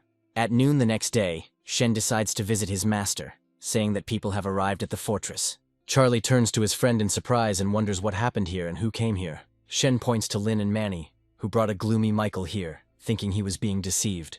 Michael looks at the main character in surprise and asks if he really is that same Charlie. Charlie smiles and confirms that this is indeed the case, after which Michael asks if he has any problems with that. Michael expresses outrage and asks how Charlie dared to deceive him during a visit to his private home. He decides to take out his anger on the protagonist and rushes forward to deliver a crushing blow. Lynn stands up and stops the blow with a light movement that he has long practiced. Michael watches in surprise as his attack turns out to be completely harmless, and realizes that he needs to act more decisively. He asks Lynn how a lowly mountain thief dared to stand in his way and obstruct justice. He asks if Charlie wants to die and rushes forward, grabbing his sword to draw blood. Charlie stops them and tells them both to stop doing things they will regret later. He states that the battle can be postponed until later, but now it is more important to save the people who need it most. Michael falls silent and realizes that it's best not to stir up any unnecessary dust now. Charlie wonders if they have brought in the required amount of money, and concludes that they have all the resources. Charlie says that this afternoon they will ransom the entire Lee family and return to the fortress at night, hoping that the road will be open. Shen states that he has already bribed the guards, and they will open the gates long enough for everyone to evacuate. Michael listens carefully to the plan, and Charlie announces that Shen and Michael will go and ransom Carmine. Michael wonders to himself how people can obey such a worthless man with such zeal. Charlie gives everyone else instructions, and says that he will meet them outside the city walls this evening. As evening approaches, several carriages head out of the city, filled with people. When they reach the foot of the mountain, the people come out and wonder if the fortress of Hama has decided to save them. They discuss what to do, adding that their master has fought robbers all his life, and they cannot become the same. Some begin to protest, saying that they would rather become mountain bandits than become worse than death. Charlie turns around irritably, expecting a completely different reaction to the rescue. He says that if they do not want to become the main robbers, they can die, since there are many ways to do this. He emphasizes that now is not the time to pretend to be noble, and that if they want to die, they must do so in their own way. After this, he notes that Michael is delayed for some reason, and Shen adds that he has little time left. After a while, They see Michael approaching, but Carmine is not next to him. Charlie looks at him in surprise and wonders where Carmine and Lynn, who was supposed to go with them, went. Michael states that there was a banquet at the house today, and a lady was invited there who left a few hours before their arrival. Shen says that Lynn is in the city, so a decision needs to be made as quickly as possible. Charlie listens carefully to the arguments, realizing that if he enters the city now, it will be difficult to leave later. Shen adds that he is beginning a permanent march that could take them beyond the city walls. Manny says he foresaw this situation, so he took an axe with him just in case. After this, he takes out a small package containing a powerful weapon, which the main character wields. Charlie says that in that case, Manny and Michael should go with them to enter the city and kidnap her. We are transported to a wealthy house where a banquet is taking place, to which Carmine is invited. Lynn closely monitors the situation in order to try to rescue the girl from captivity in time. Manny and Charlie reach him and ask how things are going at home. Lynn states that the lady is inside and reports that many high-ranking families have arrived there. Charlie says they need to scout the road first to ensure they have an escape route. Carmine is surrounded by other girls and performs a beautiful dance for all the aristocrats. Her movements are truly graceful, and she attracts the attention of everyone present. The advisor notes that this girl is very skilled in dancing, and everyone confirms this today. His colleague says that she is from the House of Swallows, and therefore is incredibly refined. The old man grinned and said that if he liked the girl, he could send her to him tonight as a gift. Carmine finishes the dance and leaves, amidst talk that it would be a good idea to invite her again. Afterwards, she sinks down onto the bed and thinks about how much her legs hurt after the grueling dancing. The maid says that she must rest, because when the banquet is over, she will send someone to take her back. Carmine nods attentively and looks around sadly, realizing that the attention she is receiving remains unenviable. After a while, the door slowly opens and she discovers that an unknown man has entered. This man turns out to be the eldest son of the advisor, who calls her an incredibly beautiful girl. Carmine asks him what he is doing here, and the young man replies that it should be obvious to her why he came. After this, he grabs her hand and says that he is going to share a bed with her, like a real husband and wife. Carmine tries to escape from his arms, but she is not able to do so well, as she is too fragile and weak. The man gives in a little, allowing her to free herself briefly, and asks why she is running away. Carmine tries to run away, but her sore legs can't take it and she falls down. The man takes her by the shoulders and says that servants are guarding the door from the outside, so she will hardly be able to get out. Smiling, he declares that no matter how much she wants to, she will not be able to escape under any pretext. Suddenly, their house is attacked, and unknown people throw torches at it, causing a fire. These torches are soaked in a special mixture that makes everything catch fire, even though they are made of straw. The advisor's son looks around and discovers that the room is already partially engulfed in flames. The other servants wonder what is going on and try to save everyone they can. Charlie knocks down the main doors and announces that the Toad King has arrived to rescue his captive. The sound of hooves echoes throughout the palace, creating chaos and panic among the ordinary people who were not expecting the attack. Thanks to this, he makes his way through without encountering resistance, as the servants fall to their knees before him. Charlie tells his comrades that they need to act as brutally and quickly as possible to sow panic. Manny pushes people from one side to the other to scare them and feed Charlie's power. Charlie continues to move forward, causing more and more fear and gradually completing the task. After some time, the head of the palace guard comes out to the common people with a small stick. The aristocrats run to him to get under his protection and hope that he will cope with the attackers. The head of the palace guard reports that the cavalry has arrived, and that everyone else need not fear for their lives. He tries to turn to Manny and asks how he dared to disturb the sacred place with his presence. Manny ignores him, throws a quick punch and tells him to get out of the way. The blow is strong enough to send him flying and extinguish the fire in his eyes. The head of the palace guard falls to the ground and is unable to rise. The terrified aristocrats look at the last defender and realize that their hope is gone. Manny and Lynn continue to break into the palace, waving their spears and causing fear. At this time, the advisor's son decides to have some fun before he dies and grabs Carmine. He wonders what all the noise is outside, and thinks that such things are interfering with his enjoyment. Carmine, with tears in her eyes, joyfully says that help has arrived that will save her. The counselor's son tries to reason with her by hitting her hard on the cheek in order to calm her down temporarily. After that, he grabs her by the hair and says that no one will come here, and Carmine objects that they are all finished. The counselor's son steps up his efforts, declaring that no one will be able to break through here, no matter how hard they try. He grabs her by the face and says that otherwise he can finish her off so that no one else can have her. At that moment, the door of the building in which they were hiding was knocked down by a blow of hooves. Charlie breaks inside, happy to finally find the girl he promised to save. The advisor's son turns around in horror and wonders what is going on here. He doesn't have time to react, and a sharpened axe is already raised above his head. The next second, blood is spilled and the advisor's son dies for his actions. Carmine manages to glance at his savior, who quickly looks around in search of opponents. After this, he turns to her and says that if she is not wounded, she should get out of here by jumping on his horse. Carmine agrees, beside herself, saying she's been waiting for an opportunity to escape from here all along. Meanwhile, the advisor who organized the banquet hides in one of the pots to avoid death. He covers his head to avoid making unnecessary noise when suddenly an unknown man in armor enters the room. The advisor hears a strange voice asking if he is already in this pot. The advisor tries to save his life by saying that he can take whatever he wants, but he must not take life. Charlie attacks him and asks how he dared to want to take his own wife. After this, he delivers a swift and powerful blow that shatters the pot along with the person inside. Charlie looks proudly at his defenseless opponent and says that he will grant him a quick death as punishment. The advisor dies and Charlie gains a large amount of fear points, bringing them to 10,000. The general's pedestals are unlocked, and after a while, Charlie sets the place on fire, after which he retreats.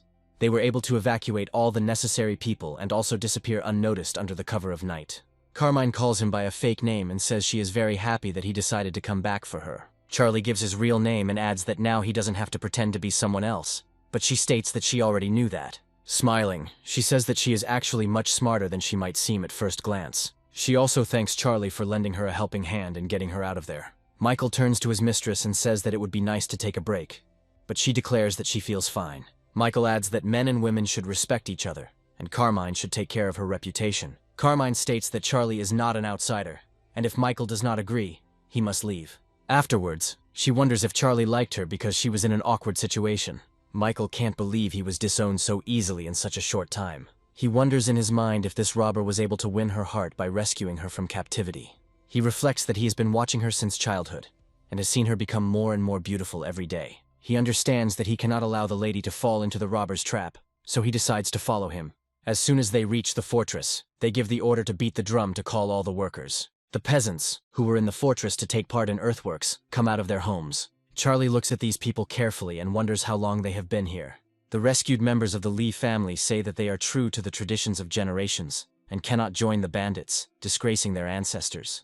Another man adds that they will stay here for several days, but no one dares to think that they will become mountain bandits. Many of them claim that they are too proud and respect honor to turn into a pathetic herd that attacks others. One of the boys approaches his mother and says that he is very hungry, asking when they will eat. Mel turns to his comrade, saying that the situation is not the most pleasant. Charlie speculates that about 90 people have joined them, and now there are more representatives of the Lee family in the fortress. He understands that these people are not yet loyal, and is trying to figure out how to win their trust.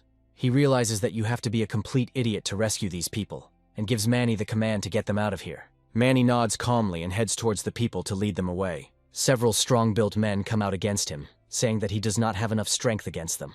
They claim that the Lee family's army controlled the seas for decades and made pirates fearful. Manny is not impressed by their words and rushes into the attack to deal with them faster.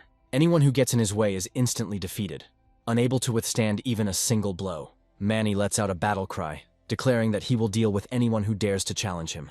There are many who want to do this, but they all face the same outcome due to Manny's incredible strength. Michael watches what is happening and comes to the conclusion that this man is several times stronger than the strongest warrior with a spear. Manny finishes the battle calmly, only feeling a little sweaty towards the end from the constant fighting.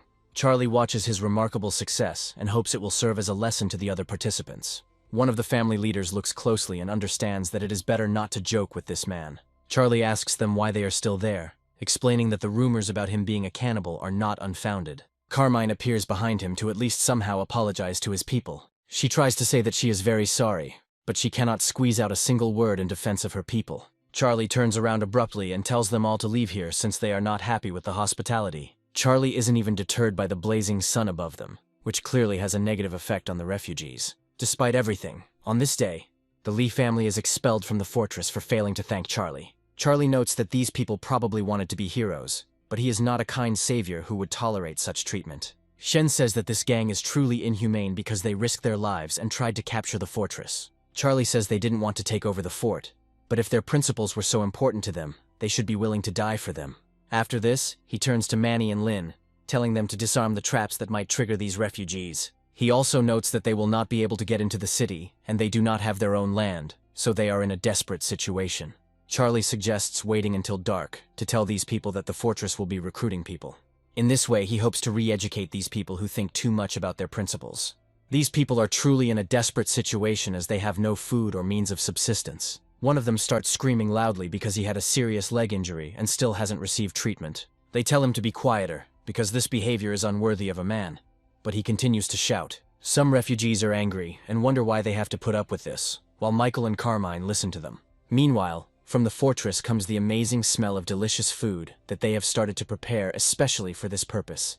Refugees say that if you ask hard enough, these people will likely share, given their good nature. However, some of them claim that this is a nest of robbers, and if you ask for food, you will disgrace yourself for life. All this is observed by the leader of the group, who is a very conservative person. However, even he understands that the hearts of these people are in serious turmoil due to the current circumstances. He realizes that some want to remain in their greatness, while others are ready to join the bandits. Particularly hungry peasants say that there was red pepper there, which only nobles can buy in the city. The elders reflect that without a home, and without the ability to dress themselves, they find themselves in a very difficult situation. Mel approaches a group of people and says that the fortress will begin recruiting tomorrow morning, and those interested can come to the gates. The elder looks at him carefully and understands that this is all part of a carefully calibrated plan. Michael approaches the elder and says he has an idea, but he doubts it will work. The elder asks what he wants to say, and Michael states that the old people and children can be sent there so that they don't starve. The elder carefully considers this proposal, realizing that in this situation he has no other options. After this, he quotes a great sage, according to whom people with high ideals will not give them up for the sake of survival. The moon continues to hang over the night sky, and one of the peasants, feeling incredible pain in his leg, completely loses his composure. He approaches the gates of the fortress and loudly asks the people there to let him in. With every step he takes, he feels the pain in his leg become more acute and begins to loudly demand that the gate be opened.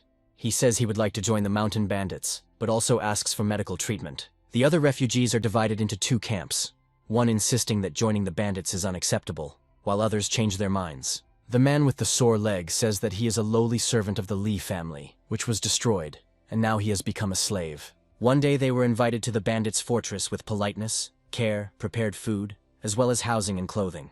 However, they gave up all this for the sake of honor, but now one of them is on his knees and praying to the heavens for the gates to open. This is very surprising, because even if he goes through all the humiliations, it will not be enough for the door to be opened for him. He did not bow enough and did not shout loudly enough, although he had already cast aside his pride. However, despite all his attempts, the gates are in no hurry to open, and all this time no one even moves to help him. Charlie states that a person will only understand his true worth when he goes through humiliation. However, as the early morning dawns, the doors suddenly open to suffering refugees. The man with the sore leg cannot believe his eyes, as he has been waiting here for several hours and has already lost hope. Overnight, a large group of people gathers and has already expressed their interest in joining. Charlie loudly greets everyone nearby and says that he is very glad to see them here. He also recommends that they get in line, adding that the first recruitment of people to the Hama Fortress is already beginning. Mel notes that those who want to join the Hama Fortress must undergo an interview. The refugees loudly express their decision to join the squad, and Mal asks one of them who he is and who he was before.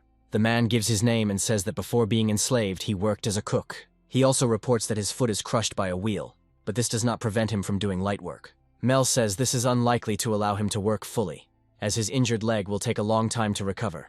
The man looks at them attentively and plaintively asks to be accepted, promising to work hard. Mel approaches Charlie and asks his opinion on this man's candidacy. Charlie claims that this person can be accepted, provided he is first assigned Category C. The cook asks what this category means, to which he is told that he will find out about it later. Charlie also encourages him to work hard and invites the next person to interview. Lynn suddenly approaches Charlie and informs him that General Harrison is coming from the direction of the city. Charlie turns around with interest and says that such an honored guest should be greeted in person. Seeing the general and his comrade, he joyfully runs towards them, waving his arms and greeting them. He asks if the general has gone to deliver presents for the king's birthday.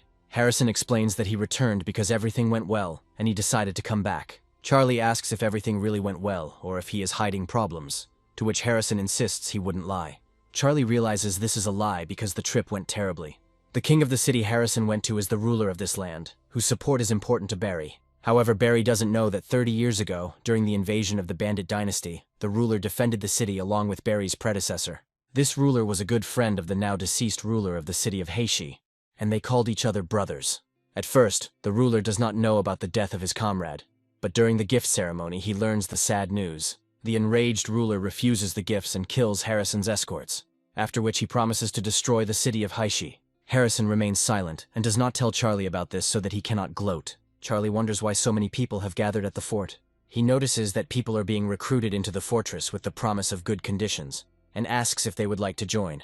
Harrison is surprised and does not understand how someone could try to recruit him into their ranks. Realizing that he won't achieve good cooperation, Charlie sighs in disappointment. He immediately extends his hand and begins to demand payment, causing surprise among those around him. Charlie explains that anyone who passes under this ridge must pay 20% of the fare. In response to indignation, he clarifies that he is guided by a document signed by the city mayor. Harrison claims he has no money, but Charlie thinks it's unfair that such a powerful man doesn't have a dime to his name.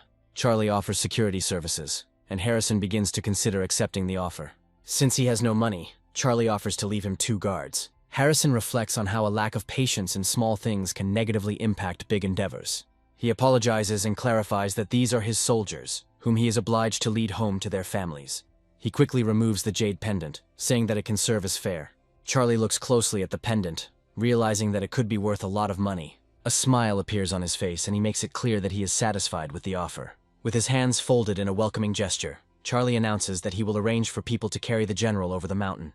Harrison thanks Charlie, noting that he is sure that this is not their last meeting, and they will definitely talk again. Charlie watches him go, thinking that, unfortunately, the next time they meet, they'll probably be talking about weapons. Meanwhile, the fortress continues to recruit people, as more and more people want to join. They all crowd around the entrance and talk slowly, hoping that their candidacy will be approved by the commandant.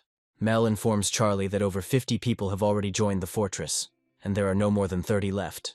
Charlie abruptly declares that it is time to finish work for today and continue another time. Night falls, and the people who have received their positions in the fortress decide to gather together and discuss the events. Some of them feel they owe Charlie an apology for not appreciating his good intentions. The elder stands nearby and listens attentively, realizing that the seed of discord will gradually germinate. He is aware of the problems with the position and hopes that he will be able to bring people to their senses, but he foresees that the hopes for this are slim. The next day, Charlie gets up early to greet everyone who wants to join. Carmine carefully enters the fortress and notices that her savior is sleeping peacefully at the table. Coming closer, she calls out to him, and he looks up, trying to figure out who decided to wake him up. Carmine asks if he could come down from the mountain and talk to the elder, as everyone is touched by his action. Charlie explains that he wanted to talk too, but he is very busy and has a lot to do. After a pause, he adds that perhaps later he will have time to visit the elder. Carmine realizes that she won't achieve anything through simple negotiations and decides not to waste time. She is offended, but understands that in this situation, it is impossible to act differently. Charlie notices that people want steps to make it easier to get down when they get into trouble. He understands that the higher you climb, the more serious the fall will be if you don't hold on. Evening comes and Carmine comes to his desk again to deliver an important message. Charlie looks at her sternly and wonders if she has decided to come again to distract him from work. Carmine hands over the letter, explaining that he wants to dedicate it to Charlie in exchange for him taking the rest of the slaves under his wing. Charlie looks at her in surprise, wondering what this could all mean. In fact, the agreement means that if he agrees, he will own Carmine. Charlie is a little confused about the seriousness of the sacrifice, but decides to calculate the agreement to get more information. According to the agreement, owning Carmine does not mean that she will become his property, but he will be able to make her his wife or concubine.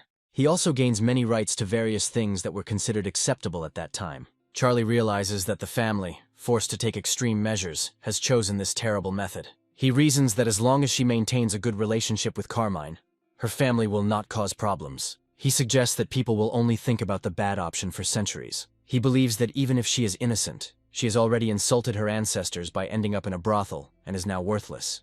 However, if she refuses to sacrifice herself for her family, it will lower her position even further. Charlie realizes that he has been put in a difficult position because he does not want to make this choice. However, he decides to meet her halfway and agrees to accept her condition.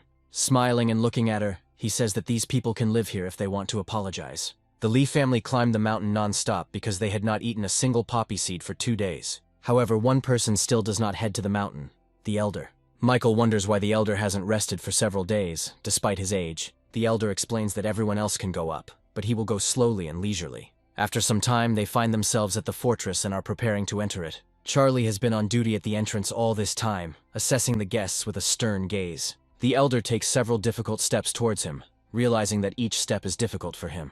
Their eyes meet, and the elder decides to make a very difficult decision. He suddenly stops and concentrates all his spiritual strength that he has been accumulating over the past few days. He addresses his family and all the generations of ancestors present here on this day. After this, he gives his name and says that he has come to finally meet her.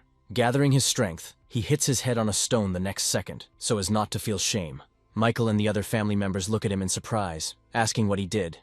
But it is too late. Charlie reflects on the fact that there really are people in this world who are willing to die for so-called honor. Coming closer to the old man's body, he wonders if such a rash act was really worth it. Charlie reflects on how the warrior's path is hard, the road is long.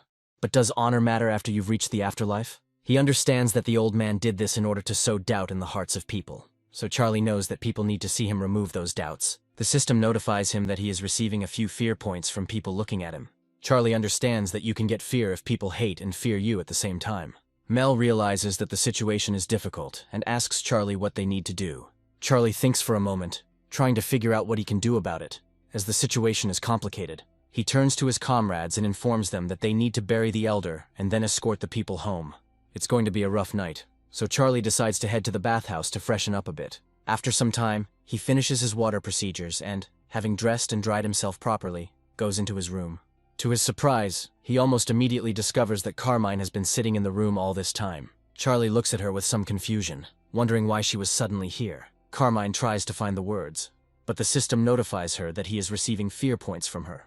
After this, she informs him that the water for washing is prepared, and she is going to serve him. Charlie explains that she must have misunderstood him, then states that it is late, and it is better to go back to the room. Carmine realizes that the gentleman does not need a woman at this time of day, which causes her to become frightened and drop the bucket. Charlie lets out a sad sigh and explains that he has no need to spend time with a woman at a time like this. Carmine asks if he doesn't like the body of his slave, which is given to him for his complete use. Charlie understands that in this era, girls could get married at 14, but he does not adhere to such morals. He decides to leave himself, so as not to give her false hopes, and not to bring guilt upon himself. Carmine suddenly begins to cry, saying that if the master leaves, the slaves will no longer have a reason to live. Charlie realizes that the situation is getting complicated, and notes that there is a serious misunderstanding between them.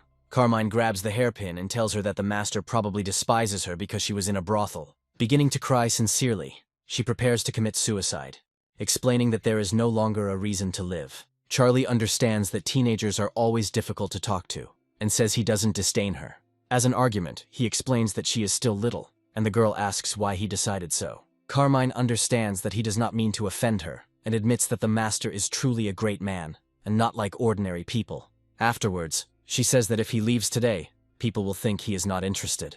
She sadly adds that after this no one will need her, and everyone will treat her like trash. Charlie reflects that her words make sense, as morals in that era were harsh. Immediately after this, he places a small table on the bed to create a small border. Immediately after this, he goes to bed and notes that it is not worth crossing this border at night. After a while, Carmine approaches him, and he asks why she is still awake at such a late hour. Carmine explains that she has never asked anyone for help before, and asks if there is anything she can do. Charlie tries to find advice on what to do, but he understands that it will not be easy. After a while, he begins to hear a familiar voice. The system addresses him, calling him a brave man, causing him to open his eyes briefly. Charlie looks around and finds that he is moving into system space without even noticing.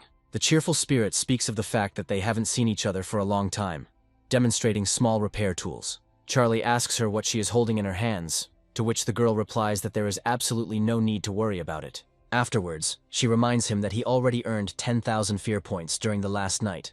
She then talks about how he will have to level up his fortress to level 2 in order to use the permanent general. Charlie is indignant and says that he dragged 98 people into the fortress, so the fortress should have moved to the next level.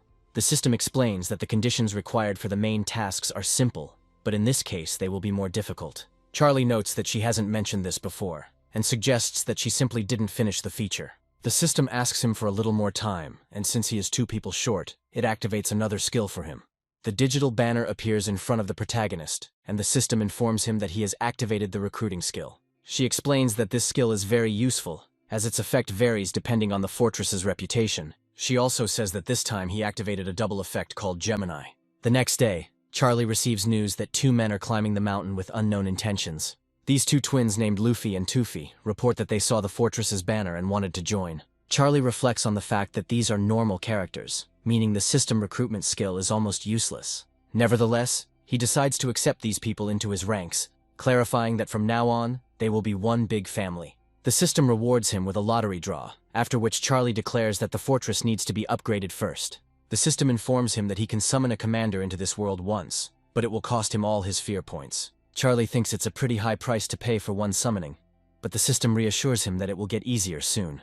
After this, she makes a transition between several worlds, and again moves him into an unknown space. She then points to the protagonist, and says that now the generals from another time and space will come under his command. Immediately after this, she snaps her fingers to put her words into action. Charlie looks happily at his interlocutor, who says that they need to be called upon to create a new legend. The system reports that the construction of the general's pedestal has been completed, and the fortress level has been raised to the second level. This updates all the basic strength stats, making the system more sophisticated and advanced. After this, the system informs them that they are finally finished, and it is time to take advantage of the lottery draw. Charlie discovers that he has gained the skill of eloquence and tries to figure out what exactly this skill affects. The system explains that the effectiveness of a skill depends on how it is used. She also asks him what he wants to do, to which Charlie states that he would like to use the pedestal. Realizing that he does not have enough fear points, he still decides to use the lottery. The system happily announces that it has understood his request and calls the lottery machine. At the same time, the action moves to the foot of the mountain, where Sarah suddenly runs in pursuit of a specific goal. She reflects on the fact that Sylvia's family has abandoned the marriage contract, and now her reputation is in disrepute. She recalls that the head of the family kicked her out of the house and gave her an inn so that she could earn her own living. Sarah sadly notes that no one comes to the tavern, so they receive practically no income. She wonders if this robber and murderer will be able to help in this difficult situation. Meanwhile, the system is charged with a powerful blow to immediately hit the slot machine.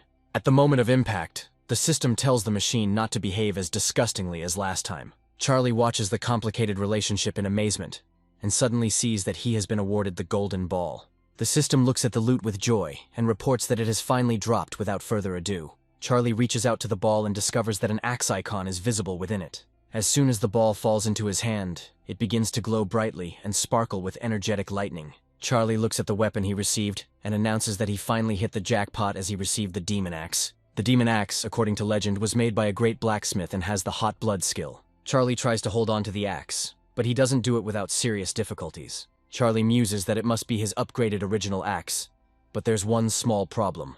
The problem is that he is still too weak to lift such a big thing.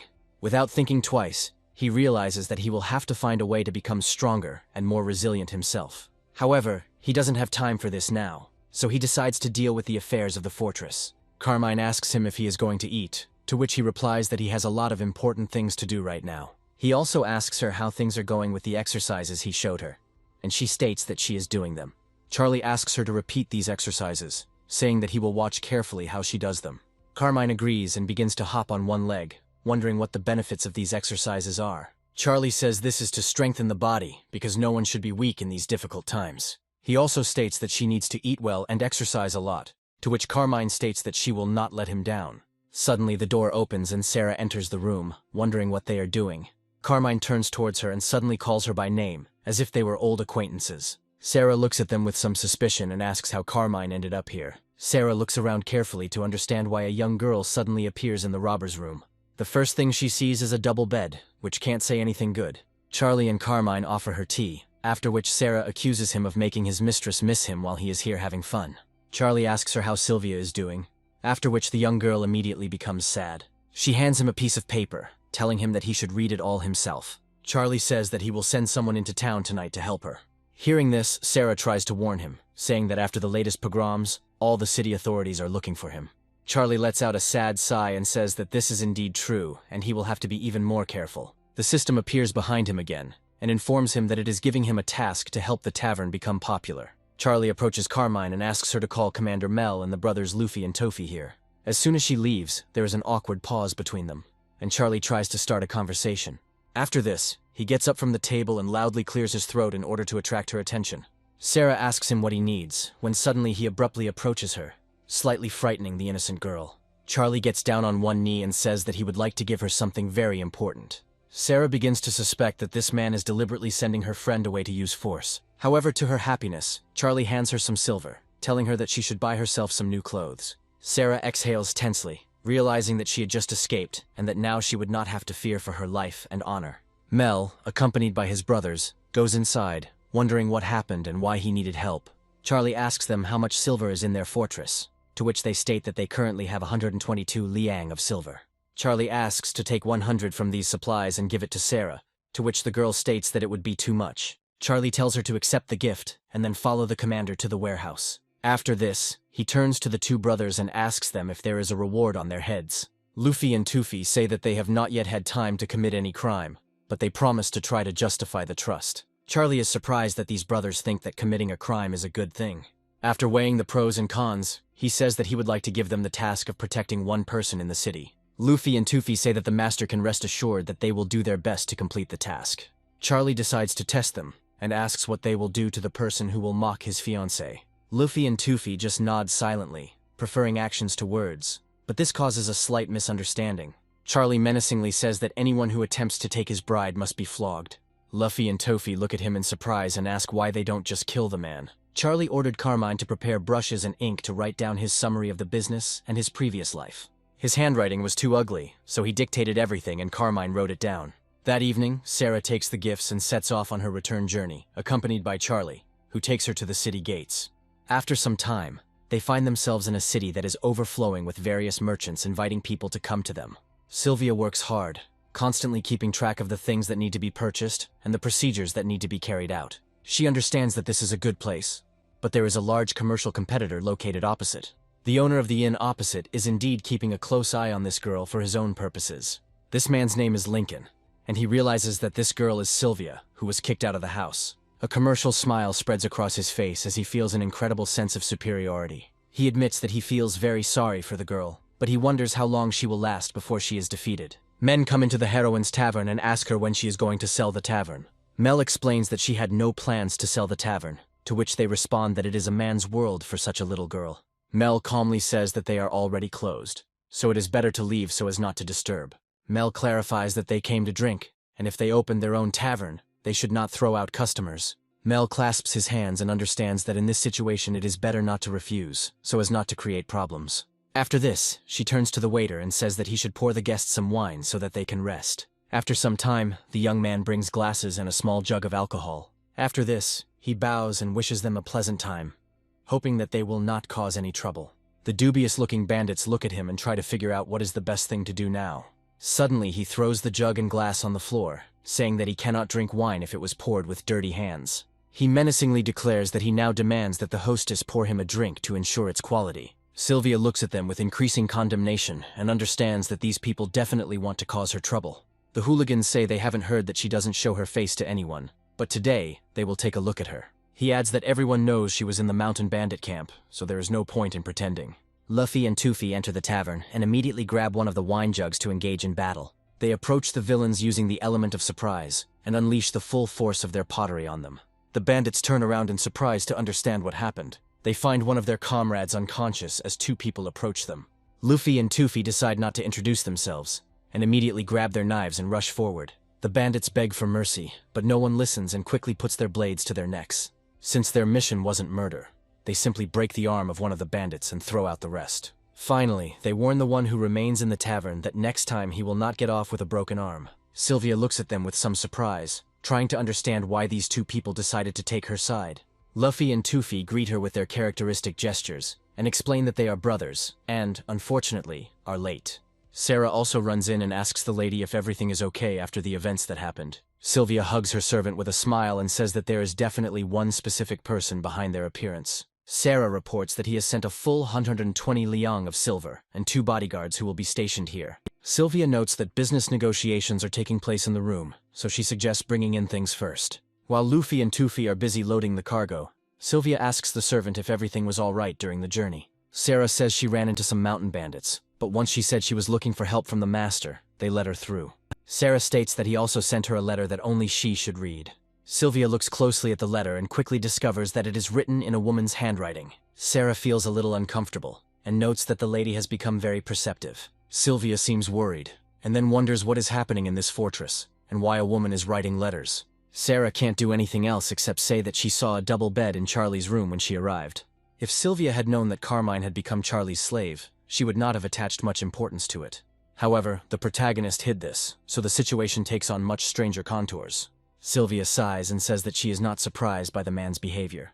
After this, She decides to read the letter again, while Sarah states that they now have money to run the business. Sarah also reports that a hot pepper was sent, which is currently incredibly popular. Sylvia agrees to her proposal, after which she wonders what to name the tavern. Meanwhile, combat training continues in the fortress under the guidance of Manny and Lynn, who are well versed in this field. These drills involve wearing the same clothes and repeating movements, just like in the army. After a week, people change their previous habits. Their behavior becomes neat and coordinated. Carmine approaches the cook, whose leg had been hurting, and informs him that Charlie has personally called him. The chef says he will go there immediately, remembering that he was previously called to tell about unknown dishes. Today the master calls him again, and the chef has no idea yet what they will talk about, but he appreciates it very much. Charlie greets the cook, and asks if he has heard of such a thing as bread. The cook looks at it carefully and asks if it is some kind of noodle analog. Charlie makes quick sketches on paper, explaining that bread can be square or round and is made from dough. The cook assumes it is a type of flatbread, but Charlie states that the bread is larger and softer than a regular flatbread. The chef then suggests that it might be similar to manti, but Charlie adds that the bread is much larger and baked in an oven. The cook notes that the master has seen many things that he has no idea about, and Charlie realizes that he needs to build an oven. After that, he hands over the drawings and says that we need to create bread, and then try to cook it. After a while, they head to the kitchen, where all the necessary equipment is already located. Charlie shows the chef how to make bread, adding that the principles are a little different from the usual recipes. He also notes that bread is the basis of many dishes and will bring them considerable fame. Charlie struggles to remember the contents of a documentary about bread he watched earlier. The road to bread making was not smooth, but in this situation, nothing else can be expected. The construction of the bakery oven was also not an easy task, since such an engineering structure requires experience. Sometimes the dough burned, and sometimes the bread turned out half-baked. But in the end, all the difficulties were overcome. After so many attempts, the first successful loaf of bread is already ready in the oven. Charlie takes a small spoonful of honey to spread on the bread, and recommends that Carmine try the dish. Carmine tries the bread, waiting a little to avoid getting burned by its high temperature. She immediately remarks that the dish turned out amazing, and asks Charlie to try it for himself. Charlie smiles and praises his cook, stating that they must now make a frying pan. That day, the entire fortress tastes the bread Charlie made, and is amazed at the resulting taste. The taste is liked by everyone, especially children, as the bread is slightly sweet. Meanwhile, troubles continue in the town, as Sylvia learns that no one wants to work at their tavern. Having received a disappointing report from a comrade, she learns that there is more unpleasant news. The elder informs that his mother is very ill, so he will no longer be able to serve her. Sylvia asks him if he will leave completely, and is outraged by what is happening. The colleague explains that he is very guilty before her, so she may not pay him his salary. Sylvia bows to him, saying that he is the elder of her family, so if he wants to leave, she does not dare to stop him. The elder notes that she does not understand what is happening, but at the same time forces her to serve. Sylvia doesn't quite understand what exactly he means, but decides to let him go about his business. All this time, Lincoln is watching her, a smug grin never leaving his face, as he is behind this. The elder bids his mistress a final farewell, saying that he advises her to take care of herself in this difficult life. Sylvia reflects on the fact that she was kicked out of her family and is now forced to live in an old tavern. She also realizes that Lincoln is not going to give up, and believes it is only a matter of time before he finally pushes her out. Sarah suggests going to the market to try their luck, to which Sylvia replies that it is a waste of time and no one will answer her. They are asked what they should do then, when suddenly they hear the clatter of hooves and an approaching carriage loaded with goods. The cook from Hama's Fortress looks at Sylvia carefully and asks if she is Mrs. Sylvia. Sylvia, surprised, says that she has come to the right place, after which she asks a counter-question about who he is and what he is doing here. The cook turns to the other girls, saying that they should come out as they have finally arrived at their destination. The cook states his name and says that they want to pay their respects to the lady and greet her. Sylvia immediately becomes embarrassed, and asks not to call her that in the middle of the street, as it might attract attention. Honest people say that they understand her perfectly, and add that they will definitely help with her problems. Meanwhile, Lincoln continues to watch, wondering where the little girl got so much money. He wonders in his mind whether she knows how to water down wine, slip defective goods, and delay wages. Smiling, he turns to his servant and tells him that he needs to go to the building opposite and borrow some chairs. The servant replies that they are unlikely to be given chairs, to which Lincoln replies that he can simply tell them that they will not succeed. After this, he turns to his dear guests, saying that he did not expect their visit today. His guests declare that they need a private room and ask for his signature dish, adding that there is a hot pepper in the neighboring tavern. Lincoln smiles and recommends that they go to the second floor, adding that he will immediately prepare everything necessary. Smiling broadly, he assures them that even the mayor of the city likes their pepper. A servant quickly approaches him and informs him that there is a problem, and Lincoln demands that he do something immediately. Struggling to find the words, the servant informs them that their hot peppers are out and cannot be obtained quickly. He also advises Lincoln to come up with something as soon as possible, since a lot of people come specifically for this pepper. Lincoln realizes that the cunning, shameless woman must have calculated everything, and therefore ordered a delivery of hot peppers for herself. He cautiously approaches his guests and informs them that they are out of hot peppers, suggesting that they order another dish. However, the guests begin to insist, saying that they heard that they only serve hot peppers to rich people, adding that money is not an issue for them. Lincoln claims he wouldn't hide the pepper, and the truth is, it's really gone. The disappointed official says he expected more from running such a large tavern. After a while, a stunning aroma reaches them, which instantly captures their taste buds. The official turns to Lincoln and tells him it is the smell of hot pepper, accusing him of trying to deceive him. Lincoln sniffs carefully and wonders if that smell is coming from their tavern. They quickly realize that there is no pepper in their tavern, and try to figure out where the smell is coming from. The common people come closer to the tavern and rejoice that it has finally opened. Sarah announces that new customers receive a 20% discount and small gifts to take home. Officials and their comrades say that it is absolutely necessary to see what the selection in this tavern is like. Lincoln tries to stop them by saying that he can give them the famous vinegared fish, known for its taste. He can't keep his customers, and the influx of people wanting to eat at Sylvia's is growing. Sarah watches this with joy and understands that their business will take off and they will become popular. Sarah sees the competition and hears Lincoln declare that he will not feed anyone until he defeats them. As she gets closer, she politely asks him for some stools. Lincoln turns angrily at the little girl and demands that she leave because she won't get anything. Sarah asks in surprise why he yelled at her, reminding him that he doesn't have any visitors anyway. The use of logic and facts leaves the impudent official unable to utter a word. Meanwhile, Charlie asks for reports on how things are going at Sylvia's tavern. Toofy reports that he wrote a letter for the master and asked that it be delivered to him personally. Charlie quickly gives this letter to Carmine and asks her to read everything that is written there. The letter consists of only rare literary words that are unusual for Carmine. In the letter, Sylvia expresses extreme politeness and gratitude for the invaluable help.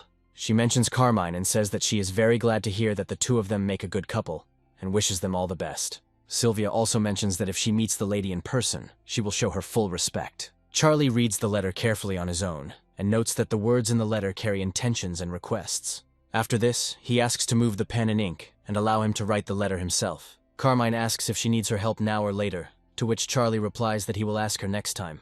Once he finishes the letter, he hands it to the pigeon and releases it to deliver the letter to the return address. Charlie turns to Toofy and thanks him for the work he has done, after which he asks him to send letters by carrier pigeon.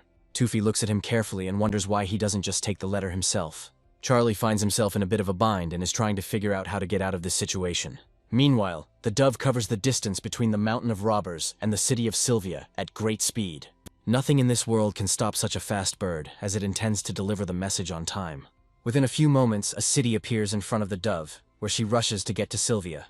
The lady was surprised that the message arrived so quickly, since only a few days had passed since it was sent. She invites the dove to sit down so that he can regain his strength and get some refreshment. Looking at his paw, she discovers a letter and carefully pulls it out. She wonders how this man is going to explain that he is now living with another woman. After that, she carefully examines the contents of the letter, but it contains only a simple question about whether they will be in touch. Sylvia wonders what this all means, since a homing pigeon is only needed for urgent messages. Sylvia assumes that he probably wants a specific answer, when suddenly Sarah announces that another letter has arrived. Sarah asks what exactly the sender wrote, but Sylvia finds it difficult to give a clear answer. The letters contain monosyllabic questions that do not make sense, and this confuses Sylvia a little. Sarah suddenly discovers that another pigeon has brought a letter. Sylvia opens the letter and sees a question asking if she is in the bathroom right now. Sylvia asks her servant to take the pigeons and feed them while she thinks about her answer. After some time, people approach the entrance to the tavern and ask if they are already handing out money here. In other words, they can't explain why there are so many people here enjoying every second they spend here. Meanwhile, the staff trains other servants, telling them to walk very slowly to avoid dropping food. Sarah, with her characteristic confidence, begins delivering bread at incredible speed. She slips pretty quickly, and the cook reminds her that he warned her to be careful, but she didn't listen. Meanwhile, Lincoln comes to the second sister and tells her that things are going badly because of the tavern across the street. The second sister is surprised, saying that this dilapidated building has been empty for a long time, and this surprises her a little. She also notes that once she took it on, things started to go uphill, and it seems that Sylvia is an inexperienced trader. Lincoln reports that everyone wants to eat at this tavern now, and there are already long lines at the entrance. The second sister wonders with irritation how some swindler could have pulled all this off so quickly. Lincoln says action needs to be taken urgently, or the business will close due to lack of customers. Everyone around him turns to him, saying that he is incapable of anything, and recommends that he contact Donald. Lincoln explains that it's easy to invite Donald, but much more difficult to get him out. The second sister argues that true professionals do what they are good at, and Donald specializes in just such things. Lincoln realizes that he has nothing else to do but trust his sister and rely on her instincts. He enters a very large building, hoping that the owners will be lenient towards him. The atmosphere in this place is truly tense, so Lincoln hopes for the best and prays to all the gods he knows. Gathering his strength, he carefully knocks on a special ring to attract the attention of the guards. The doors slowly open and a disgruntled bandit sticks his head out, asking who has arrived. Lincoln says that he has come to talk to Mr. Donald about a very important matter. After looking around, the bandit lets him pass and says that he must follow him and not move away even a step. Immediately after this, they come out into a large courtyard, where there are numerous trained people discussing something. Lincoln walks past them carefully so as not to attract attention, and hopes that they will not notice him. After some time, he discovers a majestic man sitting in the corner of the courtyard under a tree. Donald is a formidable man, so strong that he could kill a tiger with his bare hands if he wanted to. Lincoln extends his hands to him and says that he would like the gentleman to do him a small favor. Immediately after this, he begins to empty the contents of the bag, which is overflowing with gold medallions. Donald looks at him menacingly, then turns to his ally, nicknamed Scar, and tells him to deal with this man. Scar, smiling, assures the gentleman that he need not worry, as he will do everything in the best possible way. After this, they reach the tavern and notice that it is quite lively here, so they decide to go inside. Scar grins and says that they have traveled all over the world and tried all the delicacies, so it will be difficult to surprise them. Immediately after this, they decide to book a small table to try the food before proceeding further. One of the bandits approaches Scar and says that this time the bill will be his alone, to which he is indignant. However, after drinking a little, he turns to his brother and says that he needs to add some meat. After some time, all the plates they ordered are completely empty. Having satisfied his hunger, Scar says that they are almost finished, and it is time to get to the real work. With these words, he quietly throws the dead rat right into the dish in which the drinks had been prepared all this time. Once he's satisfied that everyone is paying attention, he loudly announces that he's seen a rat, attracting attention. He indignantly explains that now he understands why the broth here tastes strange, because there is a rat swimming in it. Sarah and her battle brothers turn to look at the villains, trying to understand what is happening. Tufi remarks that this is an old trick and asks why Scar only saw the rat after he had eaten some of the broth. Scar explains that he has had poor eyesight since childhood, so he only noticed the rat after he had eaten half of it. Tufi tactfully notices that the rat is floating whole in the broth, when suddenly Scar takes out a knife and pierces it with the blade. After this, he shows the remains of the rat and claims that he spoke the pure truth, and no one dares to argue with him. Luffy and Tufi take a few steps towards him and note that this behavior is starting to seem familiar to them.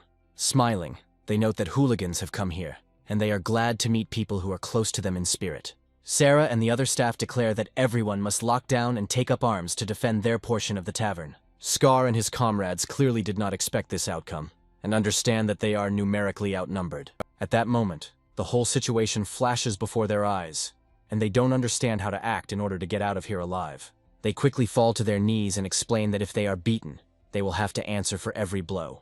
Luffy turns to the owner and asks what to do with them so that they don't come here again.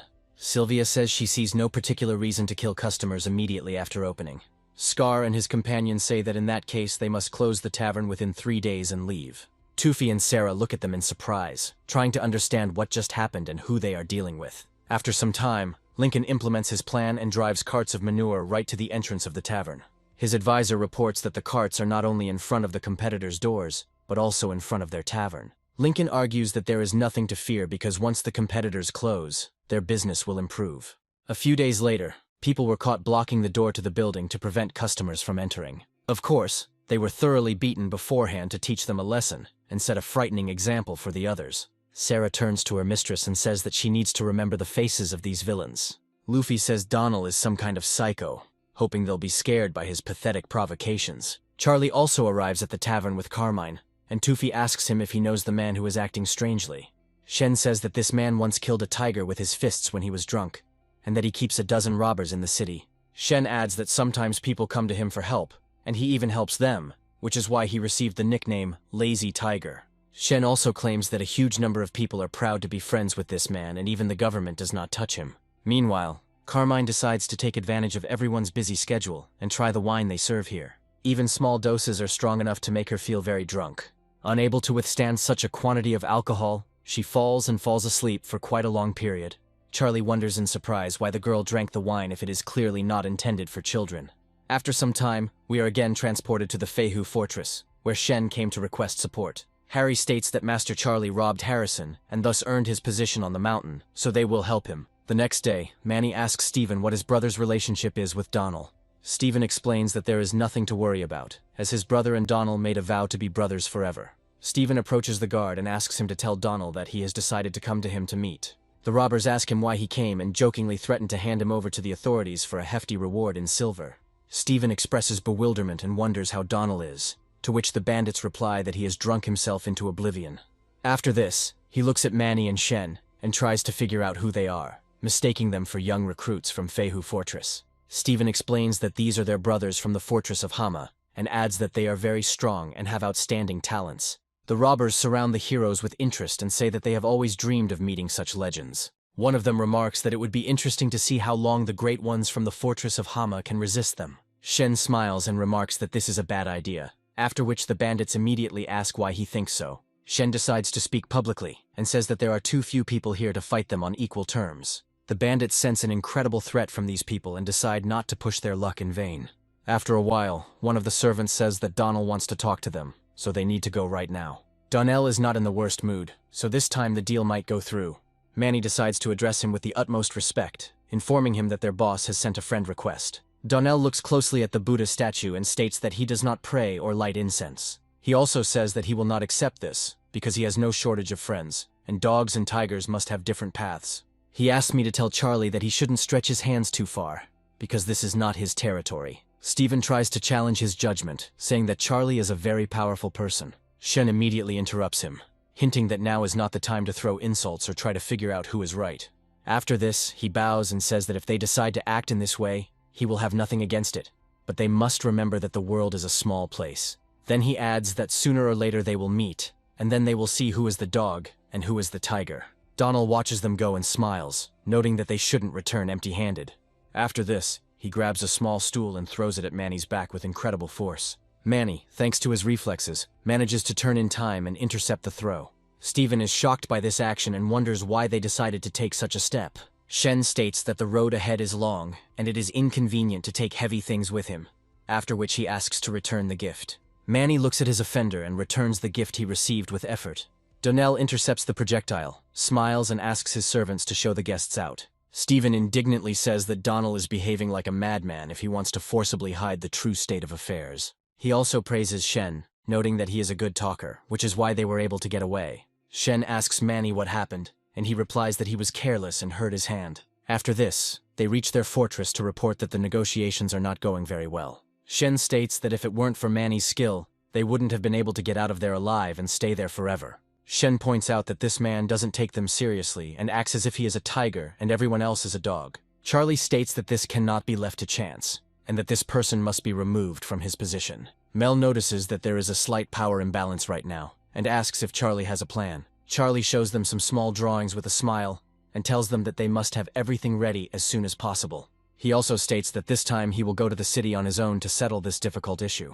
Stephen, meanwhile, says they thought they had patronage, but it turned out not to be true. All of their points of view will no longer be the same as before, as Donald no longer relies on their support and acts independently. Commander Harry says that the opinion of the Hama Fortress must be taken into account, since they are very strong. Stephen notes that, given the Commandant's character, the fortress will fight. Harry says he has no doubt about it, but he knows full well the limits Donald has surpassed. The commander adds that if the fortress wants this, they should be given the opportunity, since this will weaken the enemy. He also notes that if the fortress is defeated, they will be able to understand what it is like to be honest. Manny approaches the protagonist and asks if he wants someone to accompany him to the city. Charlie explains that he has already met Donald, and it would be very awkward if they ran into each other again.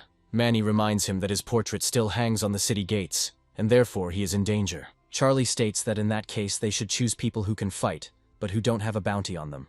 After this, he demands to find some carpenters, adding that he has a great idea. The idea is to make a huge coffin, but most of those present in the party are against such a decision. Charlie states that now is the time for superstition, after which the coffin jumps out and he says that he will be fine. After some time, they decide to place the coffin on a cart in order to pass into the city unnoticed. Soon the city gates appear before them, which are now open to everyone. The guard quickly stops them and asks who they are and where they are going. The peasant explains that the head of their family has died, so they are returning to bury him with honors. The guard reports that bandits are rioting in the mountains, so they are inspecting any cargo, including coffins. Mel, dressed as a peasant, hands the guards a bag of gold and explains that they must not open the coffin and disturb the dead. The guards agree and allow them to proceed further. The funeral procession continues moving, trying not to attract unnecessary attention to its actions. After this, they stop near Sylvia's house and carefully enter inside. Sarah hears a strange noise and decides to go outside to find out what it is. She finds a lot of strangers and asks them what they are doing there, suggesting that they get out. After a few moments, the coffin suddenly begins to shake and attracts the attention of frightened people. Charlie gradually removes the lid of the coffin and slowly appears from there. Sarah and Sylvia watch in horror, unable to believe that a man could come back to life. After a while, the lid falls completely and human hands appear from the coffin. After this, Charlie himself emerges, saying in a bored voice that a little more, and he would have died of boredom. He jumps to the ground and greets the lady, saying that they haven't seen each other for a long time. Sylvia calms down and asks him why he decided to visit her. Charlie explains that if the lady is in trouble, he is ready to jump into fire or water to come to her aid. Sylvia coldly remarks that a living person in a coffin is a bad omen, foreshadowing misfortune. Charlie orders the coffin to be removed from the yard because it could bring bad luck to other people, and also demands wine. Sylvia thinks that she wanted to ask him about Carmine, but now she is losing the ability to think clearly and formulate words. She tries to think about how to build interaction with this person, but her heart does not allow her to think clearly. After this, she recounts what happened, noting that from that day on they blocked the doors with carts of manure. Sylvia also states that with the few people he sent here, they are unlikely to be able to compete with him. Charlie asks the lady not to worry, maintaining incredible determination and confidence in his victory. Turning around and smiling, he says that he has a great plan that will help him cope. Sylvia turns away from him abruptly, trying to hide her embarrassment. But the protagonist does not understand why she is behaving this way. Meanwhile, we are transported to Donald's lair, where a hearty meal is being prepared right now to ensure we are properly fortified. Besides a hearty meal, they also got hold of a large quantity of wine to make the occasion merry. Donald drinks the most because he is the leader and has the highest resistance to alcohol. The robbers explain that their boss can drink as much as he wants, but this does not bother them in any way. Scar says that when his brother drinks 1 cup of wine, his powers are activated and he becomes stronger. After a while, they hear the loud voices of merchants selling wine and ask what they are doing here. Scar is dispatched almost immediately to find out what happened and drive away the troublemakers. Mal, disguised as a merchant, says he sells 1 cup of wine for 100 coins, which causes outrage. He declares that if you drink 1 cup, you will pay a lot. But if you take 10 at once, he will not take a penny from you. Ordinary townspeople express outrage, saying that no tavern demands such a high price for a cup. Other people point out that you need to think about where you can find good free wine. The indignant man declares that if they continue to talk nonsense, he will beat them to death with his own hands. Scar grabs him by the collar and tells him that he should be more polite with people like that. He also adds that if you are brave enough, you should accept the challenge and drink 10 cups of wine without paying anything. The person watching him wonders who he is and why he allows himself to shout so loudly. Scar proves to him that he is not a weakling and orders the merchant to serve him a cup of wine. Mel hands over the drink, explaining that he always welcomes a brave warrior who challenges him. Scar says that he didn't take any money with him, so all he can do is drink the wine. Immediately after this, he discovers how strong this wine probably is and does not feel very well. They start laughing at him, saying that he is an incredible weakling and has already given up after just 1 mug. Scar asks them why they think he has given up, stating that he still has the strength to continue. After this, he turns to a merchant, who takes him to a man who can drink 10 cups of wine. The merchant explains that he is a little afraid to go there, but Scar guarantees that he will not lose anything. Mel notes that if he dares to go alone, it is better to go together as a crowd. Scar agrees and takes him straight to Donald's lair, who is clearly surprised by this turn of events. Scar explains that he found a man who sells wine at a high price, but if you drink 10 cups in a row, everything will be free. Donald looks at his comrades in surprise, saying that he doesn't understand how wine can cost so much money. The robbers ask Scar if he can't drink 10 cups in a row, to which he replies that this is not true. He tries to put on a brave face, but they say they know perfectly well what he's capable of, because he's a weakling. After this, one of the robbers decides to try the wine and says that it is a pathetic, empty thing. It cannot be intimidated. Scar watches the bandit with a smile, who is already feeling ill, and notes that he was only able to drink 3 cups. The bandit continues to boast, saying that he can drink 10 cups, and asks the merchants to bring more. The other gangsters begin to support him, claiming that he will succeed if he believes in himself. Faith proves insufficient, and the bandit falls to the ground, unable to take any more alcohol. The other bandits laugh at him, saying that he must be a pathetic weakling. After this, they decide to check for themselves how strong this wine is. They approach the merchant and ask him to pour them a cup to make sure the goods are of good quality. After a while, they begin to feel ill because the wine turns out to be very strong. In just a few minutes, most of the bandits fall to the ground, saying that they are unable to cope with the task. Mel says he's a small trader, and a few cups in exchange for letting them go about their business is enough. Donald asks if he's afraid, and adds that they can't afford to pay, so they'll try. Mel agrees to this, but warns that his wine is very strong. But this does not stop the leader of the bandits. After he tries 1 cup, he immediately realizes how the alcohol hits his head with full force. He grins and remarks that it is a good wine, and demands that they pour him more, as he has appreciated its merits. The guards loudly order them to comply, but Donald calms them down, saying that this is not a local merchant. After this, he independently holds out the mug and asks for more. Mel complies with his demands, and again decides to fuel up with a large quantity of very strong wine. Mel tries to stop him, explaining that if he can't continue drinking, he'll take it fine and won't demand money. Donald looks sternly at his interlocutor and says that he should not ask questions, and should only pour wine. Mel reflects on how strong this man is, and that even 1 cup of this wine could knock out their master. Meanwhile, Donald continues to drink more and more, not stopping at all at the cups of wine he has reached. Mel only fuels his greed and endless alcoholism by wondering if he wants another drink. Donald quickly catches his breath, after which he orders more wine to be poured for him. Mel advises him not to drink so much, explaining that he does not light incense or worship Buddha. Donnell quickly comes to his senses, realizing that he has heard similar words somewhere before. Looking at his interlocutor, he asks if this has anything to do with the guests who recently arrived. Mal suddenly turns to his battle brothers and announces that it is time to escape their trap. Charlie, Lynn, and the other bandits jump out of hiding and explain that this is Hama's Fortress business, and everyone else needs to run away. Needless to say, all the other robbers were surprised by the sudden appearance of Charlie and his friends. Several robbers, armed with bladed weapons, rush at the gang leader, hoping to kill him.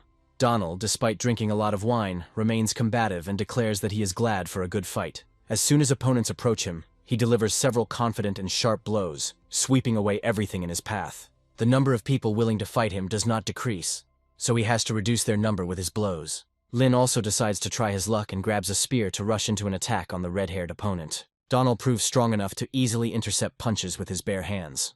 Immediately after this, he prepares to launch a powerful counterattack and pierce his opponent's chest. Lynn somehow manages to react in time to this treacherous move and covers himself with the shaft of his spear. The blows are so powerful that he is thrown back several meters, despite his armor. Lynn tries to get up and feels his hands shaking after the blow he received, realizing that the opponent is very strong. Donnell, meanwhile, continues to rip and throw, even using a loud roar to scatter enemies. The fight gets his blood pumping and he remarks that he's finally going to have some fun now, adding that he was bored under cancer. Charlie watches the drunk tigers fighting closely, realizing that it won't be easy to deal with him. Scar and his comrades say that this master is capable of killing a tiger even when drunk. They recommend asking for forgiveness, so Charlie and Mel quickly decide to explain to him that now is the time to negotiate. Charlie makes a manic gesture, announcing that he will take on the task of destroying the enemy himself. Mel watches him, realizing that he is a true hero, or at least has decided to challenge such a powerful enemy. Donald looks at the approaching protagonist and recognizes him as the same Charlie that has been rumored. He asks him why such a man decides to correct the situation by means of harsh blows. Charlie doesn't say a word in response but just claps a few times in a soothing tone. Donald doesn't understand what it means at first, until she begins to perceive it as a lullaby. Mel, Lynn, and the other bandits don't understand anything and look at it as a children's play. Charlie continues to influence the enemy's mind, taking advantage of the fact that he has drunk a large amount of alcohol. Donald actually begins to feel more sleepy as the strong wine takes its toll. Gradually he falls into a trance, but quickly comes out of it, hoping that his feelings will not fail him. Donnell gets even angrier and asks questions, not believing that he just fell asleep after falling for this trick. Such thoughts cause him to become furious, comparable only to the ocean at its worst. To cope with this overwhelming and uncontrollable rage, he rushes forward, hoping to crush Charlie to the ground. He shouts loudly that for such antics Charlie will pay with his miserable life, and will no longer be able to walk normally. However, Once he strikes, Charlie is found to be too fast to hit. Donald keeps trying to deal with his opponent, but every blow he lands misses the target. Charlie performs a series of spectacular and effective moves, followed by a powerful counterattack to the head. This powerful blow hits Donald right in the head, after which his already unstable consciousness is sent to sleep. Charlie looks closely at his opponent, hoping that he won't have to finish this man off. Donald falls to the ground with a dull thud and doesn't move anymore, showing everyone that he has lost consciousness. All the people watching who witnessed the battle are wondering how Charlie was able to win at all. However, bewilderment almost immediately gives way to triumph, and they rejoice for their commander. Some time passes and Donald finally comes to his senses after a long sleep. He looks around and finds himself in handcuffs, demanding immediate release. Charlie enters the cell and asks how Donald is feeling, hoping that he is sobered up by now. Charlie smiles and says he's glad to see him, as this is their official first meeting. Donald calls him a dishonest bastard and demands that he be released amicably so they can resolve the situation. Charlie asks what nonsense Donald is talking about, and then explains that he is the leader, and there is no doubt about it. After this, he makes a characteristic gesture and explains that they are very strong spiritually, and this helped them win. Donald realizes it was a joke because he is too stupid to recognize the deception. He admits that he fell for the trick, but if he wants to kill Charlie, he must do it right now, since he will not say a word. Charlie explains that this is not his area of interest, and then asks if Donald would like to join him. Donald pauses briefly to make sure he's heard, then begins to laugh loudly. Charlie asks why Donald is laughing so hard and what caused such a fit of mirth. This is followed by lengthy negotiations, during which Charlie tries to win Donald over to his side. But this leads to nothing. Donald asks if Charlie really wants him to join the fortress when he can't beat him in a fair fight. Charlie reflects on how eloquence is completely useless against more experienced opponents. Meanwhile, rumors are spreading around town that Charlie has managed to defeat such a great man as Donald. Sylvia reflects that after Charlie's gang defeated Donald and his entourage, Charlie's power in the city was strengthened. Ordinary visitors talk to each other, noting that this demonstrates Charlie's incredible strength. One of them says that he is not actually against disagreements being resolved by force in these difficult times. His interlocutor states that the hostess covers her face with a black veil, but he is sure that she has a good figure. The same man remarks that if he continues to speak in the same spirit, it could be dangerous, since the tavern has a patron. They wonder who the patron of this tavern is, and quickly find out that it is Charlie. Meanwhile, the system tells the protagonist that people are talking about him and that it is true, which is why he is now popular. Lincoln brings a second sister, probably to keep an eye on the competition. He sadly notes that they don't have a single customer, and the girl reports that Sylvia is really good at running things. Lincoln claims that anything can be learned, but Sylvia thrives on hot peppers, which are currently in short supply. The second sister watches her closely and wonders where such expensive ingredients come from. She reflects that their tavern is in a really bad state, no matter what they do, and they can't seem to get rid of Sylvia's influence. After some time, guests come to them, demanding respectful and deferential treatment. Lincoln greets the landowner and tells him that he hasn't been here for a while, then asks what he would like to order. The landowner declares that he will not eat, as all the seats are taken, and there is no free table in the tavern. Lincoln takes this to heart, but decides that he must endure this humiliation at all costs. Sitting down at the table, he says that they will sit here now, regardless of what anyone thinks about it. Meanwhile, we are transported to the Lake Shoal Inn, where things are only going uphill, and no one is even thinking about stopping. Sarah approaches her mistress and informs her that she has brought some people to them who want to discuss something with her. The landowner says he brought his friend from out of town to buy a batch of hot peppers from her. Sylvia explains that she gets her hot peppers from other sources, so she needs to make a request so she can sell them. With these words, she takes the letter, wraps it in an envelope, and hopes that it reaches the addressee. After this, she turns to her servants and informs them that these people are ready to pay a high price for the pepper. Meanwhile, in the underground prison of the fortress, things are going much more calmly and serenely, despite everything. Donald decides not to rush into organizing his escape and lies down on the straw that is in the cell. After some time, visitors come to him, and he demands to bring wine, showing impatience with delays. Suddenly, Stephen's familiar voice addresses him and asks how he ended up in such a life. After this, Stephen says that he came with another brother to ask Charlie to let Donald go. He also advises Donald to drink less wine, causing Donald to become enraged and claim that his words will bring shame on him. Stephen looks at Donald in surprise and asks how he managed to achieve such an incredible victory. Charlie smiles and explains that he needs to read more books and newspapers, drink less cold water and wash more often. After this, he heads home to perform a ritual that will help him get rich. Carmine is also present during these procedures and says that he is very sleepy. Charlie ignores her demands and then gives the command to the summoning system to this world. After the system answers his call, He explains that he would like to summon generals to this world. The system happily informs him that he now has 20,000 fear points and asks how he wants to use them. Charlie smiles and says he'd like to hold a raffle to win better prizes. The system explains that low-level generals are currently being summoned, and each summon costs 10,000 points. After this, the system explains how the lottery works, noting that the guarantee only works on the 11th call. Charlie thinks it's not a very good offer, but he's been saving up these points for a long time, so it's worth trying his luck. Realizing that the end may justify the means, he announces that he would like to play all his points. The system fulfills his request, and begins the process of randomly selecting a reward. Charlie watches the fire hurricane animation carefully, hoping he won't have to wait long for it to finish. After some time, he is given a bad winemaker named Fred, who looks pretty pathetic. Charlie understands that this is not the worst profession for a fortress, but he will have to work with this person for a long time. He realizes that he has one last try left and hopes that this time he will definitely be lucky. Overcoming all doubts, he presses the button to enter another lottery draw. After some time, he is given an ordinary general named Guyver, who looks more attractive. Charlie sadly notes that when you don't expect much, you end up enjoying ordinary things much more. After a while, he returns to the entrance to the fortress and decides to have a quick snack of a fresh loaf of bread in front of the window. He reflects that quite a lot of time has passed and wonders why they haven't come yet. His prayers are answered and he begins to hear people approaching, rushing up the mountain. Charlie finds 3 people walking towards him and tries to figure out where the other person came from. The trio talk to each other, hoping that they have found the very fortress they were looking for. Along with the 2 people he knocked out of the lottery, another strange boy named Luke got involved. The system tells Charlie that this is an excellent healer, but Charlie still does not understand why this man decided to join him. He goes through their names, trying to figure out where he might have heard them before, hoping that his memory will give him the answer. After some time, he remembers that these are the same heroes he read about in legends during his past life. Luke turns to Charlie, informing him that they have come here specifically, hoping to join him. Charlie introduces himself and asks them who they are and why they came here. Luke explains that they are sworn brothers in the modern peach orchard vows. Charlie looks at them carefully and realizes that when they stand together, it makes even more sense to him. He remembers a short story about the cursed ones in the peach orchard, and realizes that these are exactly the people he was looking for. The system tells him that peach blossoms fade over time, but these are the heroes that remain forever in memory. Charlie realizes that getting 3 such historical figures is an incredible stroke of luck. This makes him curious and he asks them where they came from, as he did not know them before. Guyver explains that they lived in the area not far from here and decided to go traveling, after which they came across this fortress.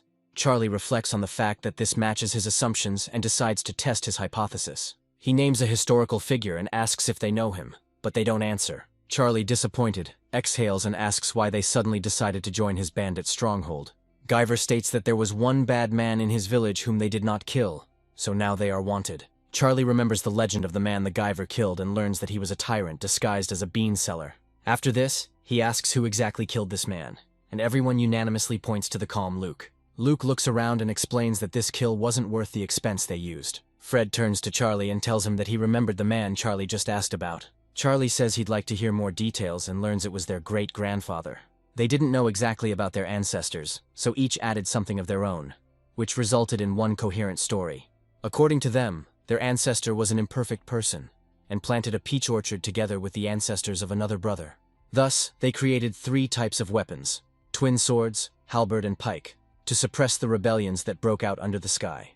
It was not that simple, as the attack by the Yellow Turbans forced them to admit defeat. Ultimately, during the time of turmoil, the ancestors of these people spent most of their lives in their native land and returned with nothing. They set up trade with merchants in order to at least somehow earn a living and survive their injuries. When evening came, all 3 would gather together and sing about their experiences, sharing their impressions of the past day. Time gradually took its toll, and despite what great warriors they had been in their youth, not a trace remained of it.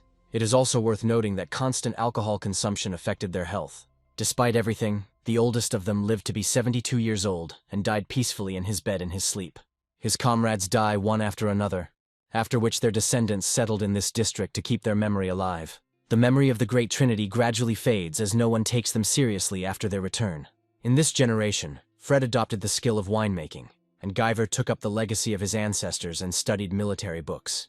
Luke, in turn, learned the art of healing from a scientist with impressive knowledge. Charlie wonders if the Trinity can become legendary brothers, or if they will fade into obscurity. Charlie exhales and reasons that in troubled times it is easy to lose yourself, so you need to have an iron will.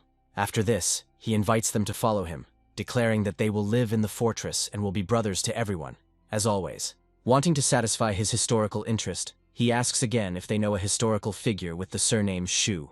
They look at him with incomprehension, which again puts the protagonist in an awkward position. Sometime later, Charlie receives a letter from Sylvia describing the pepper procurement situation. He understands that there are currently about 15 tons of hot peppers in the fortress, and quite a large quantity has been planted. He decides to turn to Carmine and explains that he writes poorly, so this time she will make sure it is spelled correctly. He informs her that the price is entirely the owner's responsibility, and she need not worry about delivery. He also says that the fortress wants to exchange every kilogram of hot pepper for a kilogram of grain. The next day, Luke gets a job as a doctor at the fortress, and his first visitors come to him. He asks him what will happen to him, to which he answers quite simply and pessimistically. Such answers, of course, do not satisfy the average person who says he would like to receive more specifics. Luke sighs sadly and explains that he has a common cold, and there is nothing to worry about. The robber turns around and explains that it is just a slight ailment, but for some reason, an unpleasant feeling appears in his soul. Luke looks at him with complete indifference and announces that he is ready to receive the next visitor. Charlie realizes that this man is a real pessimist and thinks that he can be used to undermine the army's morale. Charlie waits until the evening to talk to Luke and give him a stern reprimand for the way he treats patients. He forbids him to practice medicine and asks if he really has no feelings at all. In response, Luke explains that there are bones in the graves, and a person cannot avoid death, regardless of whether he is treated or not. He also states that man is only given a certain lifespan, and then he turns into dry bones. Charlie is momentarily depressed, but quickly recovers thanks to his endurance. Scratching his head, he suggests that this person has a strong influence on other people with his aura. He understands that in the future he needs to communicate less with Luke, so as not to jeopardize the young hero's spirit. Immediately after this, he turns to him and informs him that he has a task for the day, to which Luke replies that he will complete it. Charlie is pleased by such talkativeness and notes that there is a man in the fortress who needs to be convinced to become one of them. Donnell hears customers making their way towards him again, hoping for a larger refill of wine this time. However, after some time, he sees in front of him a gloomy young man who looks at him with an empty gaze. Donnell asks if the young man will bring him some wine, which only brings a smile to his face. After this, he sadly reflects that it is absolutely not worth it, since life is passing him by. Donnell immediately falls under the young man's influence and wonders how this boy managed to break his fighting spirit. Luke sits down in front of the cage and says it's time to have a little talk, but Donnell tries to avoid it. After some time, notices are posted all over the mountain stating that the Hama Fortress will exchange pepper for grain. Cindy discovers the bandits, who explain that the yield of pepper per foot is much higher than the yield of grain.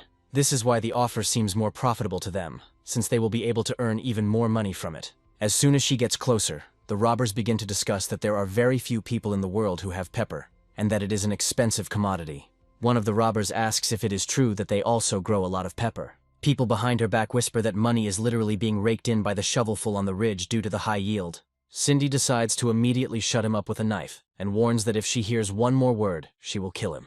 After this, she carefully reads the ad to understand how profitable her deal is. Having read everything she needed, she goes to her room, thinking that if she was deceived, she would feel very disappointed.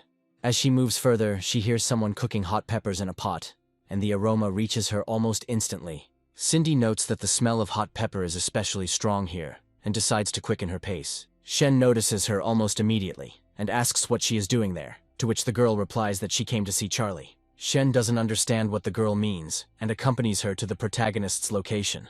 Charlie wishes her good morning and asks if she is hungry, offering her a special stew. Cindy politely declines and asks if he still remembers the promise he made to her. Carmine closely monitors the dynamics of their communication and assumes that the two had a falling out some time ago. Charlie looks at her with confusion and wonders what promise she is talking about. Cindy reflects that they have a huge amount of pepper, but they will not be able to give out that much grain in exchange for it. She asks if he understands that what he is talking about is that on the night when he gave her the seeds, he promised something. This form of conversation puts everyone who heard it in a slightly awkward position. Charlie asks her to express herself more clearly to avoid reasons for spreading rumors and damaging his honor. Cindy is a little shy and explains that it's about hot peppers and an offer of a profitable exchange. She notes that this proposal scares her a little, as it seems extremely realistic. Charlie asks how much pepper they collected, to which the girl replies that there are more than 1,000 kyogas. Charlie is sad that the result was so small, as he expected to receive a much larger batch. However, he states that she must leave him to explore the previously agreed upon terms of exchange that he had set. He also states that they must roast these peppers before transporting them so that they are in marketable condition. Immediately after this, he turns around and asks everyone to prepare food, noting that there will only be enough for those who are the fastest. Cindy feels a little embarrassed because she didn't expect Charlie to be so accommodating, and to immediately decide everything on his own. Charlie notices that Cindy is still standing there, but doesn't understand why she decided to stay. He mentally assumes that she doesn't want to leave because she wants to talk to him, although he doesn't have much time right now. After this, he politely invites her to go to his room, declaring that he has composed new poems that he can show her. Cindy doesn't respond to this proposal, after which she quickly turns around and runs off in an unknown direction. Charlie wonders if it's because she doesn't like poetry and decides to suggest something else next time. The robbers standing near the notices notice an upset Cindy and ask what happened. They assume that Charlie is the cause of her upset and advise her not to take things too seriously. Cindy continues to run away without saying a word or engaging in conversation with anyone. In fact, she is very happy about what happened and reflects on the fact that now the fortress will not starve in the winter. The robbers look at her in surprise and think that Charlie probably said something offensive to her. A few days later, several more strongholds that grew hot peppers come to him to discuss it. They climb up the mountain in anger, but each of them comes down confused, and then returns to his place and dries the pepper. Sylvia had already negotiated a price with the traveling merchants, according to which a basket of pepper would be paid for with a basket of wheat. Charlie realizes that this is a very profitable deal, and now all that remains is to wait for the harvest of the planted peppers. He also remembers that right now Luke is working on suppressing Donald's consciousness through constant exercises. According to Luke, who is watching closely, the first results are already appearing, and Donald is becoming calmer. A few days later, the construction is finally completed, and Charlie shows off his incredibly beautiful fortress to the world. Thanks to trade contacts with Sylvia, the supply of medicinal herbs is constantly increasing, which improves the quality of treatment. The system congratulates the protagonist on the completion of the infirmary and rewards him with a book on medicine. Charlie studies the book carefully, realizing that it will be useful in making Luke an even better healer. Afterwards, he hands it over personally to Luke, wondering if he should then heal the Emperor. The amount of pepper in the mountains becomes so great that its aroma spreads throughout absolutely all the ridges. Harry goes out for a walk, and almost immediately begins to smell a wonderful scent that attracts him. Stephen runs up to his brother and asks if he has heard the latest news that everyone has been calling back recently. Harry says he knows full well that Hama's Fortress is once again up to some strange trick. Stephen looks at him with interest and asks if he thinks it's true or not. Gary speculates that the yield per foot of pepper is more than 10 times that of other crops. Stephen reminds us that the fortress also contains hundreds of kilograms of pepper that can be used. Harry says he won't stop him, but advises him to be careful not to get cheated. He also reminds that he previously did not allow planting peppers, but now he is giving the opportunity to see for himself that he was right. After some time, Stephen loads a whole cart with sacks of pepper and heads towards the fortress of Hama. The robbers watching him are surprised and note that they have never heard of anyone planting pepper. Stephen explains that he wasn't doing this for profit and simply wants to expose the insidious scheme with a trick. He adds that now they need to make hot peppers, and if they can't exchange them for grain, he'll see how they make up for it. The doubting bandits begin to smile, noting that this is a very clever idea, and wish him luck. Stephen says he wants everyone to come up the mountain with him and watch Charlie come down. Mel notices that a lot of people have come here and assumes that they want to take over the fortress. But Charlie remains calm. Stephen turns to the commander and explains that they have come to make the exchange as agreed. Mel nods and checks the bags of pepper, hoping they are in good condition. After a while, he notes with some sadness that the pepper does not look like anyone dried it. Stephen begins to get indignant, noting that he shouldn't be cooking peppers for others, hoping this is a chance to expose him. Charlie points out that there's still a bit of pepper here, so they might as well make some concessions since they can dry it themselves. Mel orders his servants to unload the goods in order to deliver the grain to Stephen at the agreed rate. Stephen looks at him in surprise and wonders what this all means, after which Mel declares that he intends to follow the agreement. After this, the henchmen grab the grain and carefully exchange it with Stephen's men at the specified rate. Stephen and the other bandits watch what is happening with incredible surprise and try to understand how this is even possible. Immediately after this, Stephen begins to face questions from the other robbers under his protection.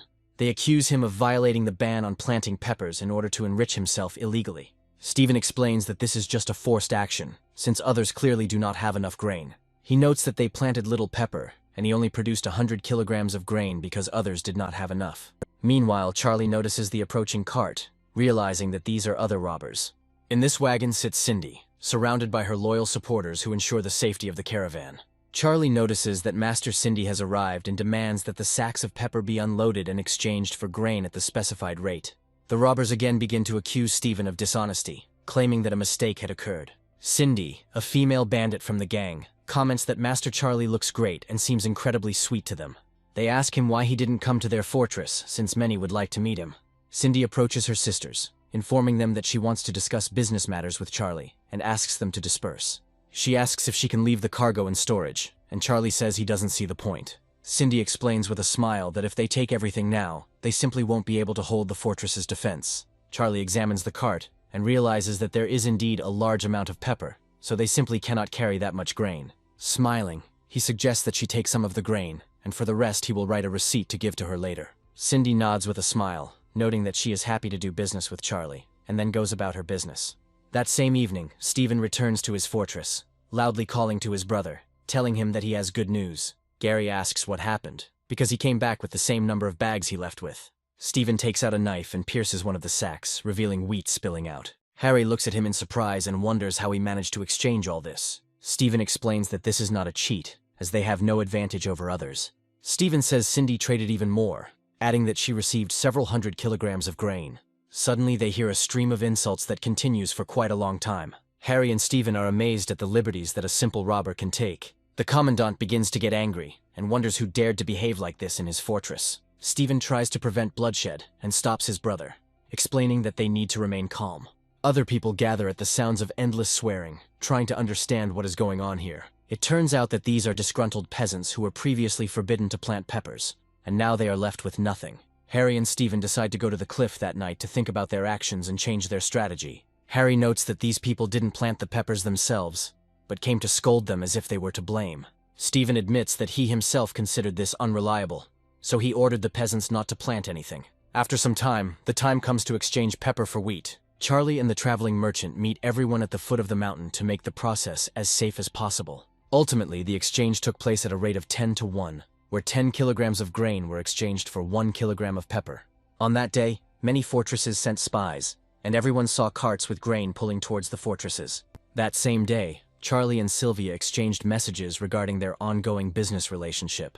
Sylvia reports that things are going well, and she is even thinking about opening another establishment. Charlie is surprised at how quickly she's progressing, and assumes it's all down to her business acumen. Given her message, he realizes that such abilities make her a very useful ally. The system informs them that he has completed the third stage of the princess kidnapping mission, and has received a lottery ticket. Charlie decides to play the lottery ticket, and the system orders the lottery machine to appear again. This time, the machine starts without physical assistance, shooting out a small ball with a book inside. The book is very rare, and is an effective guide for exploratory research. However, now the hero must solve a problem that arose literally this morning. A huge number of people come to the gates of the fortress, declaring that they are here to help plant peppers. They claim that they thought it was a great idea all along, but they were constantly thwarted.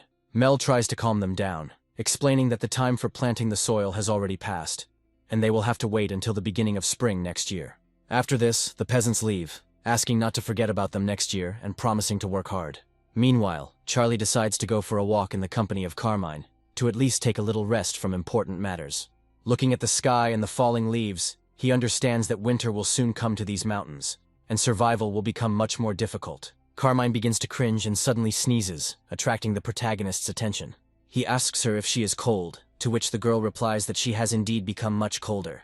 Charlie states that in that case, we need to go to his office to place an order for winter clothes. That same evening, he comes to Donnell and asks why he looks so bad, offering to bring him a blanket. Donnell wonders when he is going to stop torturing him with torture and horrific mental experiments. Charlie explains that such torture is at odds with their principles of treating prisoners well. Donnell says he wishes a normal person would talk to him to make him feel alive. Charlie chuckles, thinking that back then, Luke could even recruit the strongest warriors. He decides to postpone mercy for now and finds that Luke has already come to talk to him. Charlie praises him for the work he has done, and encourages him to continue working just as hard. Luke nods silently and heads towards the cage where Donnell is, scaring him to death again. Donnell understands that he cannot continue at this rate, and that a very cruel death awaits him within these walls. He begins to scream loudly and beg for mercy, declaring that he no longer wants to see Luke before his eyes. The next day, the action moves to the training ground, where the young Master Guyver is resting. Charlie asks him why he and his brothers didn't practice martial arts as much.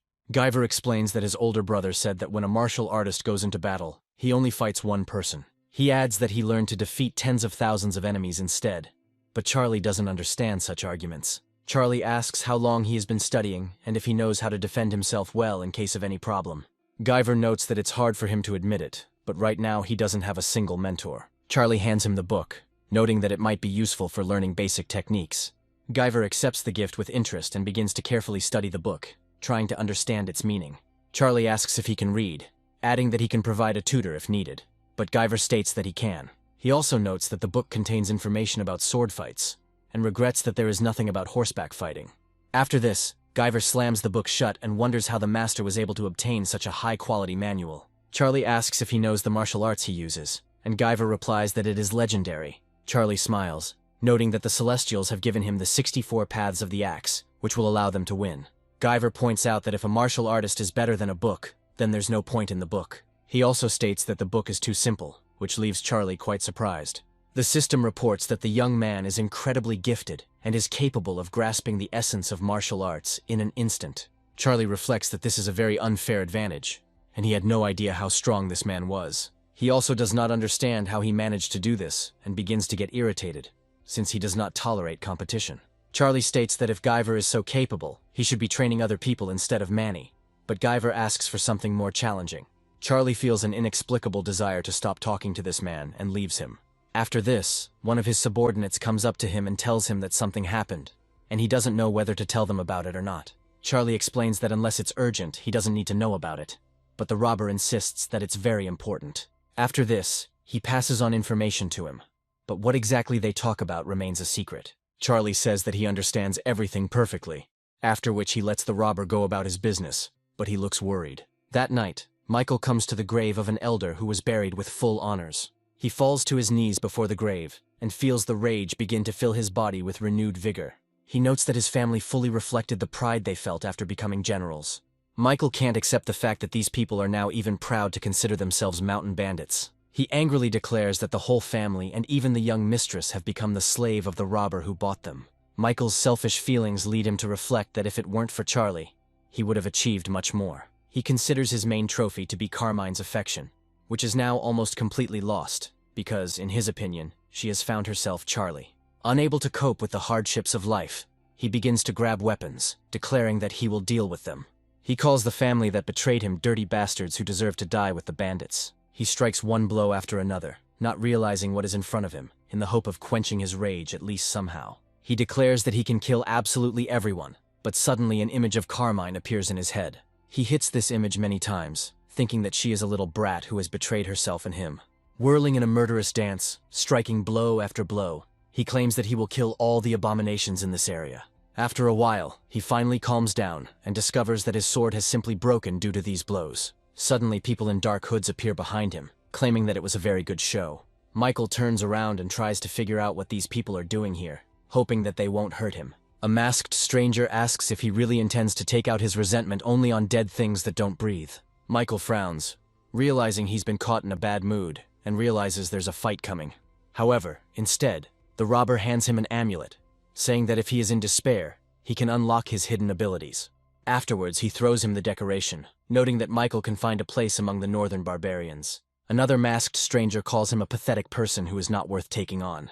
They do not utter another word and leave silently, leaving Michael a small medallion as a talisman. Michael understands that just before him were the northern barbarians who once attacked this empire a long time ago. By picking up the amulet, he mentally sends his soul on a journey into evil, from which there is no turning back. After this, he carefully makes his way to the fortress, trying to slip past the guards and not attract attention. He opens the barn and carefully examines the large amount of food that has accumulated here. He walks on, noticing the huge number of sacks of grain that are here. After this, he takes out some straw to set it on fire, starting a great fire in the fortress. He hopes that he will be able to set everything on fire so that nothing remains in this damned place. He casts a curse on all the inhabitants who decided to take refuge here, when suddenly someone intervenes. Charlie advises that if Michael can't handle the fire, he can borrow a torch, as he has plenty of them. Immediately after this, she orders the guards to guard the gates so that the thieves cannot escape under any pretext. Michael feels an unquenchable rage, and understands that he needs to deal with this scoundrel to prevent consequences. He rushes forward and calls out the name of his opponent, claiming that he will now definitely kill him. Charlie quickly grabs the sword, and warns that anyone who gets stuck nearby is setting themselves up for a cruel death. Michael remembers that last time he knocked him down with half a punch, but now he has become much stronger in a short time. There isn't much difference between them now, as Charlie manages to block all of his attacks. Michael decides to use the Lee family's skill called Chaotic Wind, but it doesn't work. Charlie jumps to the side to put some distance between them, realizing it was very close. Manny takes a few steps forward, explaining that the master doesn't need to bother, and that he'll deal with this rat himself. Michael tries to resist the great warrior, but his luck runs out in a matter of seconds. This time he receives serious damage, causing blood to spray out of his mouth. Internal bleeding isn't Michael's only problem, but he's thinking about what will kill them all in the future. His determination allows him to hold out for a while longer, and he understands that he must survive at any cost. He grabs a sack of flour and throws it forward, making a hole in it to create a smokescreen.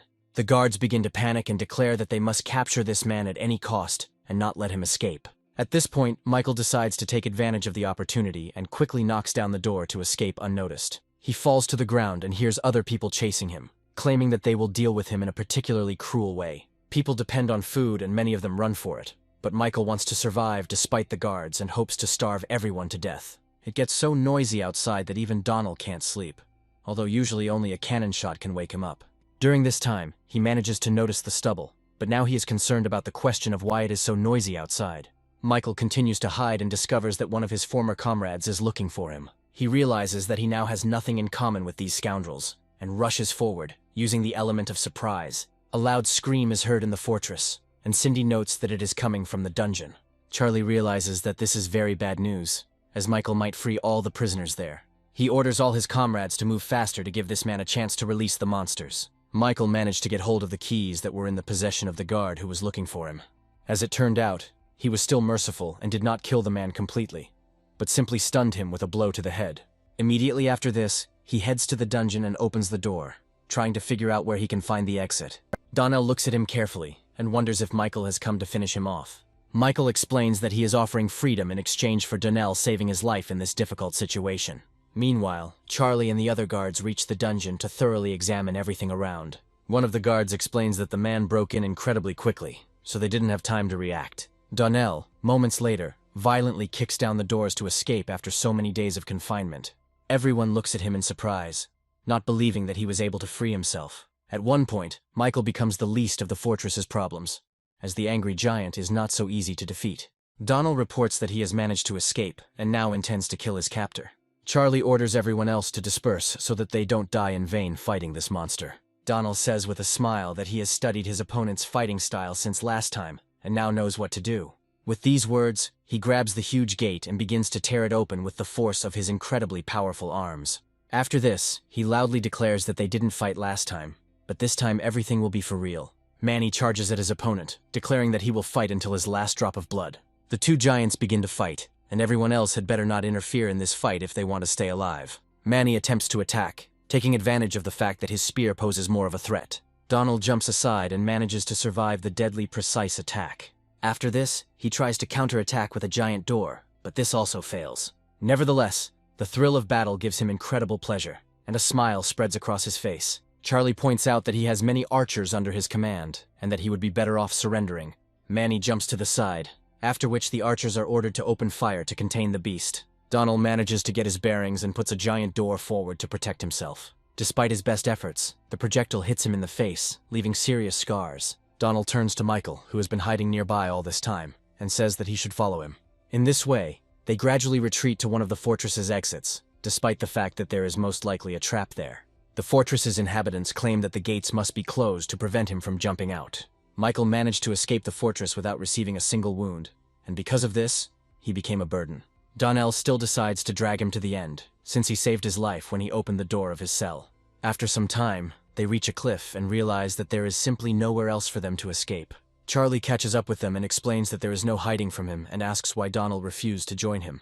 Donald states that he has heard enough of this and will not obey him even if he becomes a ghost. Charlie realizes he'll have to bring in the big guns and turns to his best negotiator. Luke's tired voice can be heard in the darkness, saying that he really missed their conversations. Afterwards, he looks at Donald and explains that despite all their nice conversations, they still give him trouble. Donnell is instantly horrified, realizing that this young man is still pursuing him. Charlie notes that this young man can drive even the strongest people to a terrible state. Luke demands that he pay attention and come back so they can discuss everything properly. Donald wonders in his mind what there is to talk about at all if he can no longer see him after these conversations. Realizing that fortune favors only the brave, he grabs his savior by the shoulder and asks him to hold on tight. After this, he turns around and tries to put as much strength and energy as possible into explaining that they are going to jump down. Donald had heard enough from Luke that the fear of death was the weakest of all possible fears for him. Michael starts screaming loudly because he was not prepared for the sudden fall down.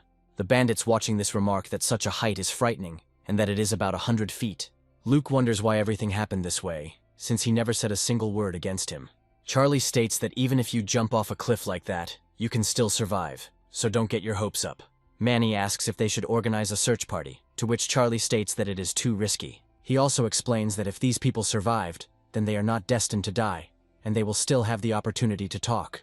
After this, they look up at the sky and suddenly notice how beautiful, graceful snowflakes are slowly falling down. This surprises him a little, and he notes that the first snow this year fell a little earlier than usual. The next day, he takes a walk with Carmine, explaining that the blessed snow foretells a rich harvest. Smiling, he remarks that this means that the next year will be good and bring much happiness. Shen asks him what is good about this, explaining that the crops are suffering from drought, as there has been no rain for 6 months. Charlie notes that this sounds like something normal, as droughts don't last forever and can go on for quite a long time.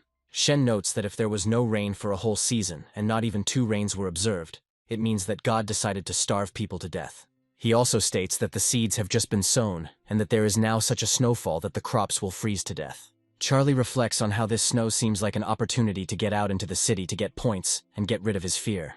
Without thinking twice, he turns to his advisor and orders Commander Mel to be brought here to make an announcement. After some time, they gather a squad and decide to go to the city to cause some noise there and carry out a couple of acts of sabotage. While they are driving, Charlie decides to read to his friends the poems he wrote recently. Fred notes that he never expected that the master was so talented and could also write poetry. Charlie explains that he was a student of the sages and wanted to do something for the people, but now blames the world for his failures. Fred smiles and says that he too sometimes whiles away the time by brushing across paper to entertain himself. Charlie is surprised that a man who at first glance seemed uncouth to him understands poetry so well. Their journey is quite calm, without any particular problems, which only strengthens their friendly bonds. The system rewards him with another task, according to which he must rob rich families in the city 10 times. Charlie approaches the task carefully and wonders if the operation that happened to the Grand Advisor's family has already been taken into account in advance. After thinking for a while, he realizes that robbing is not a good idea, but when it comes to rich families, things become different. Manny, meanwhile, reports that they will reach the city in about an hour, adding that there is a temple nearby. Charlie agrees with this state of affairs, noting that they need to rest for a day and head to the city at dawn. After some time, they reach the temple and discover that someone has already settled there, which seems strange. Charlie sends Manny there, explaining that he must check if there are any bandits there. The initial check showed no signs of life, so Charlie goes next. He carefully opens the temple gates and finds an empty room with a quickly extinguished fire. Charlie realizes that the bandits are still there and asks them which road they came from. He advises against doing anything rash and against attacking those who come their way, as it will cost them dearly. The fire continues to burn out gradually, while the bandits lying in ambush slowly emerge from the shadows.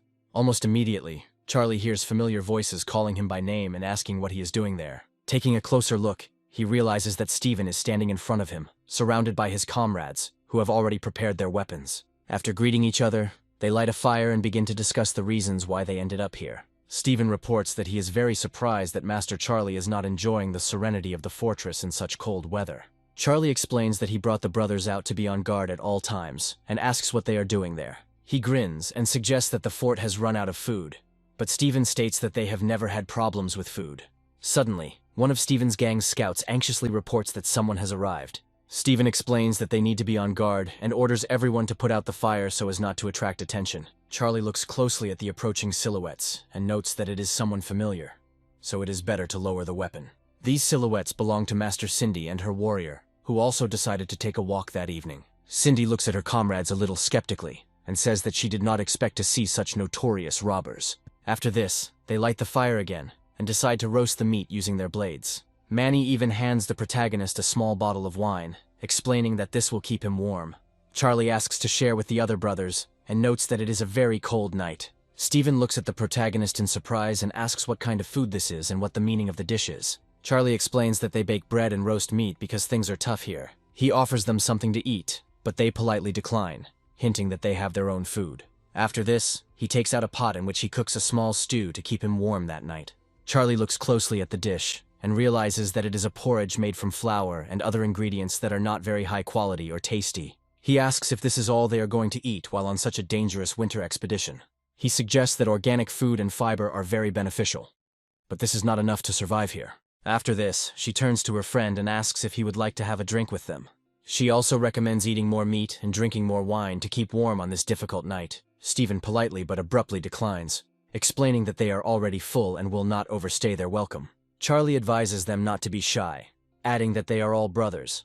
Otherwise he will think that they only consider him a friend. Stephen notes that he has been having a slight stomach ailment lately, and that such food would be harmful to him. Charlie decides that in this case he will not insist, and will not offer them food anymore. A conversation immediately begins between the robbers, during which they share that they have not eaten normal food for several months. They sadly reflect that at this rate they will soon perish completely, and Stephen tries to stop the unrest. Charlie's time is recuperating, and he feels that in just a little while he will be ready to sleep.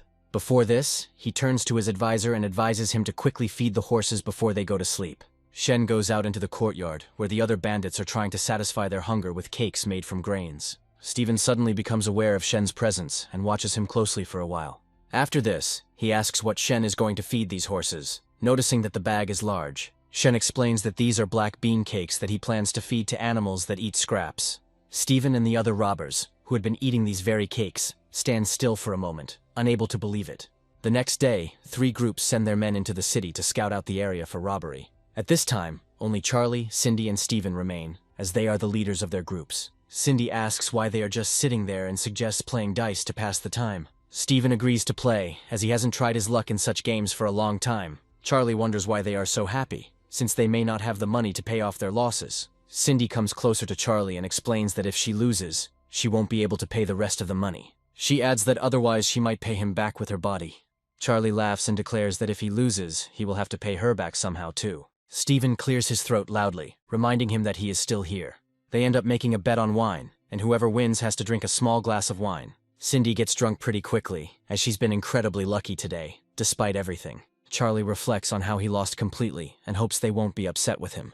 The next evening, the patrol returns, and Charlie offers them some wine to warm up. Shen reports that they spent the entire day driving around the city, making a topographic map to avoid getting lost. Charlie looks at the map and notes that it is very well done, and he did not expect such a result. Shen explains that it was not he who drew it, but Lynn, and adds that he is not used to holding anything other than a spear in his hand. Charlie is wondering who could have drawn such a good map when someone raises their hand.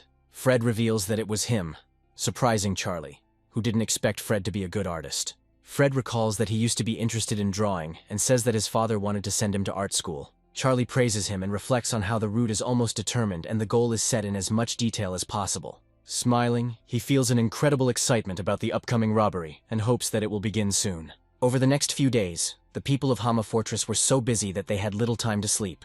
Stephen wonders what their purpose is for doing all this, hoping to get at least some answers. Charlie notes that he doesn't share trade secrets when suddenly one of the spies bursts into the monastery. He turns to Stephen and shows him the flyers posted all over the city. The leaflets contain threats that wealthy families must give away their wealth or face death. Charlie explains that they have been posting flyers all night, after which he is asked if he wants to rob the entire town.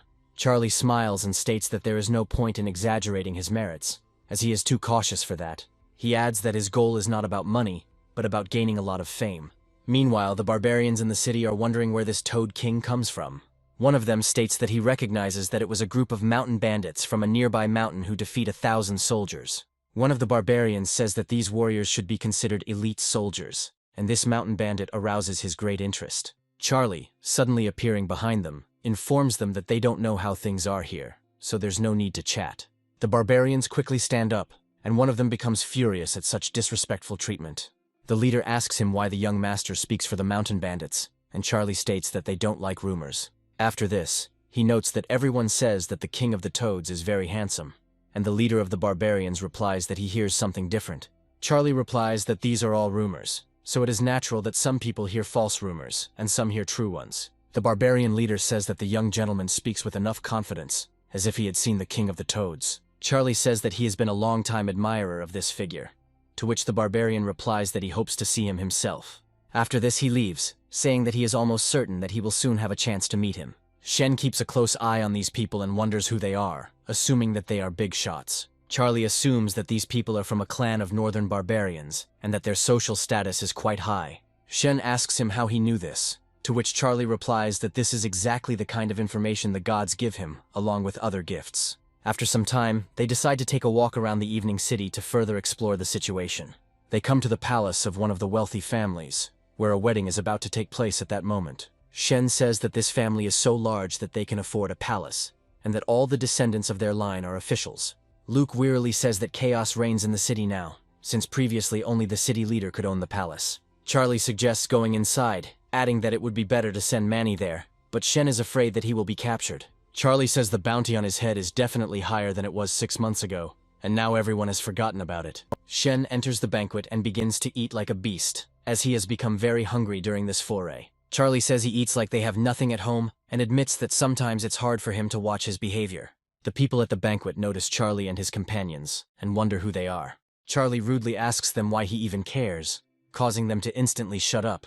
Luke looks around carefully and suddenly hears loud words that the bride and groom are finally arriving here. After this, everyone turns their attention to the richly dressed man and woman, but the bride hides her face with a veil. Charlie watches them with interest, wondering if the bride is beautiful. Suddenly, a young man bursts into the wedding ceremony and says that everyone must stop. He loudly declares that this wedding is illegal and that they have no right to get married. The woman immediately flinches and turns towards him, sadly calling him by the name Sam, and there is a hint of desperation in her voice.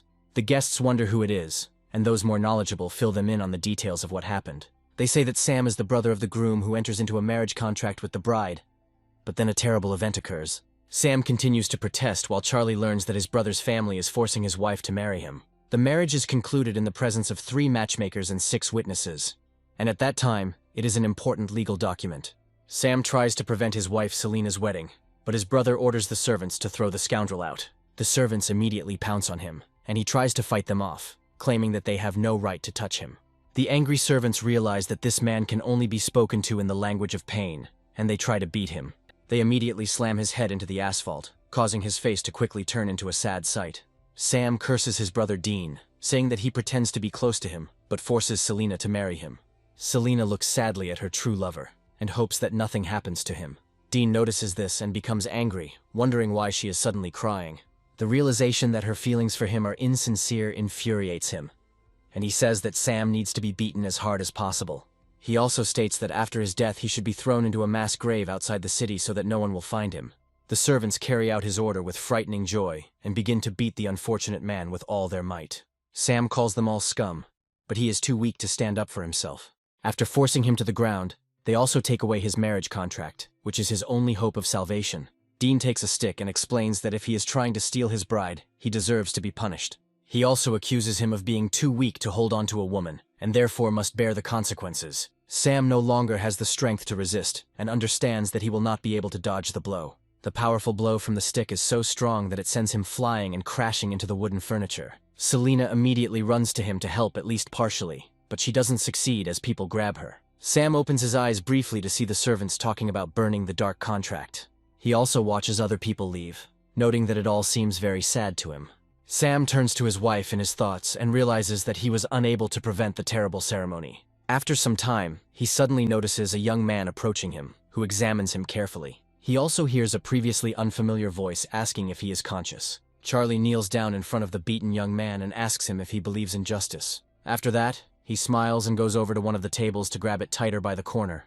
Gathering his strength, he quickly overturns the table to break the dishes and attract attention to himself. After this, he menacingly declares that the fortress of Hama is here, and today they have come to take away the property of this family. Luke sadly notes that he is still not full, but now he will not be able to pick up food from the floor. All those not involved understand that these are mountain bandits and decide to retreat, as a massacre will begin.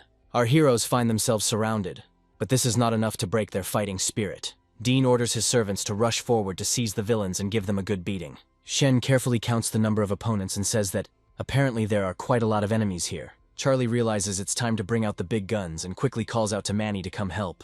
Manny had been nearby the whole time in the company of Lynn and Fred, and was not worried about what was happening. Upon hearing the command, he immediately throws the table aside and rushes forward to destroy the enemies. He shouts loudly, ordering his enemies to get out of the way, sensing that they are not offering any resistance. Despite numerous orders to stop him, people are unable to do anything. Manny acts on his own and only frightens the others even more. He grabs one of the servants to use as a living projectile and rushes towards Dean. Dean doesn't have time to react in time and becomes a victim of the giant, who grabs him by the throat. A few more moments later, it seemed like everything was over, when suddenly an unknown old man orders everyone to stop. The head of the family turns to Charlie and explains that they hold no grudge against him, adding that he is ready to pay for his son's life. Charlie states that he doesn't care about their attitude, since he forcibly took the woman and now takes this house. He also notes that he only has himself to blame, since today the great king is taking away his son's wife. The head of the family declares that if Charlie likes this woman, then he can take her for himself, because he only wants his son to live. Charlie reflects that this could cause problems, as he is not interested in everything, but only in a specific goal. However, looking at the old man, he assumes that as soon as he leaves, the girl will again become the object of anger.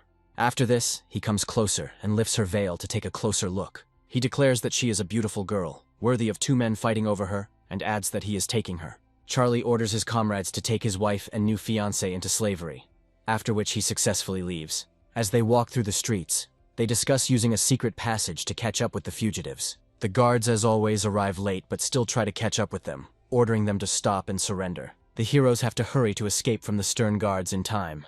After some time, they leave the city walls, and now they need to find the horses, which should have been somewhere here. Charlie claims to remember where the horses were left, but discovers that they are missing. He angrily wonders what is going on and where the horses have gone. Looking around the area, he comes to the conclusion that there are no horses, and that they have disappeared somewhere on their own. Charlie notes that he let his guard down, which is why someone decided to rob him, adding that there will be no mercy. Shen wonders if someone passing by could just take the horses, but Charlie doubts it. He angrily declares that everything points to the fact that someone has decided to plot against him and try to betray him. Shen notes that the sun is already close, so they must come up with something to avoid attracting attention. Charlie says that Cindy is in the city right now, so they need to leave the hostages with her. Instead of taking action, they move to a land community near the main areas of the city, where they find shelter. Luke explains that his idea is brilliant, because last night they searched outside the city, but found nothing. Charlie notes that they won't be able to get out of the city now, and Shen states that he still doesn't understand who could have betrayed them. He suggests that Steven is likely behind this, and Charlie notes that he hasn't ruled it out. In anger, he declares that as soon as he finds the culprit, he will beat him to death, when suddenly Luke calms him down. Charlie says he can't calm down because someone stole his axe, which was tied to the horses. At a distance of about 15 kilometers from the city, there was a group of northern barbarians. They explain that the villains will never guess that it was they who collected the horses and can now escape. The barbarians laugh and taste the wine, noting that it is incredibly strong and tasty. One of the barbarians approaches the prince and remarks that the axe looks good, asking permission to take it. In response, one of the comrades declares that he was the first to set his sights on the axe, so it will go only to him. The barbarian engages in friendly competition with his friend, asking if he really wants to compete. Another barbarian asks what is going on, assuming that his comrade will simply chicken out and refuse a fair fight. The remaining barbarians realize that the fight will be impressive and begin to egg the participants on. The fight turns out to be spectacular, and the observing principal watches what is happening with interest. He advises the participants to calm down and notes that if they want an axe, they should know that it weighs more than 50 kilograms. He watches the barbarians' physical form with interest and wonders if they can lift an axe even together. After this, he declares that everyone can take one spear for themselves, and the axe will be used by the other owner. The barbarian prince picks up the axe and says that it will now be his new favorite toy. He decides to test the incredible power of the axe and approaches a nearby tree. He swings and delivers a crushing blow that leaves the tree no chance. A few moments later, the tree is cut through as if it were incredibly thin. The barbarian prince remains delighted with the sharpness of the axe and continues to hold it tightly in his hands. Looking at this weapon, he says that it is an excellent thing and decides to give it an appropriate name. A snowstorm comes and he decides to name it the Squall Axe. The barbarians turn to the Prince of the North and ask what will happen to them, to which he replies that there is no need to rush. He also says that this land is full of wine, weapons, and gentle women who can be captured. He notes that the tribe's troops are already on the way, so they need to blend in with the crowd and plunder the city. Meanwhile, Charlie and his crew spend difficult nights in the city, feeling the cold creeping up on them.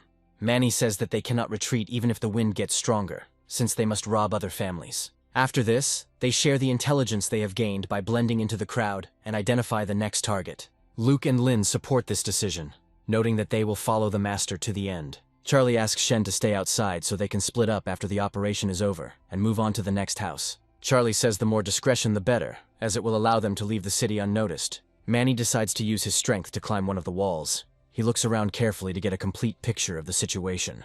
Charlie approaches his friend and notes that he is unlikely to be able to climb to such a height on his own.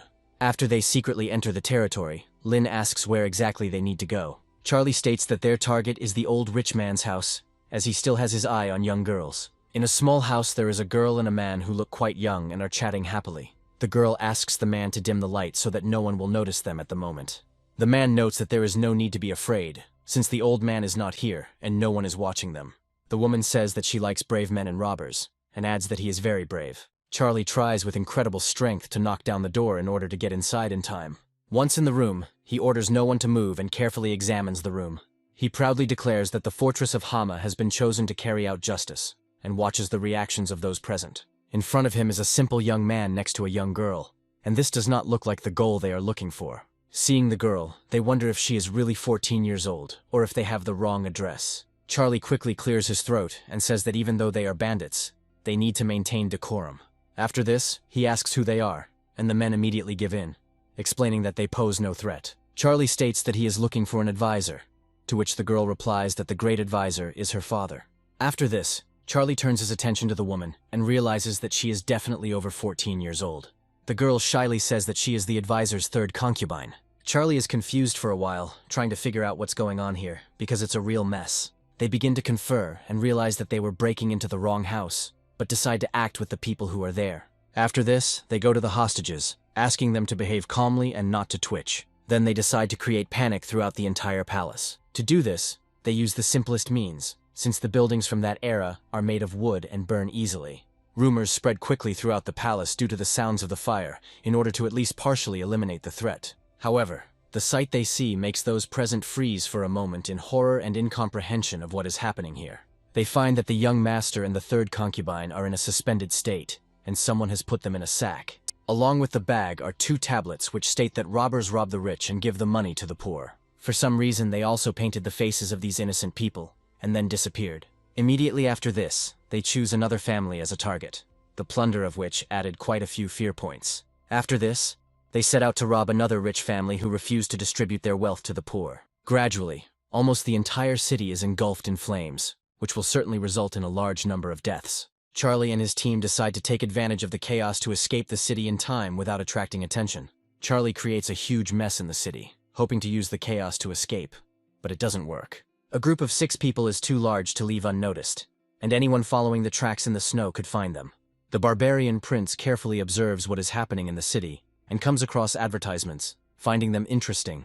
Meanwhile, the heroes find themselves in a small house, where they lick their wounds and rest after a serious adventure. Shen notes that he met an acquaintance on the street who said that they could hide in this house for a few days. Charlie recognizes the man as the wounded Sam, and asks if this is a safe way out of the situation. Shen reports that almost no one lives in the house, so they are unlikely to catch anyone's eye. Sam says that Charlie saved him last time, so he will never betray him and guarantees his safety. Charlie agrees with this proposal, adding that for now they need to hide in the house to wait out the commotion. Night falls, and all the robbery participants decide to get some sleep to restore their strength. Charlie is lying on his bed when the system suddenly notifies him that he is continuing to receive fear points. With each passing second, the number of points increases, and this begins to affect the quality of his sleep. Gradually it turns into a real nightmare, which is why he quickly jumps up, looking around. He senses impending trouble and tries to figure out what happened, making a little noise in the process. Manny immediately walks into the room and wonders what happened while Charlie tries to catch his breath. Charlie puts his hand to his forehead and says that he doesn't know yet, but he feels that something terrible has happened. He understands that such a wave of fear points does not bode well, and something needs to be done about it. He turns to Manny and tells him that he should go to sleep, as he will be replacing him on duty. During a sleepless night, he stumbles upon Sam, who orders him to get out of there or he will fight him. Charlie wonders what's going on, and Manny reports that Sam has been acting strange since this morning. Sam continues to threaten and accuse them, claiming that he can handle the mountain bandits and also warning that he may call the guards. Charlie says he's really sleepy while Manny flexes his fists. In a few moments, the loud story of the challenge to a duel comes to a natural end. After a while, he ties Sam up and Charlie asks him if he wants to tell him what's going on. Sam claims that if he is afraid of death, then he studied in vain, and accuses Charlie of destroying his fiancée's entire family. Charlie praises him for his intelligence, noting that he always enjoys talking to an intelligent person. However, the meaning of Sam's second and half sentence suddenly dawns on him, and he asks what it all means. Sam asks if he doesn't know what they've done, and tells him that the entire family was killed last night. He also claims that someone drew a toad sign on the wall in blood and accuses him of not having the right to take justice into his own hands. Shen understands that this is a major setup, and that it was probably fabricated by one of his ill-wishers. Sam says that nothing has been heard from her since they took her, which means she is most likely dead. Charlie asks what the hell they're talking about, since this daughter-in-law already belongs to Dean. Sam clarifies that he was not given the skill of an immortal, since he masters the art of lightning and is omniscient. Sam looks at him with a little irritation and advises him not to say anything strange so as not to get into trouble. Sam asks if he's really innocent, and Charlie says they need to talk about it. After this, Charlie calls a meeting and explains what happened, trying to figure out what can be done. Lynn says that someone pretended to be a gang of mountain bandits, but it is still unclear who it could be. Manny suggests it could be Steven and his gang, but Shen insists the mountain bandits wouldn't stoop to such a thing. Fred notes that whoever it is an unknown variable in this situation. Charlie says that whoever these people are, they won't be able to get out of the city after what they did. Charlie states that if they dared to use his name to commit evil, they must be prepared to pay for it with their lives. To do this, they head to different parts of the city to collect some information. In one of the brothels, people begin to argue heatedly about how cruel this Toad King was. Charlie dresses in special clothes to conceal his presence and listens attentively. Frightened people say they are now afraid to go out into the streets, and even more afraid to wait for dawn. One of the girls says that the warrior who can cut off the head of the cursed one will gain access to her body. She also clarifies that their brothel promises free services to this warrior. After some time, panic arises in the city, as another brutal murder has been committed. Guards report that there is chaos at the city's northern gate as a group of horsemen has broken through the gate. One of them cuts a path with the help of a giant axe that once belonged to Charlie. The guards who tried to stop him fall under the blows, and nothing can save them. Frightened people report that these robbers chopped the guards' heads in half with axes. Charlie and Luke come to the criminals, realizing that it was this gang that impersonated them. He angrily notes that these people stole his axe to make themselves look more like the Toad King. After some time, the city sends in real guards to help deal with this danger. At the center of the guard is General Harrison, who understands that the battle will not be easy. The girls standing nearby greet the brave warriors and wish them to be careful. The soldiers and volunteers note that there is no need to worry, as today they will kill these bandits. Charlie watches the crowd and wonders if they are really going to war with so many armed people. They answer him that the king of these people administers justice, and therefore they do not spare any means to carry out such tasks. Luke watches the column and says that they are finally gone, after which they wonder what they should do now. Charlie says they need to leave too, after borrowing horses from Cindy to get his axe back. Meanwhile, a giant army moves forward in the hope of finding the bandits and dealing with them brutally. They reach their goal quite quickly, but their opponents are not mountain bandits at all. A large number of barbarians run out to meet them, already preparing to profit properly. One of them asks the prince if their reinforcements will arrive here to help in the battle. The barbarian prince reports that reinforcements should arrive today, and they will only need to wait for the third wave. He adds with a smile that these opponents need to be brought closer to add drama. The proud barbarian grabs his weapon and declares that this will be the best battle of his life. After this, he carefully watches his opponents, counting their every step and waiting for an opportunity to shoot. When he is only 300 steps away from his target, he quickly takes off his bow and carefully aims to take the shot. After a few moments, he releases the bowstring, sending the arrow into free flight. The shot turns out to be surprisingly accurate, and one of the soldiers immediately falls dead, having received a mortal wound. Nearby peasants lose their fighting spirit when they see a man die in war. Barbarians live this way, so such bloodshed is normal for them. They rush forward, firing their bows to hit as many infantry as possible. If you draw a bow hundreds of steps, you can truly take a life with one arrow. Harrison tries to command the army, noting that they must not lose control of their best soldiers. Having carefully assessed the situation, he realizes that he is not fighting mountain bandits, but a tribe of barbarians. Meanwhile, reinforcements arrive and prepare to surround the Liberation Army. The prince of the northern barbarians declares that with this spoils, they will be able to have a good time. Harrison looks carefully at the threatening crowd of barbarians he must fight and tries to figure out what to do next. One of the common soldiers rides forward and announces that he challenges his opponent to a duel in order to cut off his head. The soldiers respond by declaring that their challenger will kill the barbarian in the name of the people and approve the challenge to a duel. The two riders quickly find themselves next to each other and raise their spears to fight. Their skill turns out to be approximately equal, so it is not possible to immediately identify the winner. The battle continues, but the barbarian feels more confident, as he has spent more time in combat. At a certain point, the soldier gains a slight advantage and prepares to punch the barbarian in the head. However, the barbarian jumps off his horse to perform a powerful maneuver. He flips in the air and delivers a powerful blow that pierces the soldier's body. Such a blow turns out to be fatal, since no doctor can restore a person after this. The soldier's morale drops even further because they had relied too much on this man. The satisfied barbarian wonders who is next, and hopes that the next opponents will be more skilled. This man fought for 3 and won a number of victories, but in the end, he was forced to hang up his sword. However, immediately after this, the Prince of the Northern Barbarians took his side, continuing his streak of victories. The Prince of the Northern Barbarians always enters battle alone and remains unyielding, and his iron axe gives him incredible strength. Harrison realizes that the axe once belonged to Charlie, but they are not allies, although there may have been collusion. After thinking for a while, he begins to guess what kind of barbarian is in front of him, and realizes that he is in serious trouble. He assumes that if others call him a prince, it is the Northern Wolf in his own personality. Having read his opponent's thoughts, the barbarian smiles and confirms that he is indeed the barbarian prince. When it comes to horseback battles, the riding skills of these tribes are unmatched, as they always live in combat conditions. After the invasion of these bandits, fear spreads among the army soldiers like a plague. Some even come up with a saying that 10,000 warriors will not be able to stop this tribe of barbarians. However, it is better to see once than to hear 100 times, and now the young prince personally goes out onto the battlefield and kills 11 people. All volunteers lose confidence from fear and are reluctant to engage in battle, as they know how it will end. Harrison realizes there is no other way out and takes up the challenge himself, rushing forward.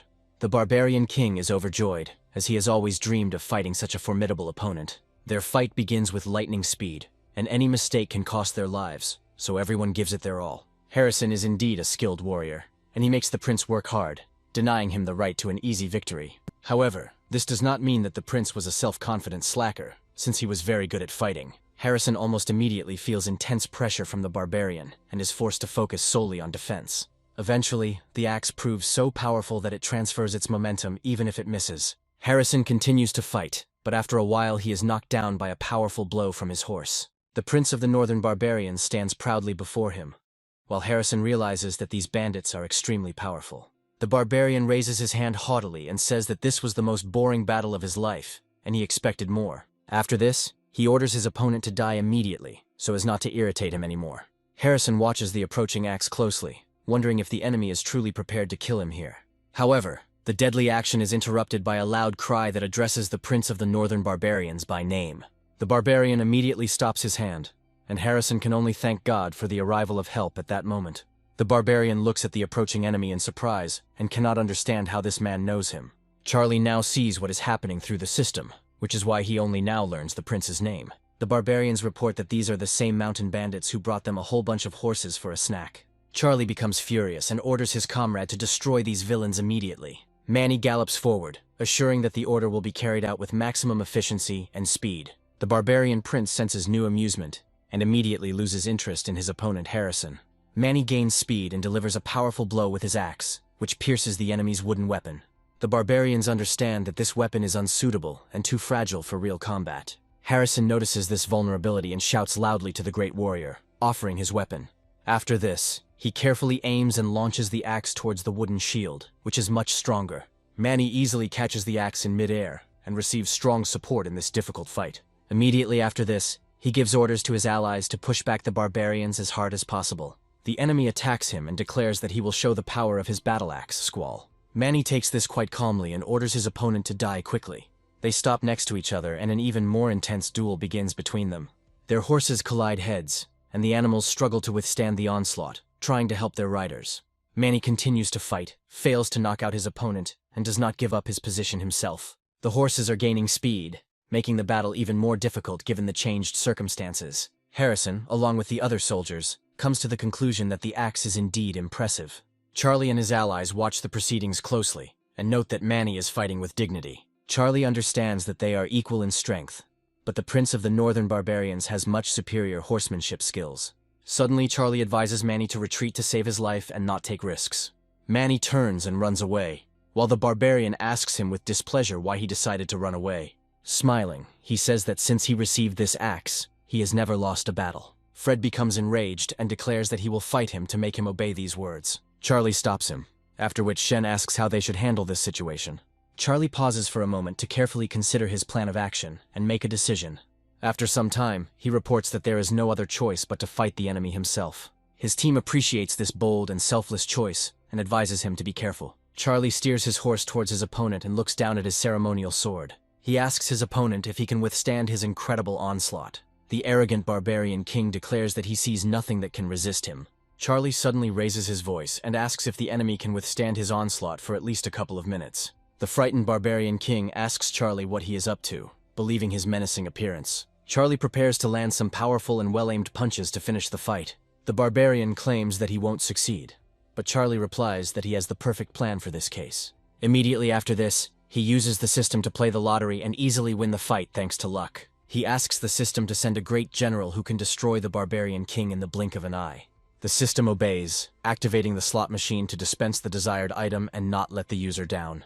Once Charlie lands a punch, he receives a legendary martial arts book that belongs to the last great general. Charlie realizes that this is not at all what he expected, and decides to immediately change his strategy. The barbarian king looks at his enemy in bewilderment and notices that his hands are starting to shake. He asks what happened, but Charlie doesn't answer that question yet. He desperately tries to figure out how to act in this difficult situation, and a brilliant idea comes to his mind. He says that he wants to defuse the situation, as it has become tense, and asks if the enemy trusts him. The enraged barbarian prince becomes furious, declaring that he will not tolerate such humiliation from a pathetic man. Charlie immediately turns to his comrades and tells them that they need to retreat as quickly as possible. The leader of the northern barbarians declares that he will teach the runt a lesson and sets off in pursuit. Manny advises the master to run, promising to delay the enemy long enough for Charlie to survive. Charlie reassures him that it's all nonsense and promises that they will run away together and come back again. The barbarians, meanwhile, declare that they must follow the prince and destroy this group of losers. The other volunteers run away in fear, and all those fear points go to Charlie. The barbarians spare no one and try to destroy anyone who gets in their way. All people face an unenviable fate, but Charlie's fear points increase significantly. One detachment breaks up the army, and each person is conditionally accumulated in this flow, and the army collapses like a mountain. The warriors of this army turn out to be no better than dogs, and now they need to somehow save themselves by moving west. Charlie wonders why this man continues to stalk him even though he has done nothing to him. Over time, the threat becomes more serious as his horse moves faster. He sees the burning red eyes of the enemy, which are trying to get to him as quickly as possible. Charlie understands that these eyes mean one thing. If the enemy catches up with him, he will kill him in an especially brutal way. The northern barbarian tribe lives in the wilderness and is called by many names, but this does not change their strange nature. When they are not violating the borders of another empire, they simply quarrel with each other, causing civil strife. These tribes are rather tongue-tied, so their quarrels are difficult to understand, and they often cannot agree with each other. They usually beat to within an inch of their lives the one who received the most abuse. Charlie continues to retreat, thinking that if he had taken the time to train a little, he could have won. He also understands that his victory over Donald was pure chance, and does not reflect his fighting skills in any way. He muses that if only he became stronger, it would radically change his approach. He understands that everything would have turned out differently if the man hadn't been chasing him like a dog foaming at the mouth. He feels humiliated while the fear points continue to accumulate rapidly. With every second their number grows, and it gradually reaches a critical point. However, these fear indicators are associated exclusively with the deaths of innocent people who were trying to fight crime. Now their blood and countless deaths are imprinted on the protagonist's mind. He tries to calm himself down, realizing that there is still a chance, and that he simply gave in to panic. Frantically thinking up a plan, he realizes that he needs to meet with a martial arts master who can defeat this scoundrel. Suddenly, he turns to face his opponent to test his new skill on him. He looks at it with incredible determination, making the opponent believe that he was following the plan all along. For a few moments, the barbarian leader feels fear, and 10 points are transferred to the main character's account. After this, Charlie starts to get angry and wonders why this man is looking at him like that. Because he is in a losing position. To get rid of the unpleasant feeling, he rushes forward, intending to finish off the enemy. Manny rushes forward again, announcing that he will do everything in his power to apprehend this scoundrel. However, the barbarian king is not in the mood and loudly orders that no one disturb him. He brandishes a war axe and orders them not to stand in his way if his miserable life is dear to him. He then makes a quick strike that cuts through everything in its path and hits Manny's horse. Manny realizes that he can no longer move at the same speed and needs to retreat quickly. The barbarian continues to swing his axe, ordering the others to get out of his way and not interfere with him. Charlie continues to run away quickly, hoping to find at least something that will help him. His main hope is that the fear points will reach the required number. The barbarian continues to pursue him, but there is very little time left to complete the mission. Charlie is almost on his way to completing his mission when suddenly his horse is struck by a swift blow. He feels time slowing down, and then finds himself in free flight. At a certain point, the system contacts him to give him the opportunity to get out of trouble. Once his points reach 1 million, he decides to use the general's pedestal skill. The system gives him a special panel, thanks to which he can summon the necessary creature. She calls him a brave warrior, and informs him that she has received his request, which is immediately being processed. After this, the system says that the Council of Stars penetrated the hearts of the people of this world, and changed it forever. The flow of energy intertwines and forms the silhouette of an unknown man armed with a spear. The system explains that historical heroes are reborn through time and space to change the world. Charlie informs him that he might be killed, so there is no time to listen to animations. The system congratulates him on becoming a first-class commander, but he doesn't get to hear his name. The next moment he falls to the ground and a huge pile of snow rises up next to him due to the severity of the impact. Charlie realizes that the system decided to mock him, since the general simply could not appear. He tries to get up quickly, but cannot stand on his feet due to serious injuries. He also understands that a general cannot fall from the sky and strike the enemy like lightning. Looking at the enemy, he comes to the conclusion that this is most likely the end of his adventures in this world. He wonders if this world is too malicious to cause him to die by his own weapons. The barbarian approaches and uses a battle cry to strike terror into his would-be victim. Charlie looks at his horse and realizes that he treated her badly, even though they spent a lot of time together. He expresses hope that she will help him in a difficult situation, which awakens good memories in her. Because of this, the horse that the barbarian king stole begins to behave violently and rear up. The barbarian does not understand what is happening, and does not have time to tame the proud animal. A few moments later, he finds himself on the ground and hits the snowy ground with a dull thud. The horse rushes towards Charlie, and he immediately jumps on it to get away. The angry barbarian turns to one of his supporters and orders him to give him the horse. Charlie, meanwhile, rushes forward to find a place to meet with the general. After some time, a bridge appears in front of him, on which he sees a mysterious figure slowly approaching him. When he gets close, the figure calls him a brave warrior and decides to ask a question. The young man asks if Charlie has ever seen a gentleman who was indescribably handsome and mannered. Charlie, surprised, turns around, trying to understand who it is and why he addressed him specifically. The young man's face begins to suspiciously remind him of the general that the system showed him. Charlie stops a few dozen steps away from the young man, trying to figure out whether he has stumbled upon that very general. There is an awkward pause between them as the barbarian king continues to rapidly approach. Having received no answer to his questions, the young man calmly turns around and starts walking in the same direction. But Charlie catches up with him. He announces that he is the handsome gentleman he is looking for, and the young man, assessing him with his eyes, looks at him. The young man smiles as if he knows perfectly well that there is a fool in front of him, but does not want to offend him. Charlie looks at him closely and asks if he was really talking about himself all this time when he called himself handsome. The boy remains silent, and Charlie begins to go through the names the system has called, trying to figure out who he is. After a while, the boy explains that his name is so simple that they may never have heard of it. After this, he states that his name is Chuck, and that he came from here, from the district where Vitaly, Luke, Fred, and Guyver live. Charlie is surprised to note that this is indeed one of the most common names he has ever heard. At that moment, Luke and his loyal brothers come to his aid, asking the master not to worry. They joyfully announce that they will rescue him from any trap and defeat any opponent who challenges them. Chuck looks at them in surprise, realizing that he knows these people, when suddenly the prince of the northern barbarians catches up with them. He brandishes an axe and announces that he has finally met this scoundrel who dared to challenge him. Chuck dodges to the side with a slight movement and looks at his opponent with a slightly displeased expression. Charlie is amazed at the grace and ease with which the man dodges the swift and deadly blows. The barbarian looks menacingly at his opponent and orders him to immediately get out of the way, as he is in the way. Chuck makes another dodge without much difficulty. After this, with one easy movement, he tears off his straw clothes so as not to have to disguise himself any longer. After this, he asks the barbarian for forgiveness, explaining that he is preventing him from looking for the right person. The angry robber attacks him, telling him that in that case, he will send him to his father. Charlie turns to Chuck and says that he is giving him the opportunity to finish off this scoundrel. Chuck looks closely at the approaching enemy, but hesitates to follow the protagonist's command. Then Luke steps in, getting close enough to shout to his friend. He orders him to finish off the villain to ensure Charlie's safety. Chuck immediately assumes a fighting stance and prepares to engage his opponent. It turns out that all this time he had been carrying with him a well-camouflaged spear, which would now be used. At this time, the northern bandits finally disperse the volunteer troops, forcing them to flee. The joyful bandits report that their prince is surrounded by mountain bandits, and now they need to get him out of there. They decide to send a few people to meet the troops, while they head to the tower.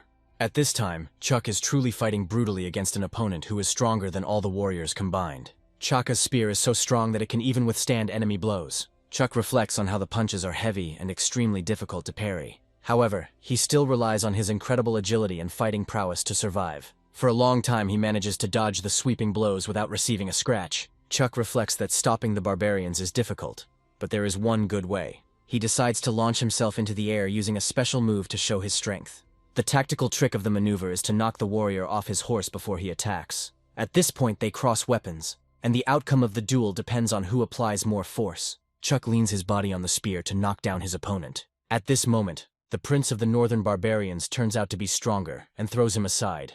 But this does not go unnoticed. Chuck loses a lot of his attack momentum and has to take a defensive stance. He throws a few punches, which his opponent parries with casual lunges, and realizes that the attack takes time. The formidable barbarian falls into a state of battle rage and can no longer account for his actions. Chuck uses the 100-bird spear skill, and the enemy's attacks seem brutal to him.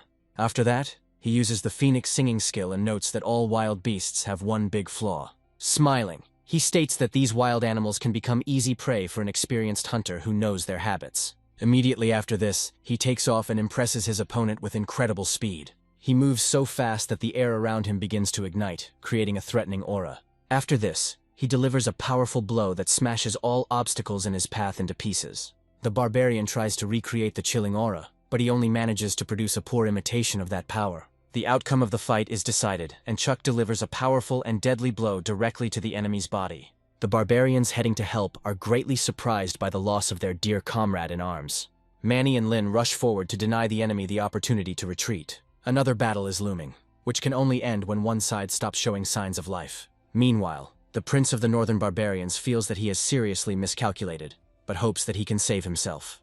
Chuck makes a powerful lunge back to extract the spear from his opponent's body. Immediately after this, a powerful fiery explosion is created at the point of impact, which strikes the barbarian prince. Once he is sure that the enemy is defeated, he calmly exhales and prepares to regain his strength. Smiling, he notes that now that all the obstacles have been removed, he can continue his search for the right person.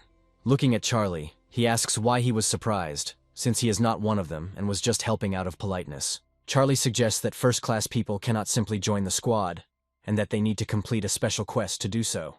Chuck suddenly turns to him and asks to borrow his horse, as he wants to help in the battle against the barbarians. He adds that the barbarian prince is not dead yet, so he will soon strike back, and it would be better to finish him off. He also emphasizes that this enemy previously had the opportunity to finish him off, and now it must be used.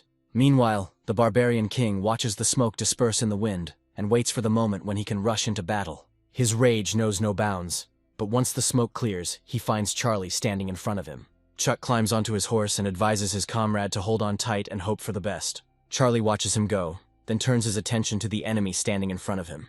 The barbarian shifts his hands to his battle axe and prepares to rush into battle. Charlie understands that his entire life depends on this duel, and places his hand on the hilt of the sword. He decides to attack first and rushes forward, hoping to strike quickly and gain an advantage. The barbarian calls him a bandit bastard, and says that he will send him to the next world for this humiliation. He then delivers a powerful blow that misses Charlie's head by just a few millimeters. Charlie narrowly avoided the blow, jumping to the side and allowing the barbarian to swing his axe at the wooden bridge. After this, he jumps back and, like a fighting crane, prepares to fight the enemy again. The enemy's appearance is truly threatening, but he understands that there is no way to escape here.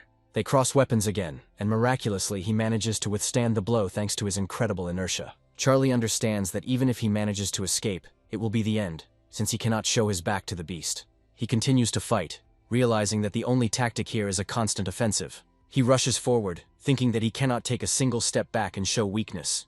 The confrontation looks legendary, and shockwaves emanate from their attacks. At certain moments, these waves turn into electrical impulses that can injure fighting warriors. The barbarian cannot believe that they are still looking at him with such a menacing gaze, and tries to kill the main character. Charlie dives for a sharp attack, leaving his opponent no chance to resist. The barbarian prince realizes too late that he has opened up at the wrong moment. Everything happens quickly, and with one blow, Charlie cuts off the barbarian's leading arm, rendering him completely incapable of fighting.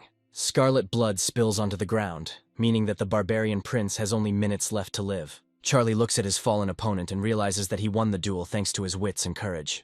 The barbarian still looks at him angrily and calls him a pathetic bastard who just got lucky. Charlie states that even such a crude barbarian should know that stealing usually results in hands being cut off. Meanwhile, the other barbarians watch the fate of their prince, and it causes them real despair. Chuck rushes into battle and declares that their precious prince is already dead, before promptly killing several of them. The prince sees his comrades falling dead one after another, and this causes him to experience new bouts of rage. He pounces on the protagonist, again calling him a bandit bastard who will answer for his words and actions. Charlie realizes that this is just a fit of rage, and then calms the enemy with a sharp blow of the sword. After that, he takes a few steps towards him, and is surprised that they still call him a bandit bastard. Coming closer, he asks him if he believes in such a concept as true justice. He also notes that during his entire stay in the city, he did not hear a single rumor about real justice. Charlie states that people of good faith can be blessed, and that the most cruel acts in the world are committed for a good cause. He adds that on the day of judgment, those who deserve to die will die, and those who deserve to live will live. Finally, he notes that there will be no shelter for any evil, so it is better to believe in justice and live by honor. After this, he makes several movements with his sword, recommending that the enemy look back before death and feel this world. He points to the sky, noting that it is incredibly high and, as always, beautiful. He then recommends looking at the ground, as well as the snow that lies on it, and enjoying its beauty. Immediately after this, he puts his sword back into its sheath, not wanting to finish off his enemy with this weapon. After this, he turns to his axe and carefully lifts it, saying that he had been looking for it for a long time. The enraged barbarian prince, in despair, declares that the axe is his because he got it. These words cause true rage in the hero, and he understands that the enemy will have to be finished off. After performing a spinning attack, he notes that the axe has in fact always belonged to him. A powerful attack sprays blood across the bridge, and it is safe to say that the barbarian is dead. Charlie pauses for a moment to catch his breath and recover from the murder. He reflects that the sky is high, the snow is white, and the axe belongs to him, and these truths are not questioned. Harrison drives up to figure out what happened here and what to do next. He discovers the body of the prince of the northern barbarians, and realizes that he left his life here. Looking at his departing comrades, Charlie realizes that the mountain bandits have taken their revenge, and taken what belongs to them. Looking around, he quickly finds Charlie standing over the enemy's body. He turns around and looks at Harrison with all his might, making it clear that he was the one who took the life of this scoundrel. Harrison understands that he is facing a great warrior, whom it is better not to cross on the battlefield unless you are allies. Charlie announces that he is giving him the horse thief's head, while Manny thanks him for the weapon. He emphasizes that it was incredibly useful in battle, and then returns it to its owner. Harrison looks away and watches as a wooden spear lands a few meters away from him.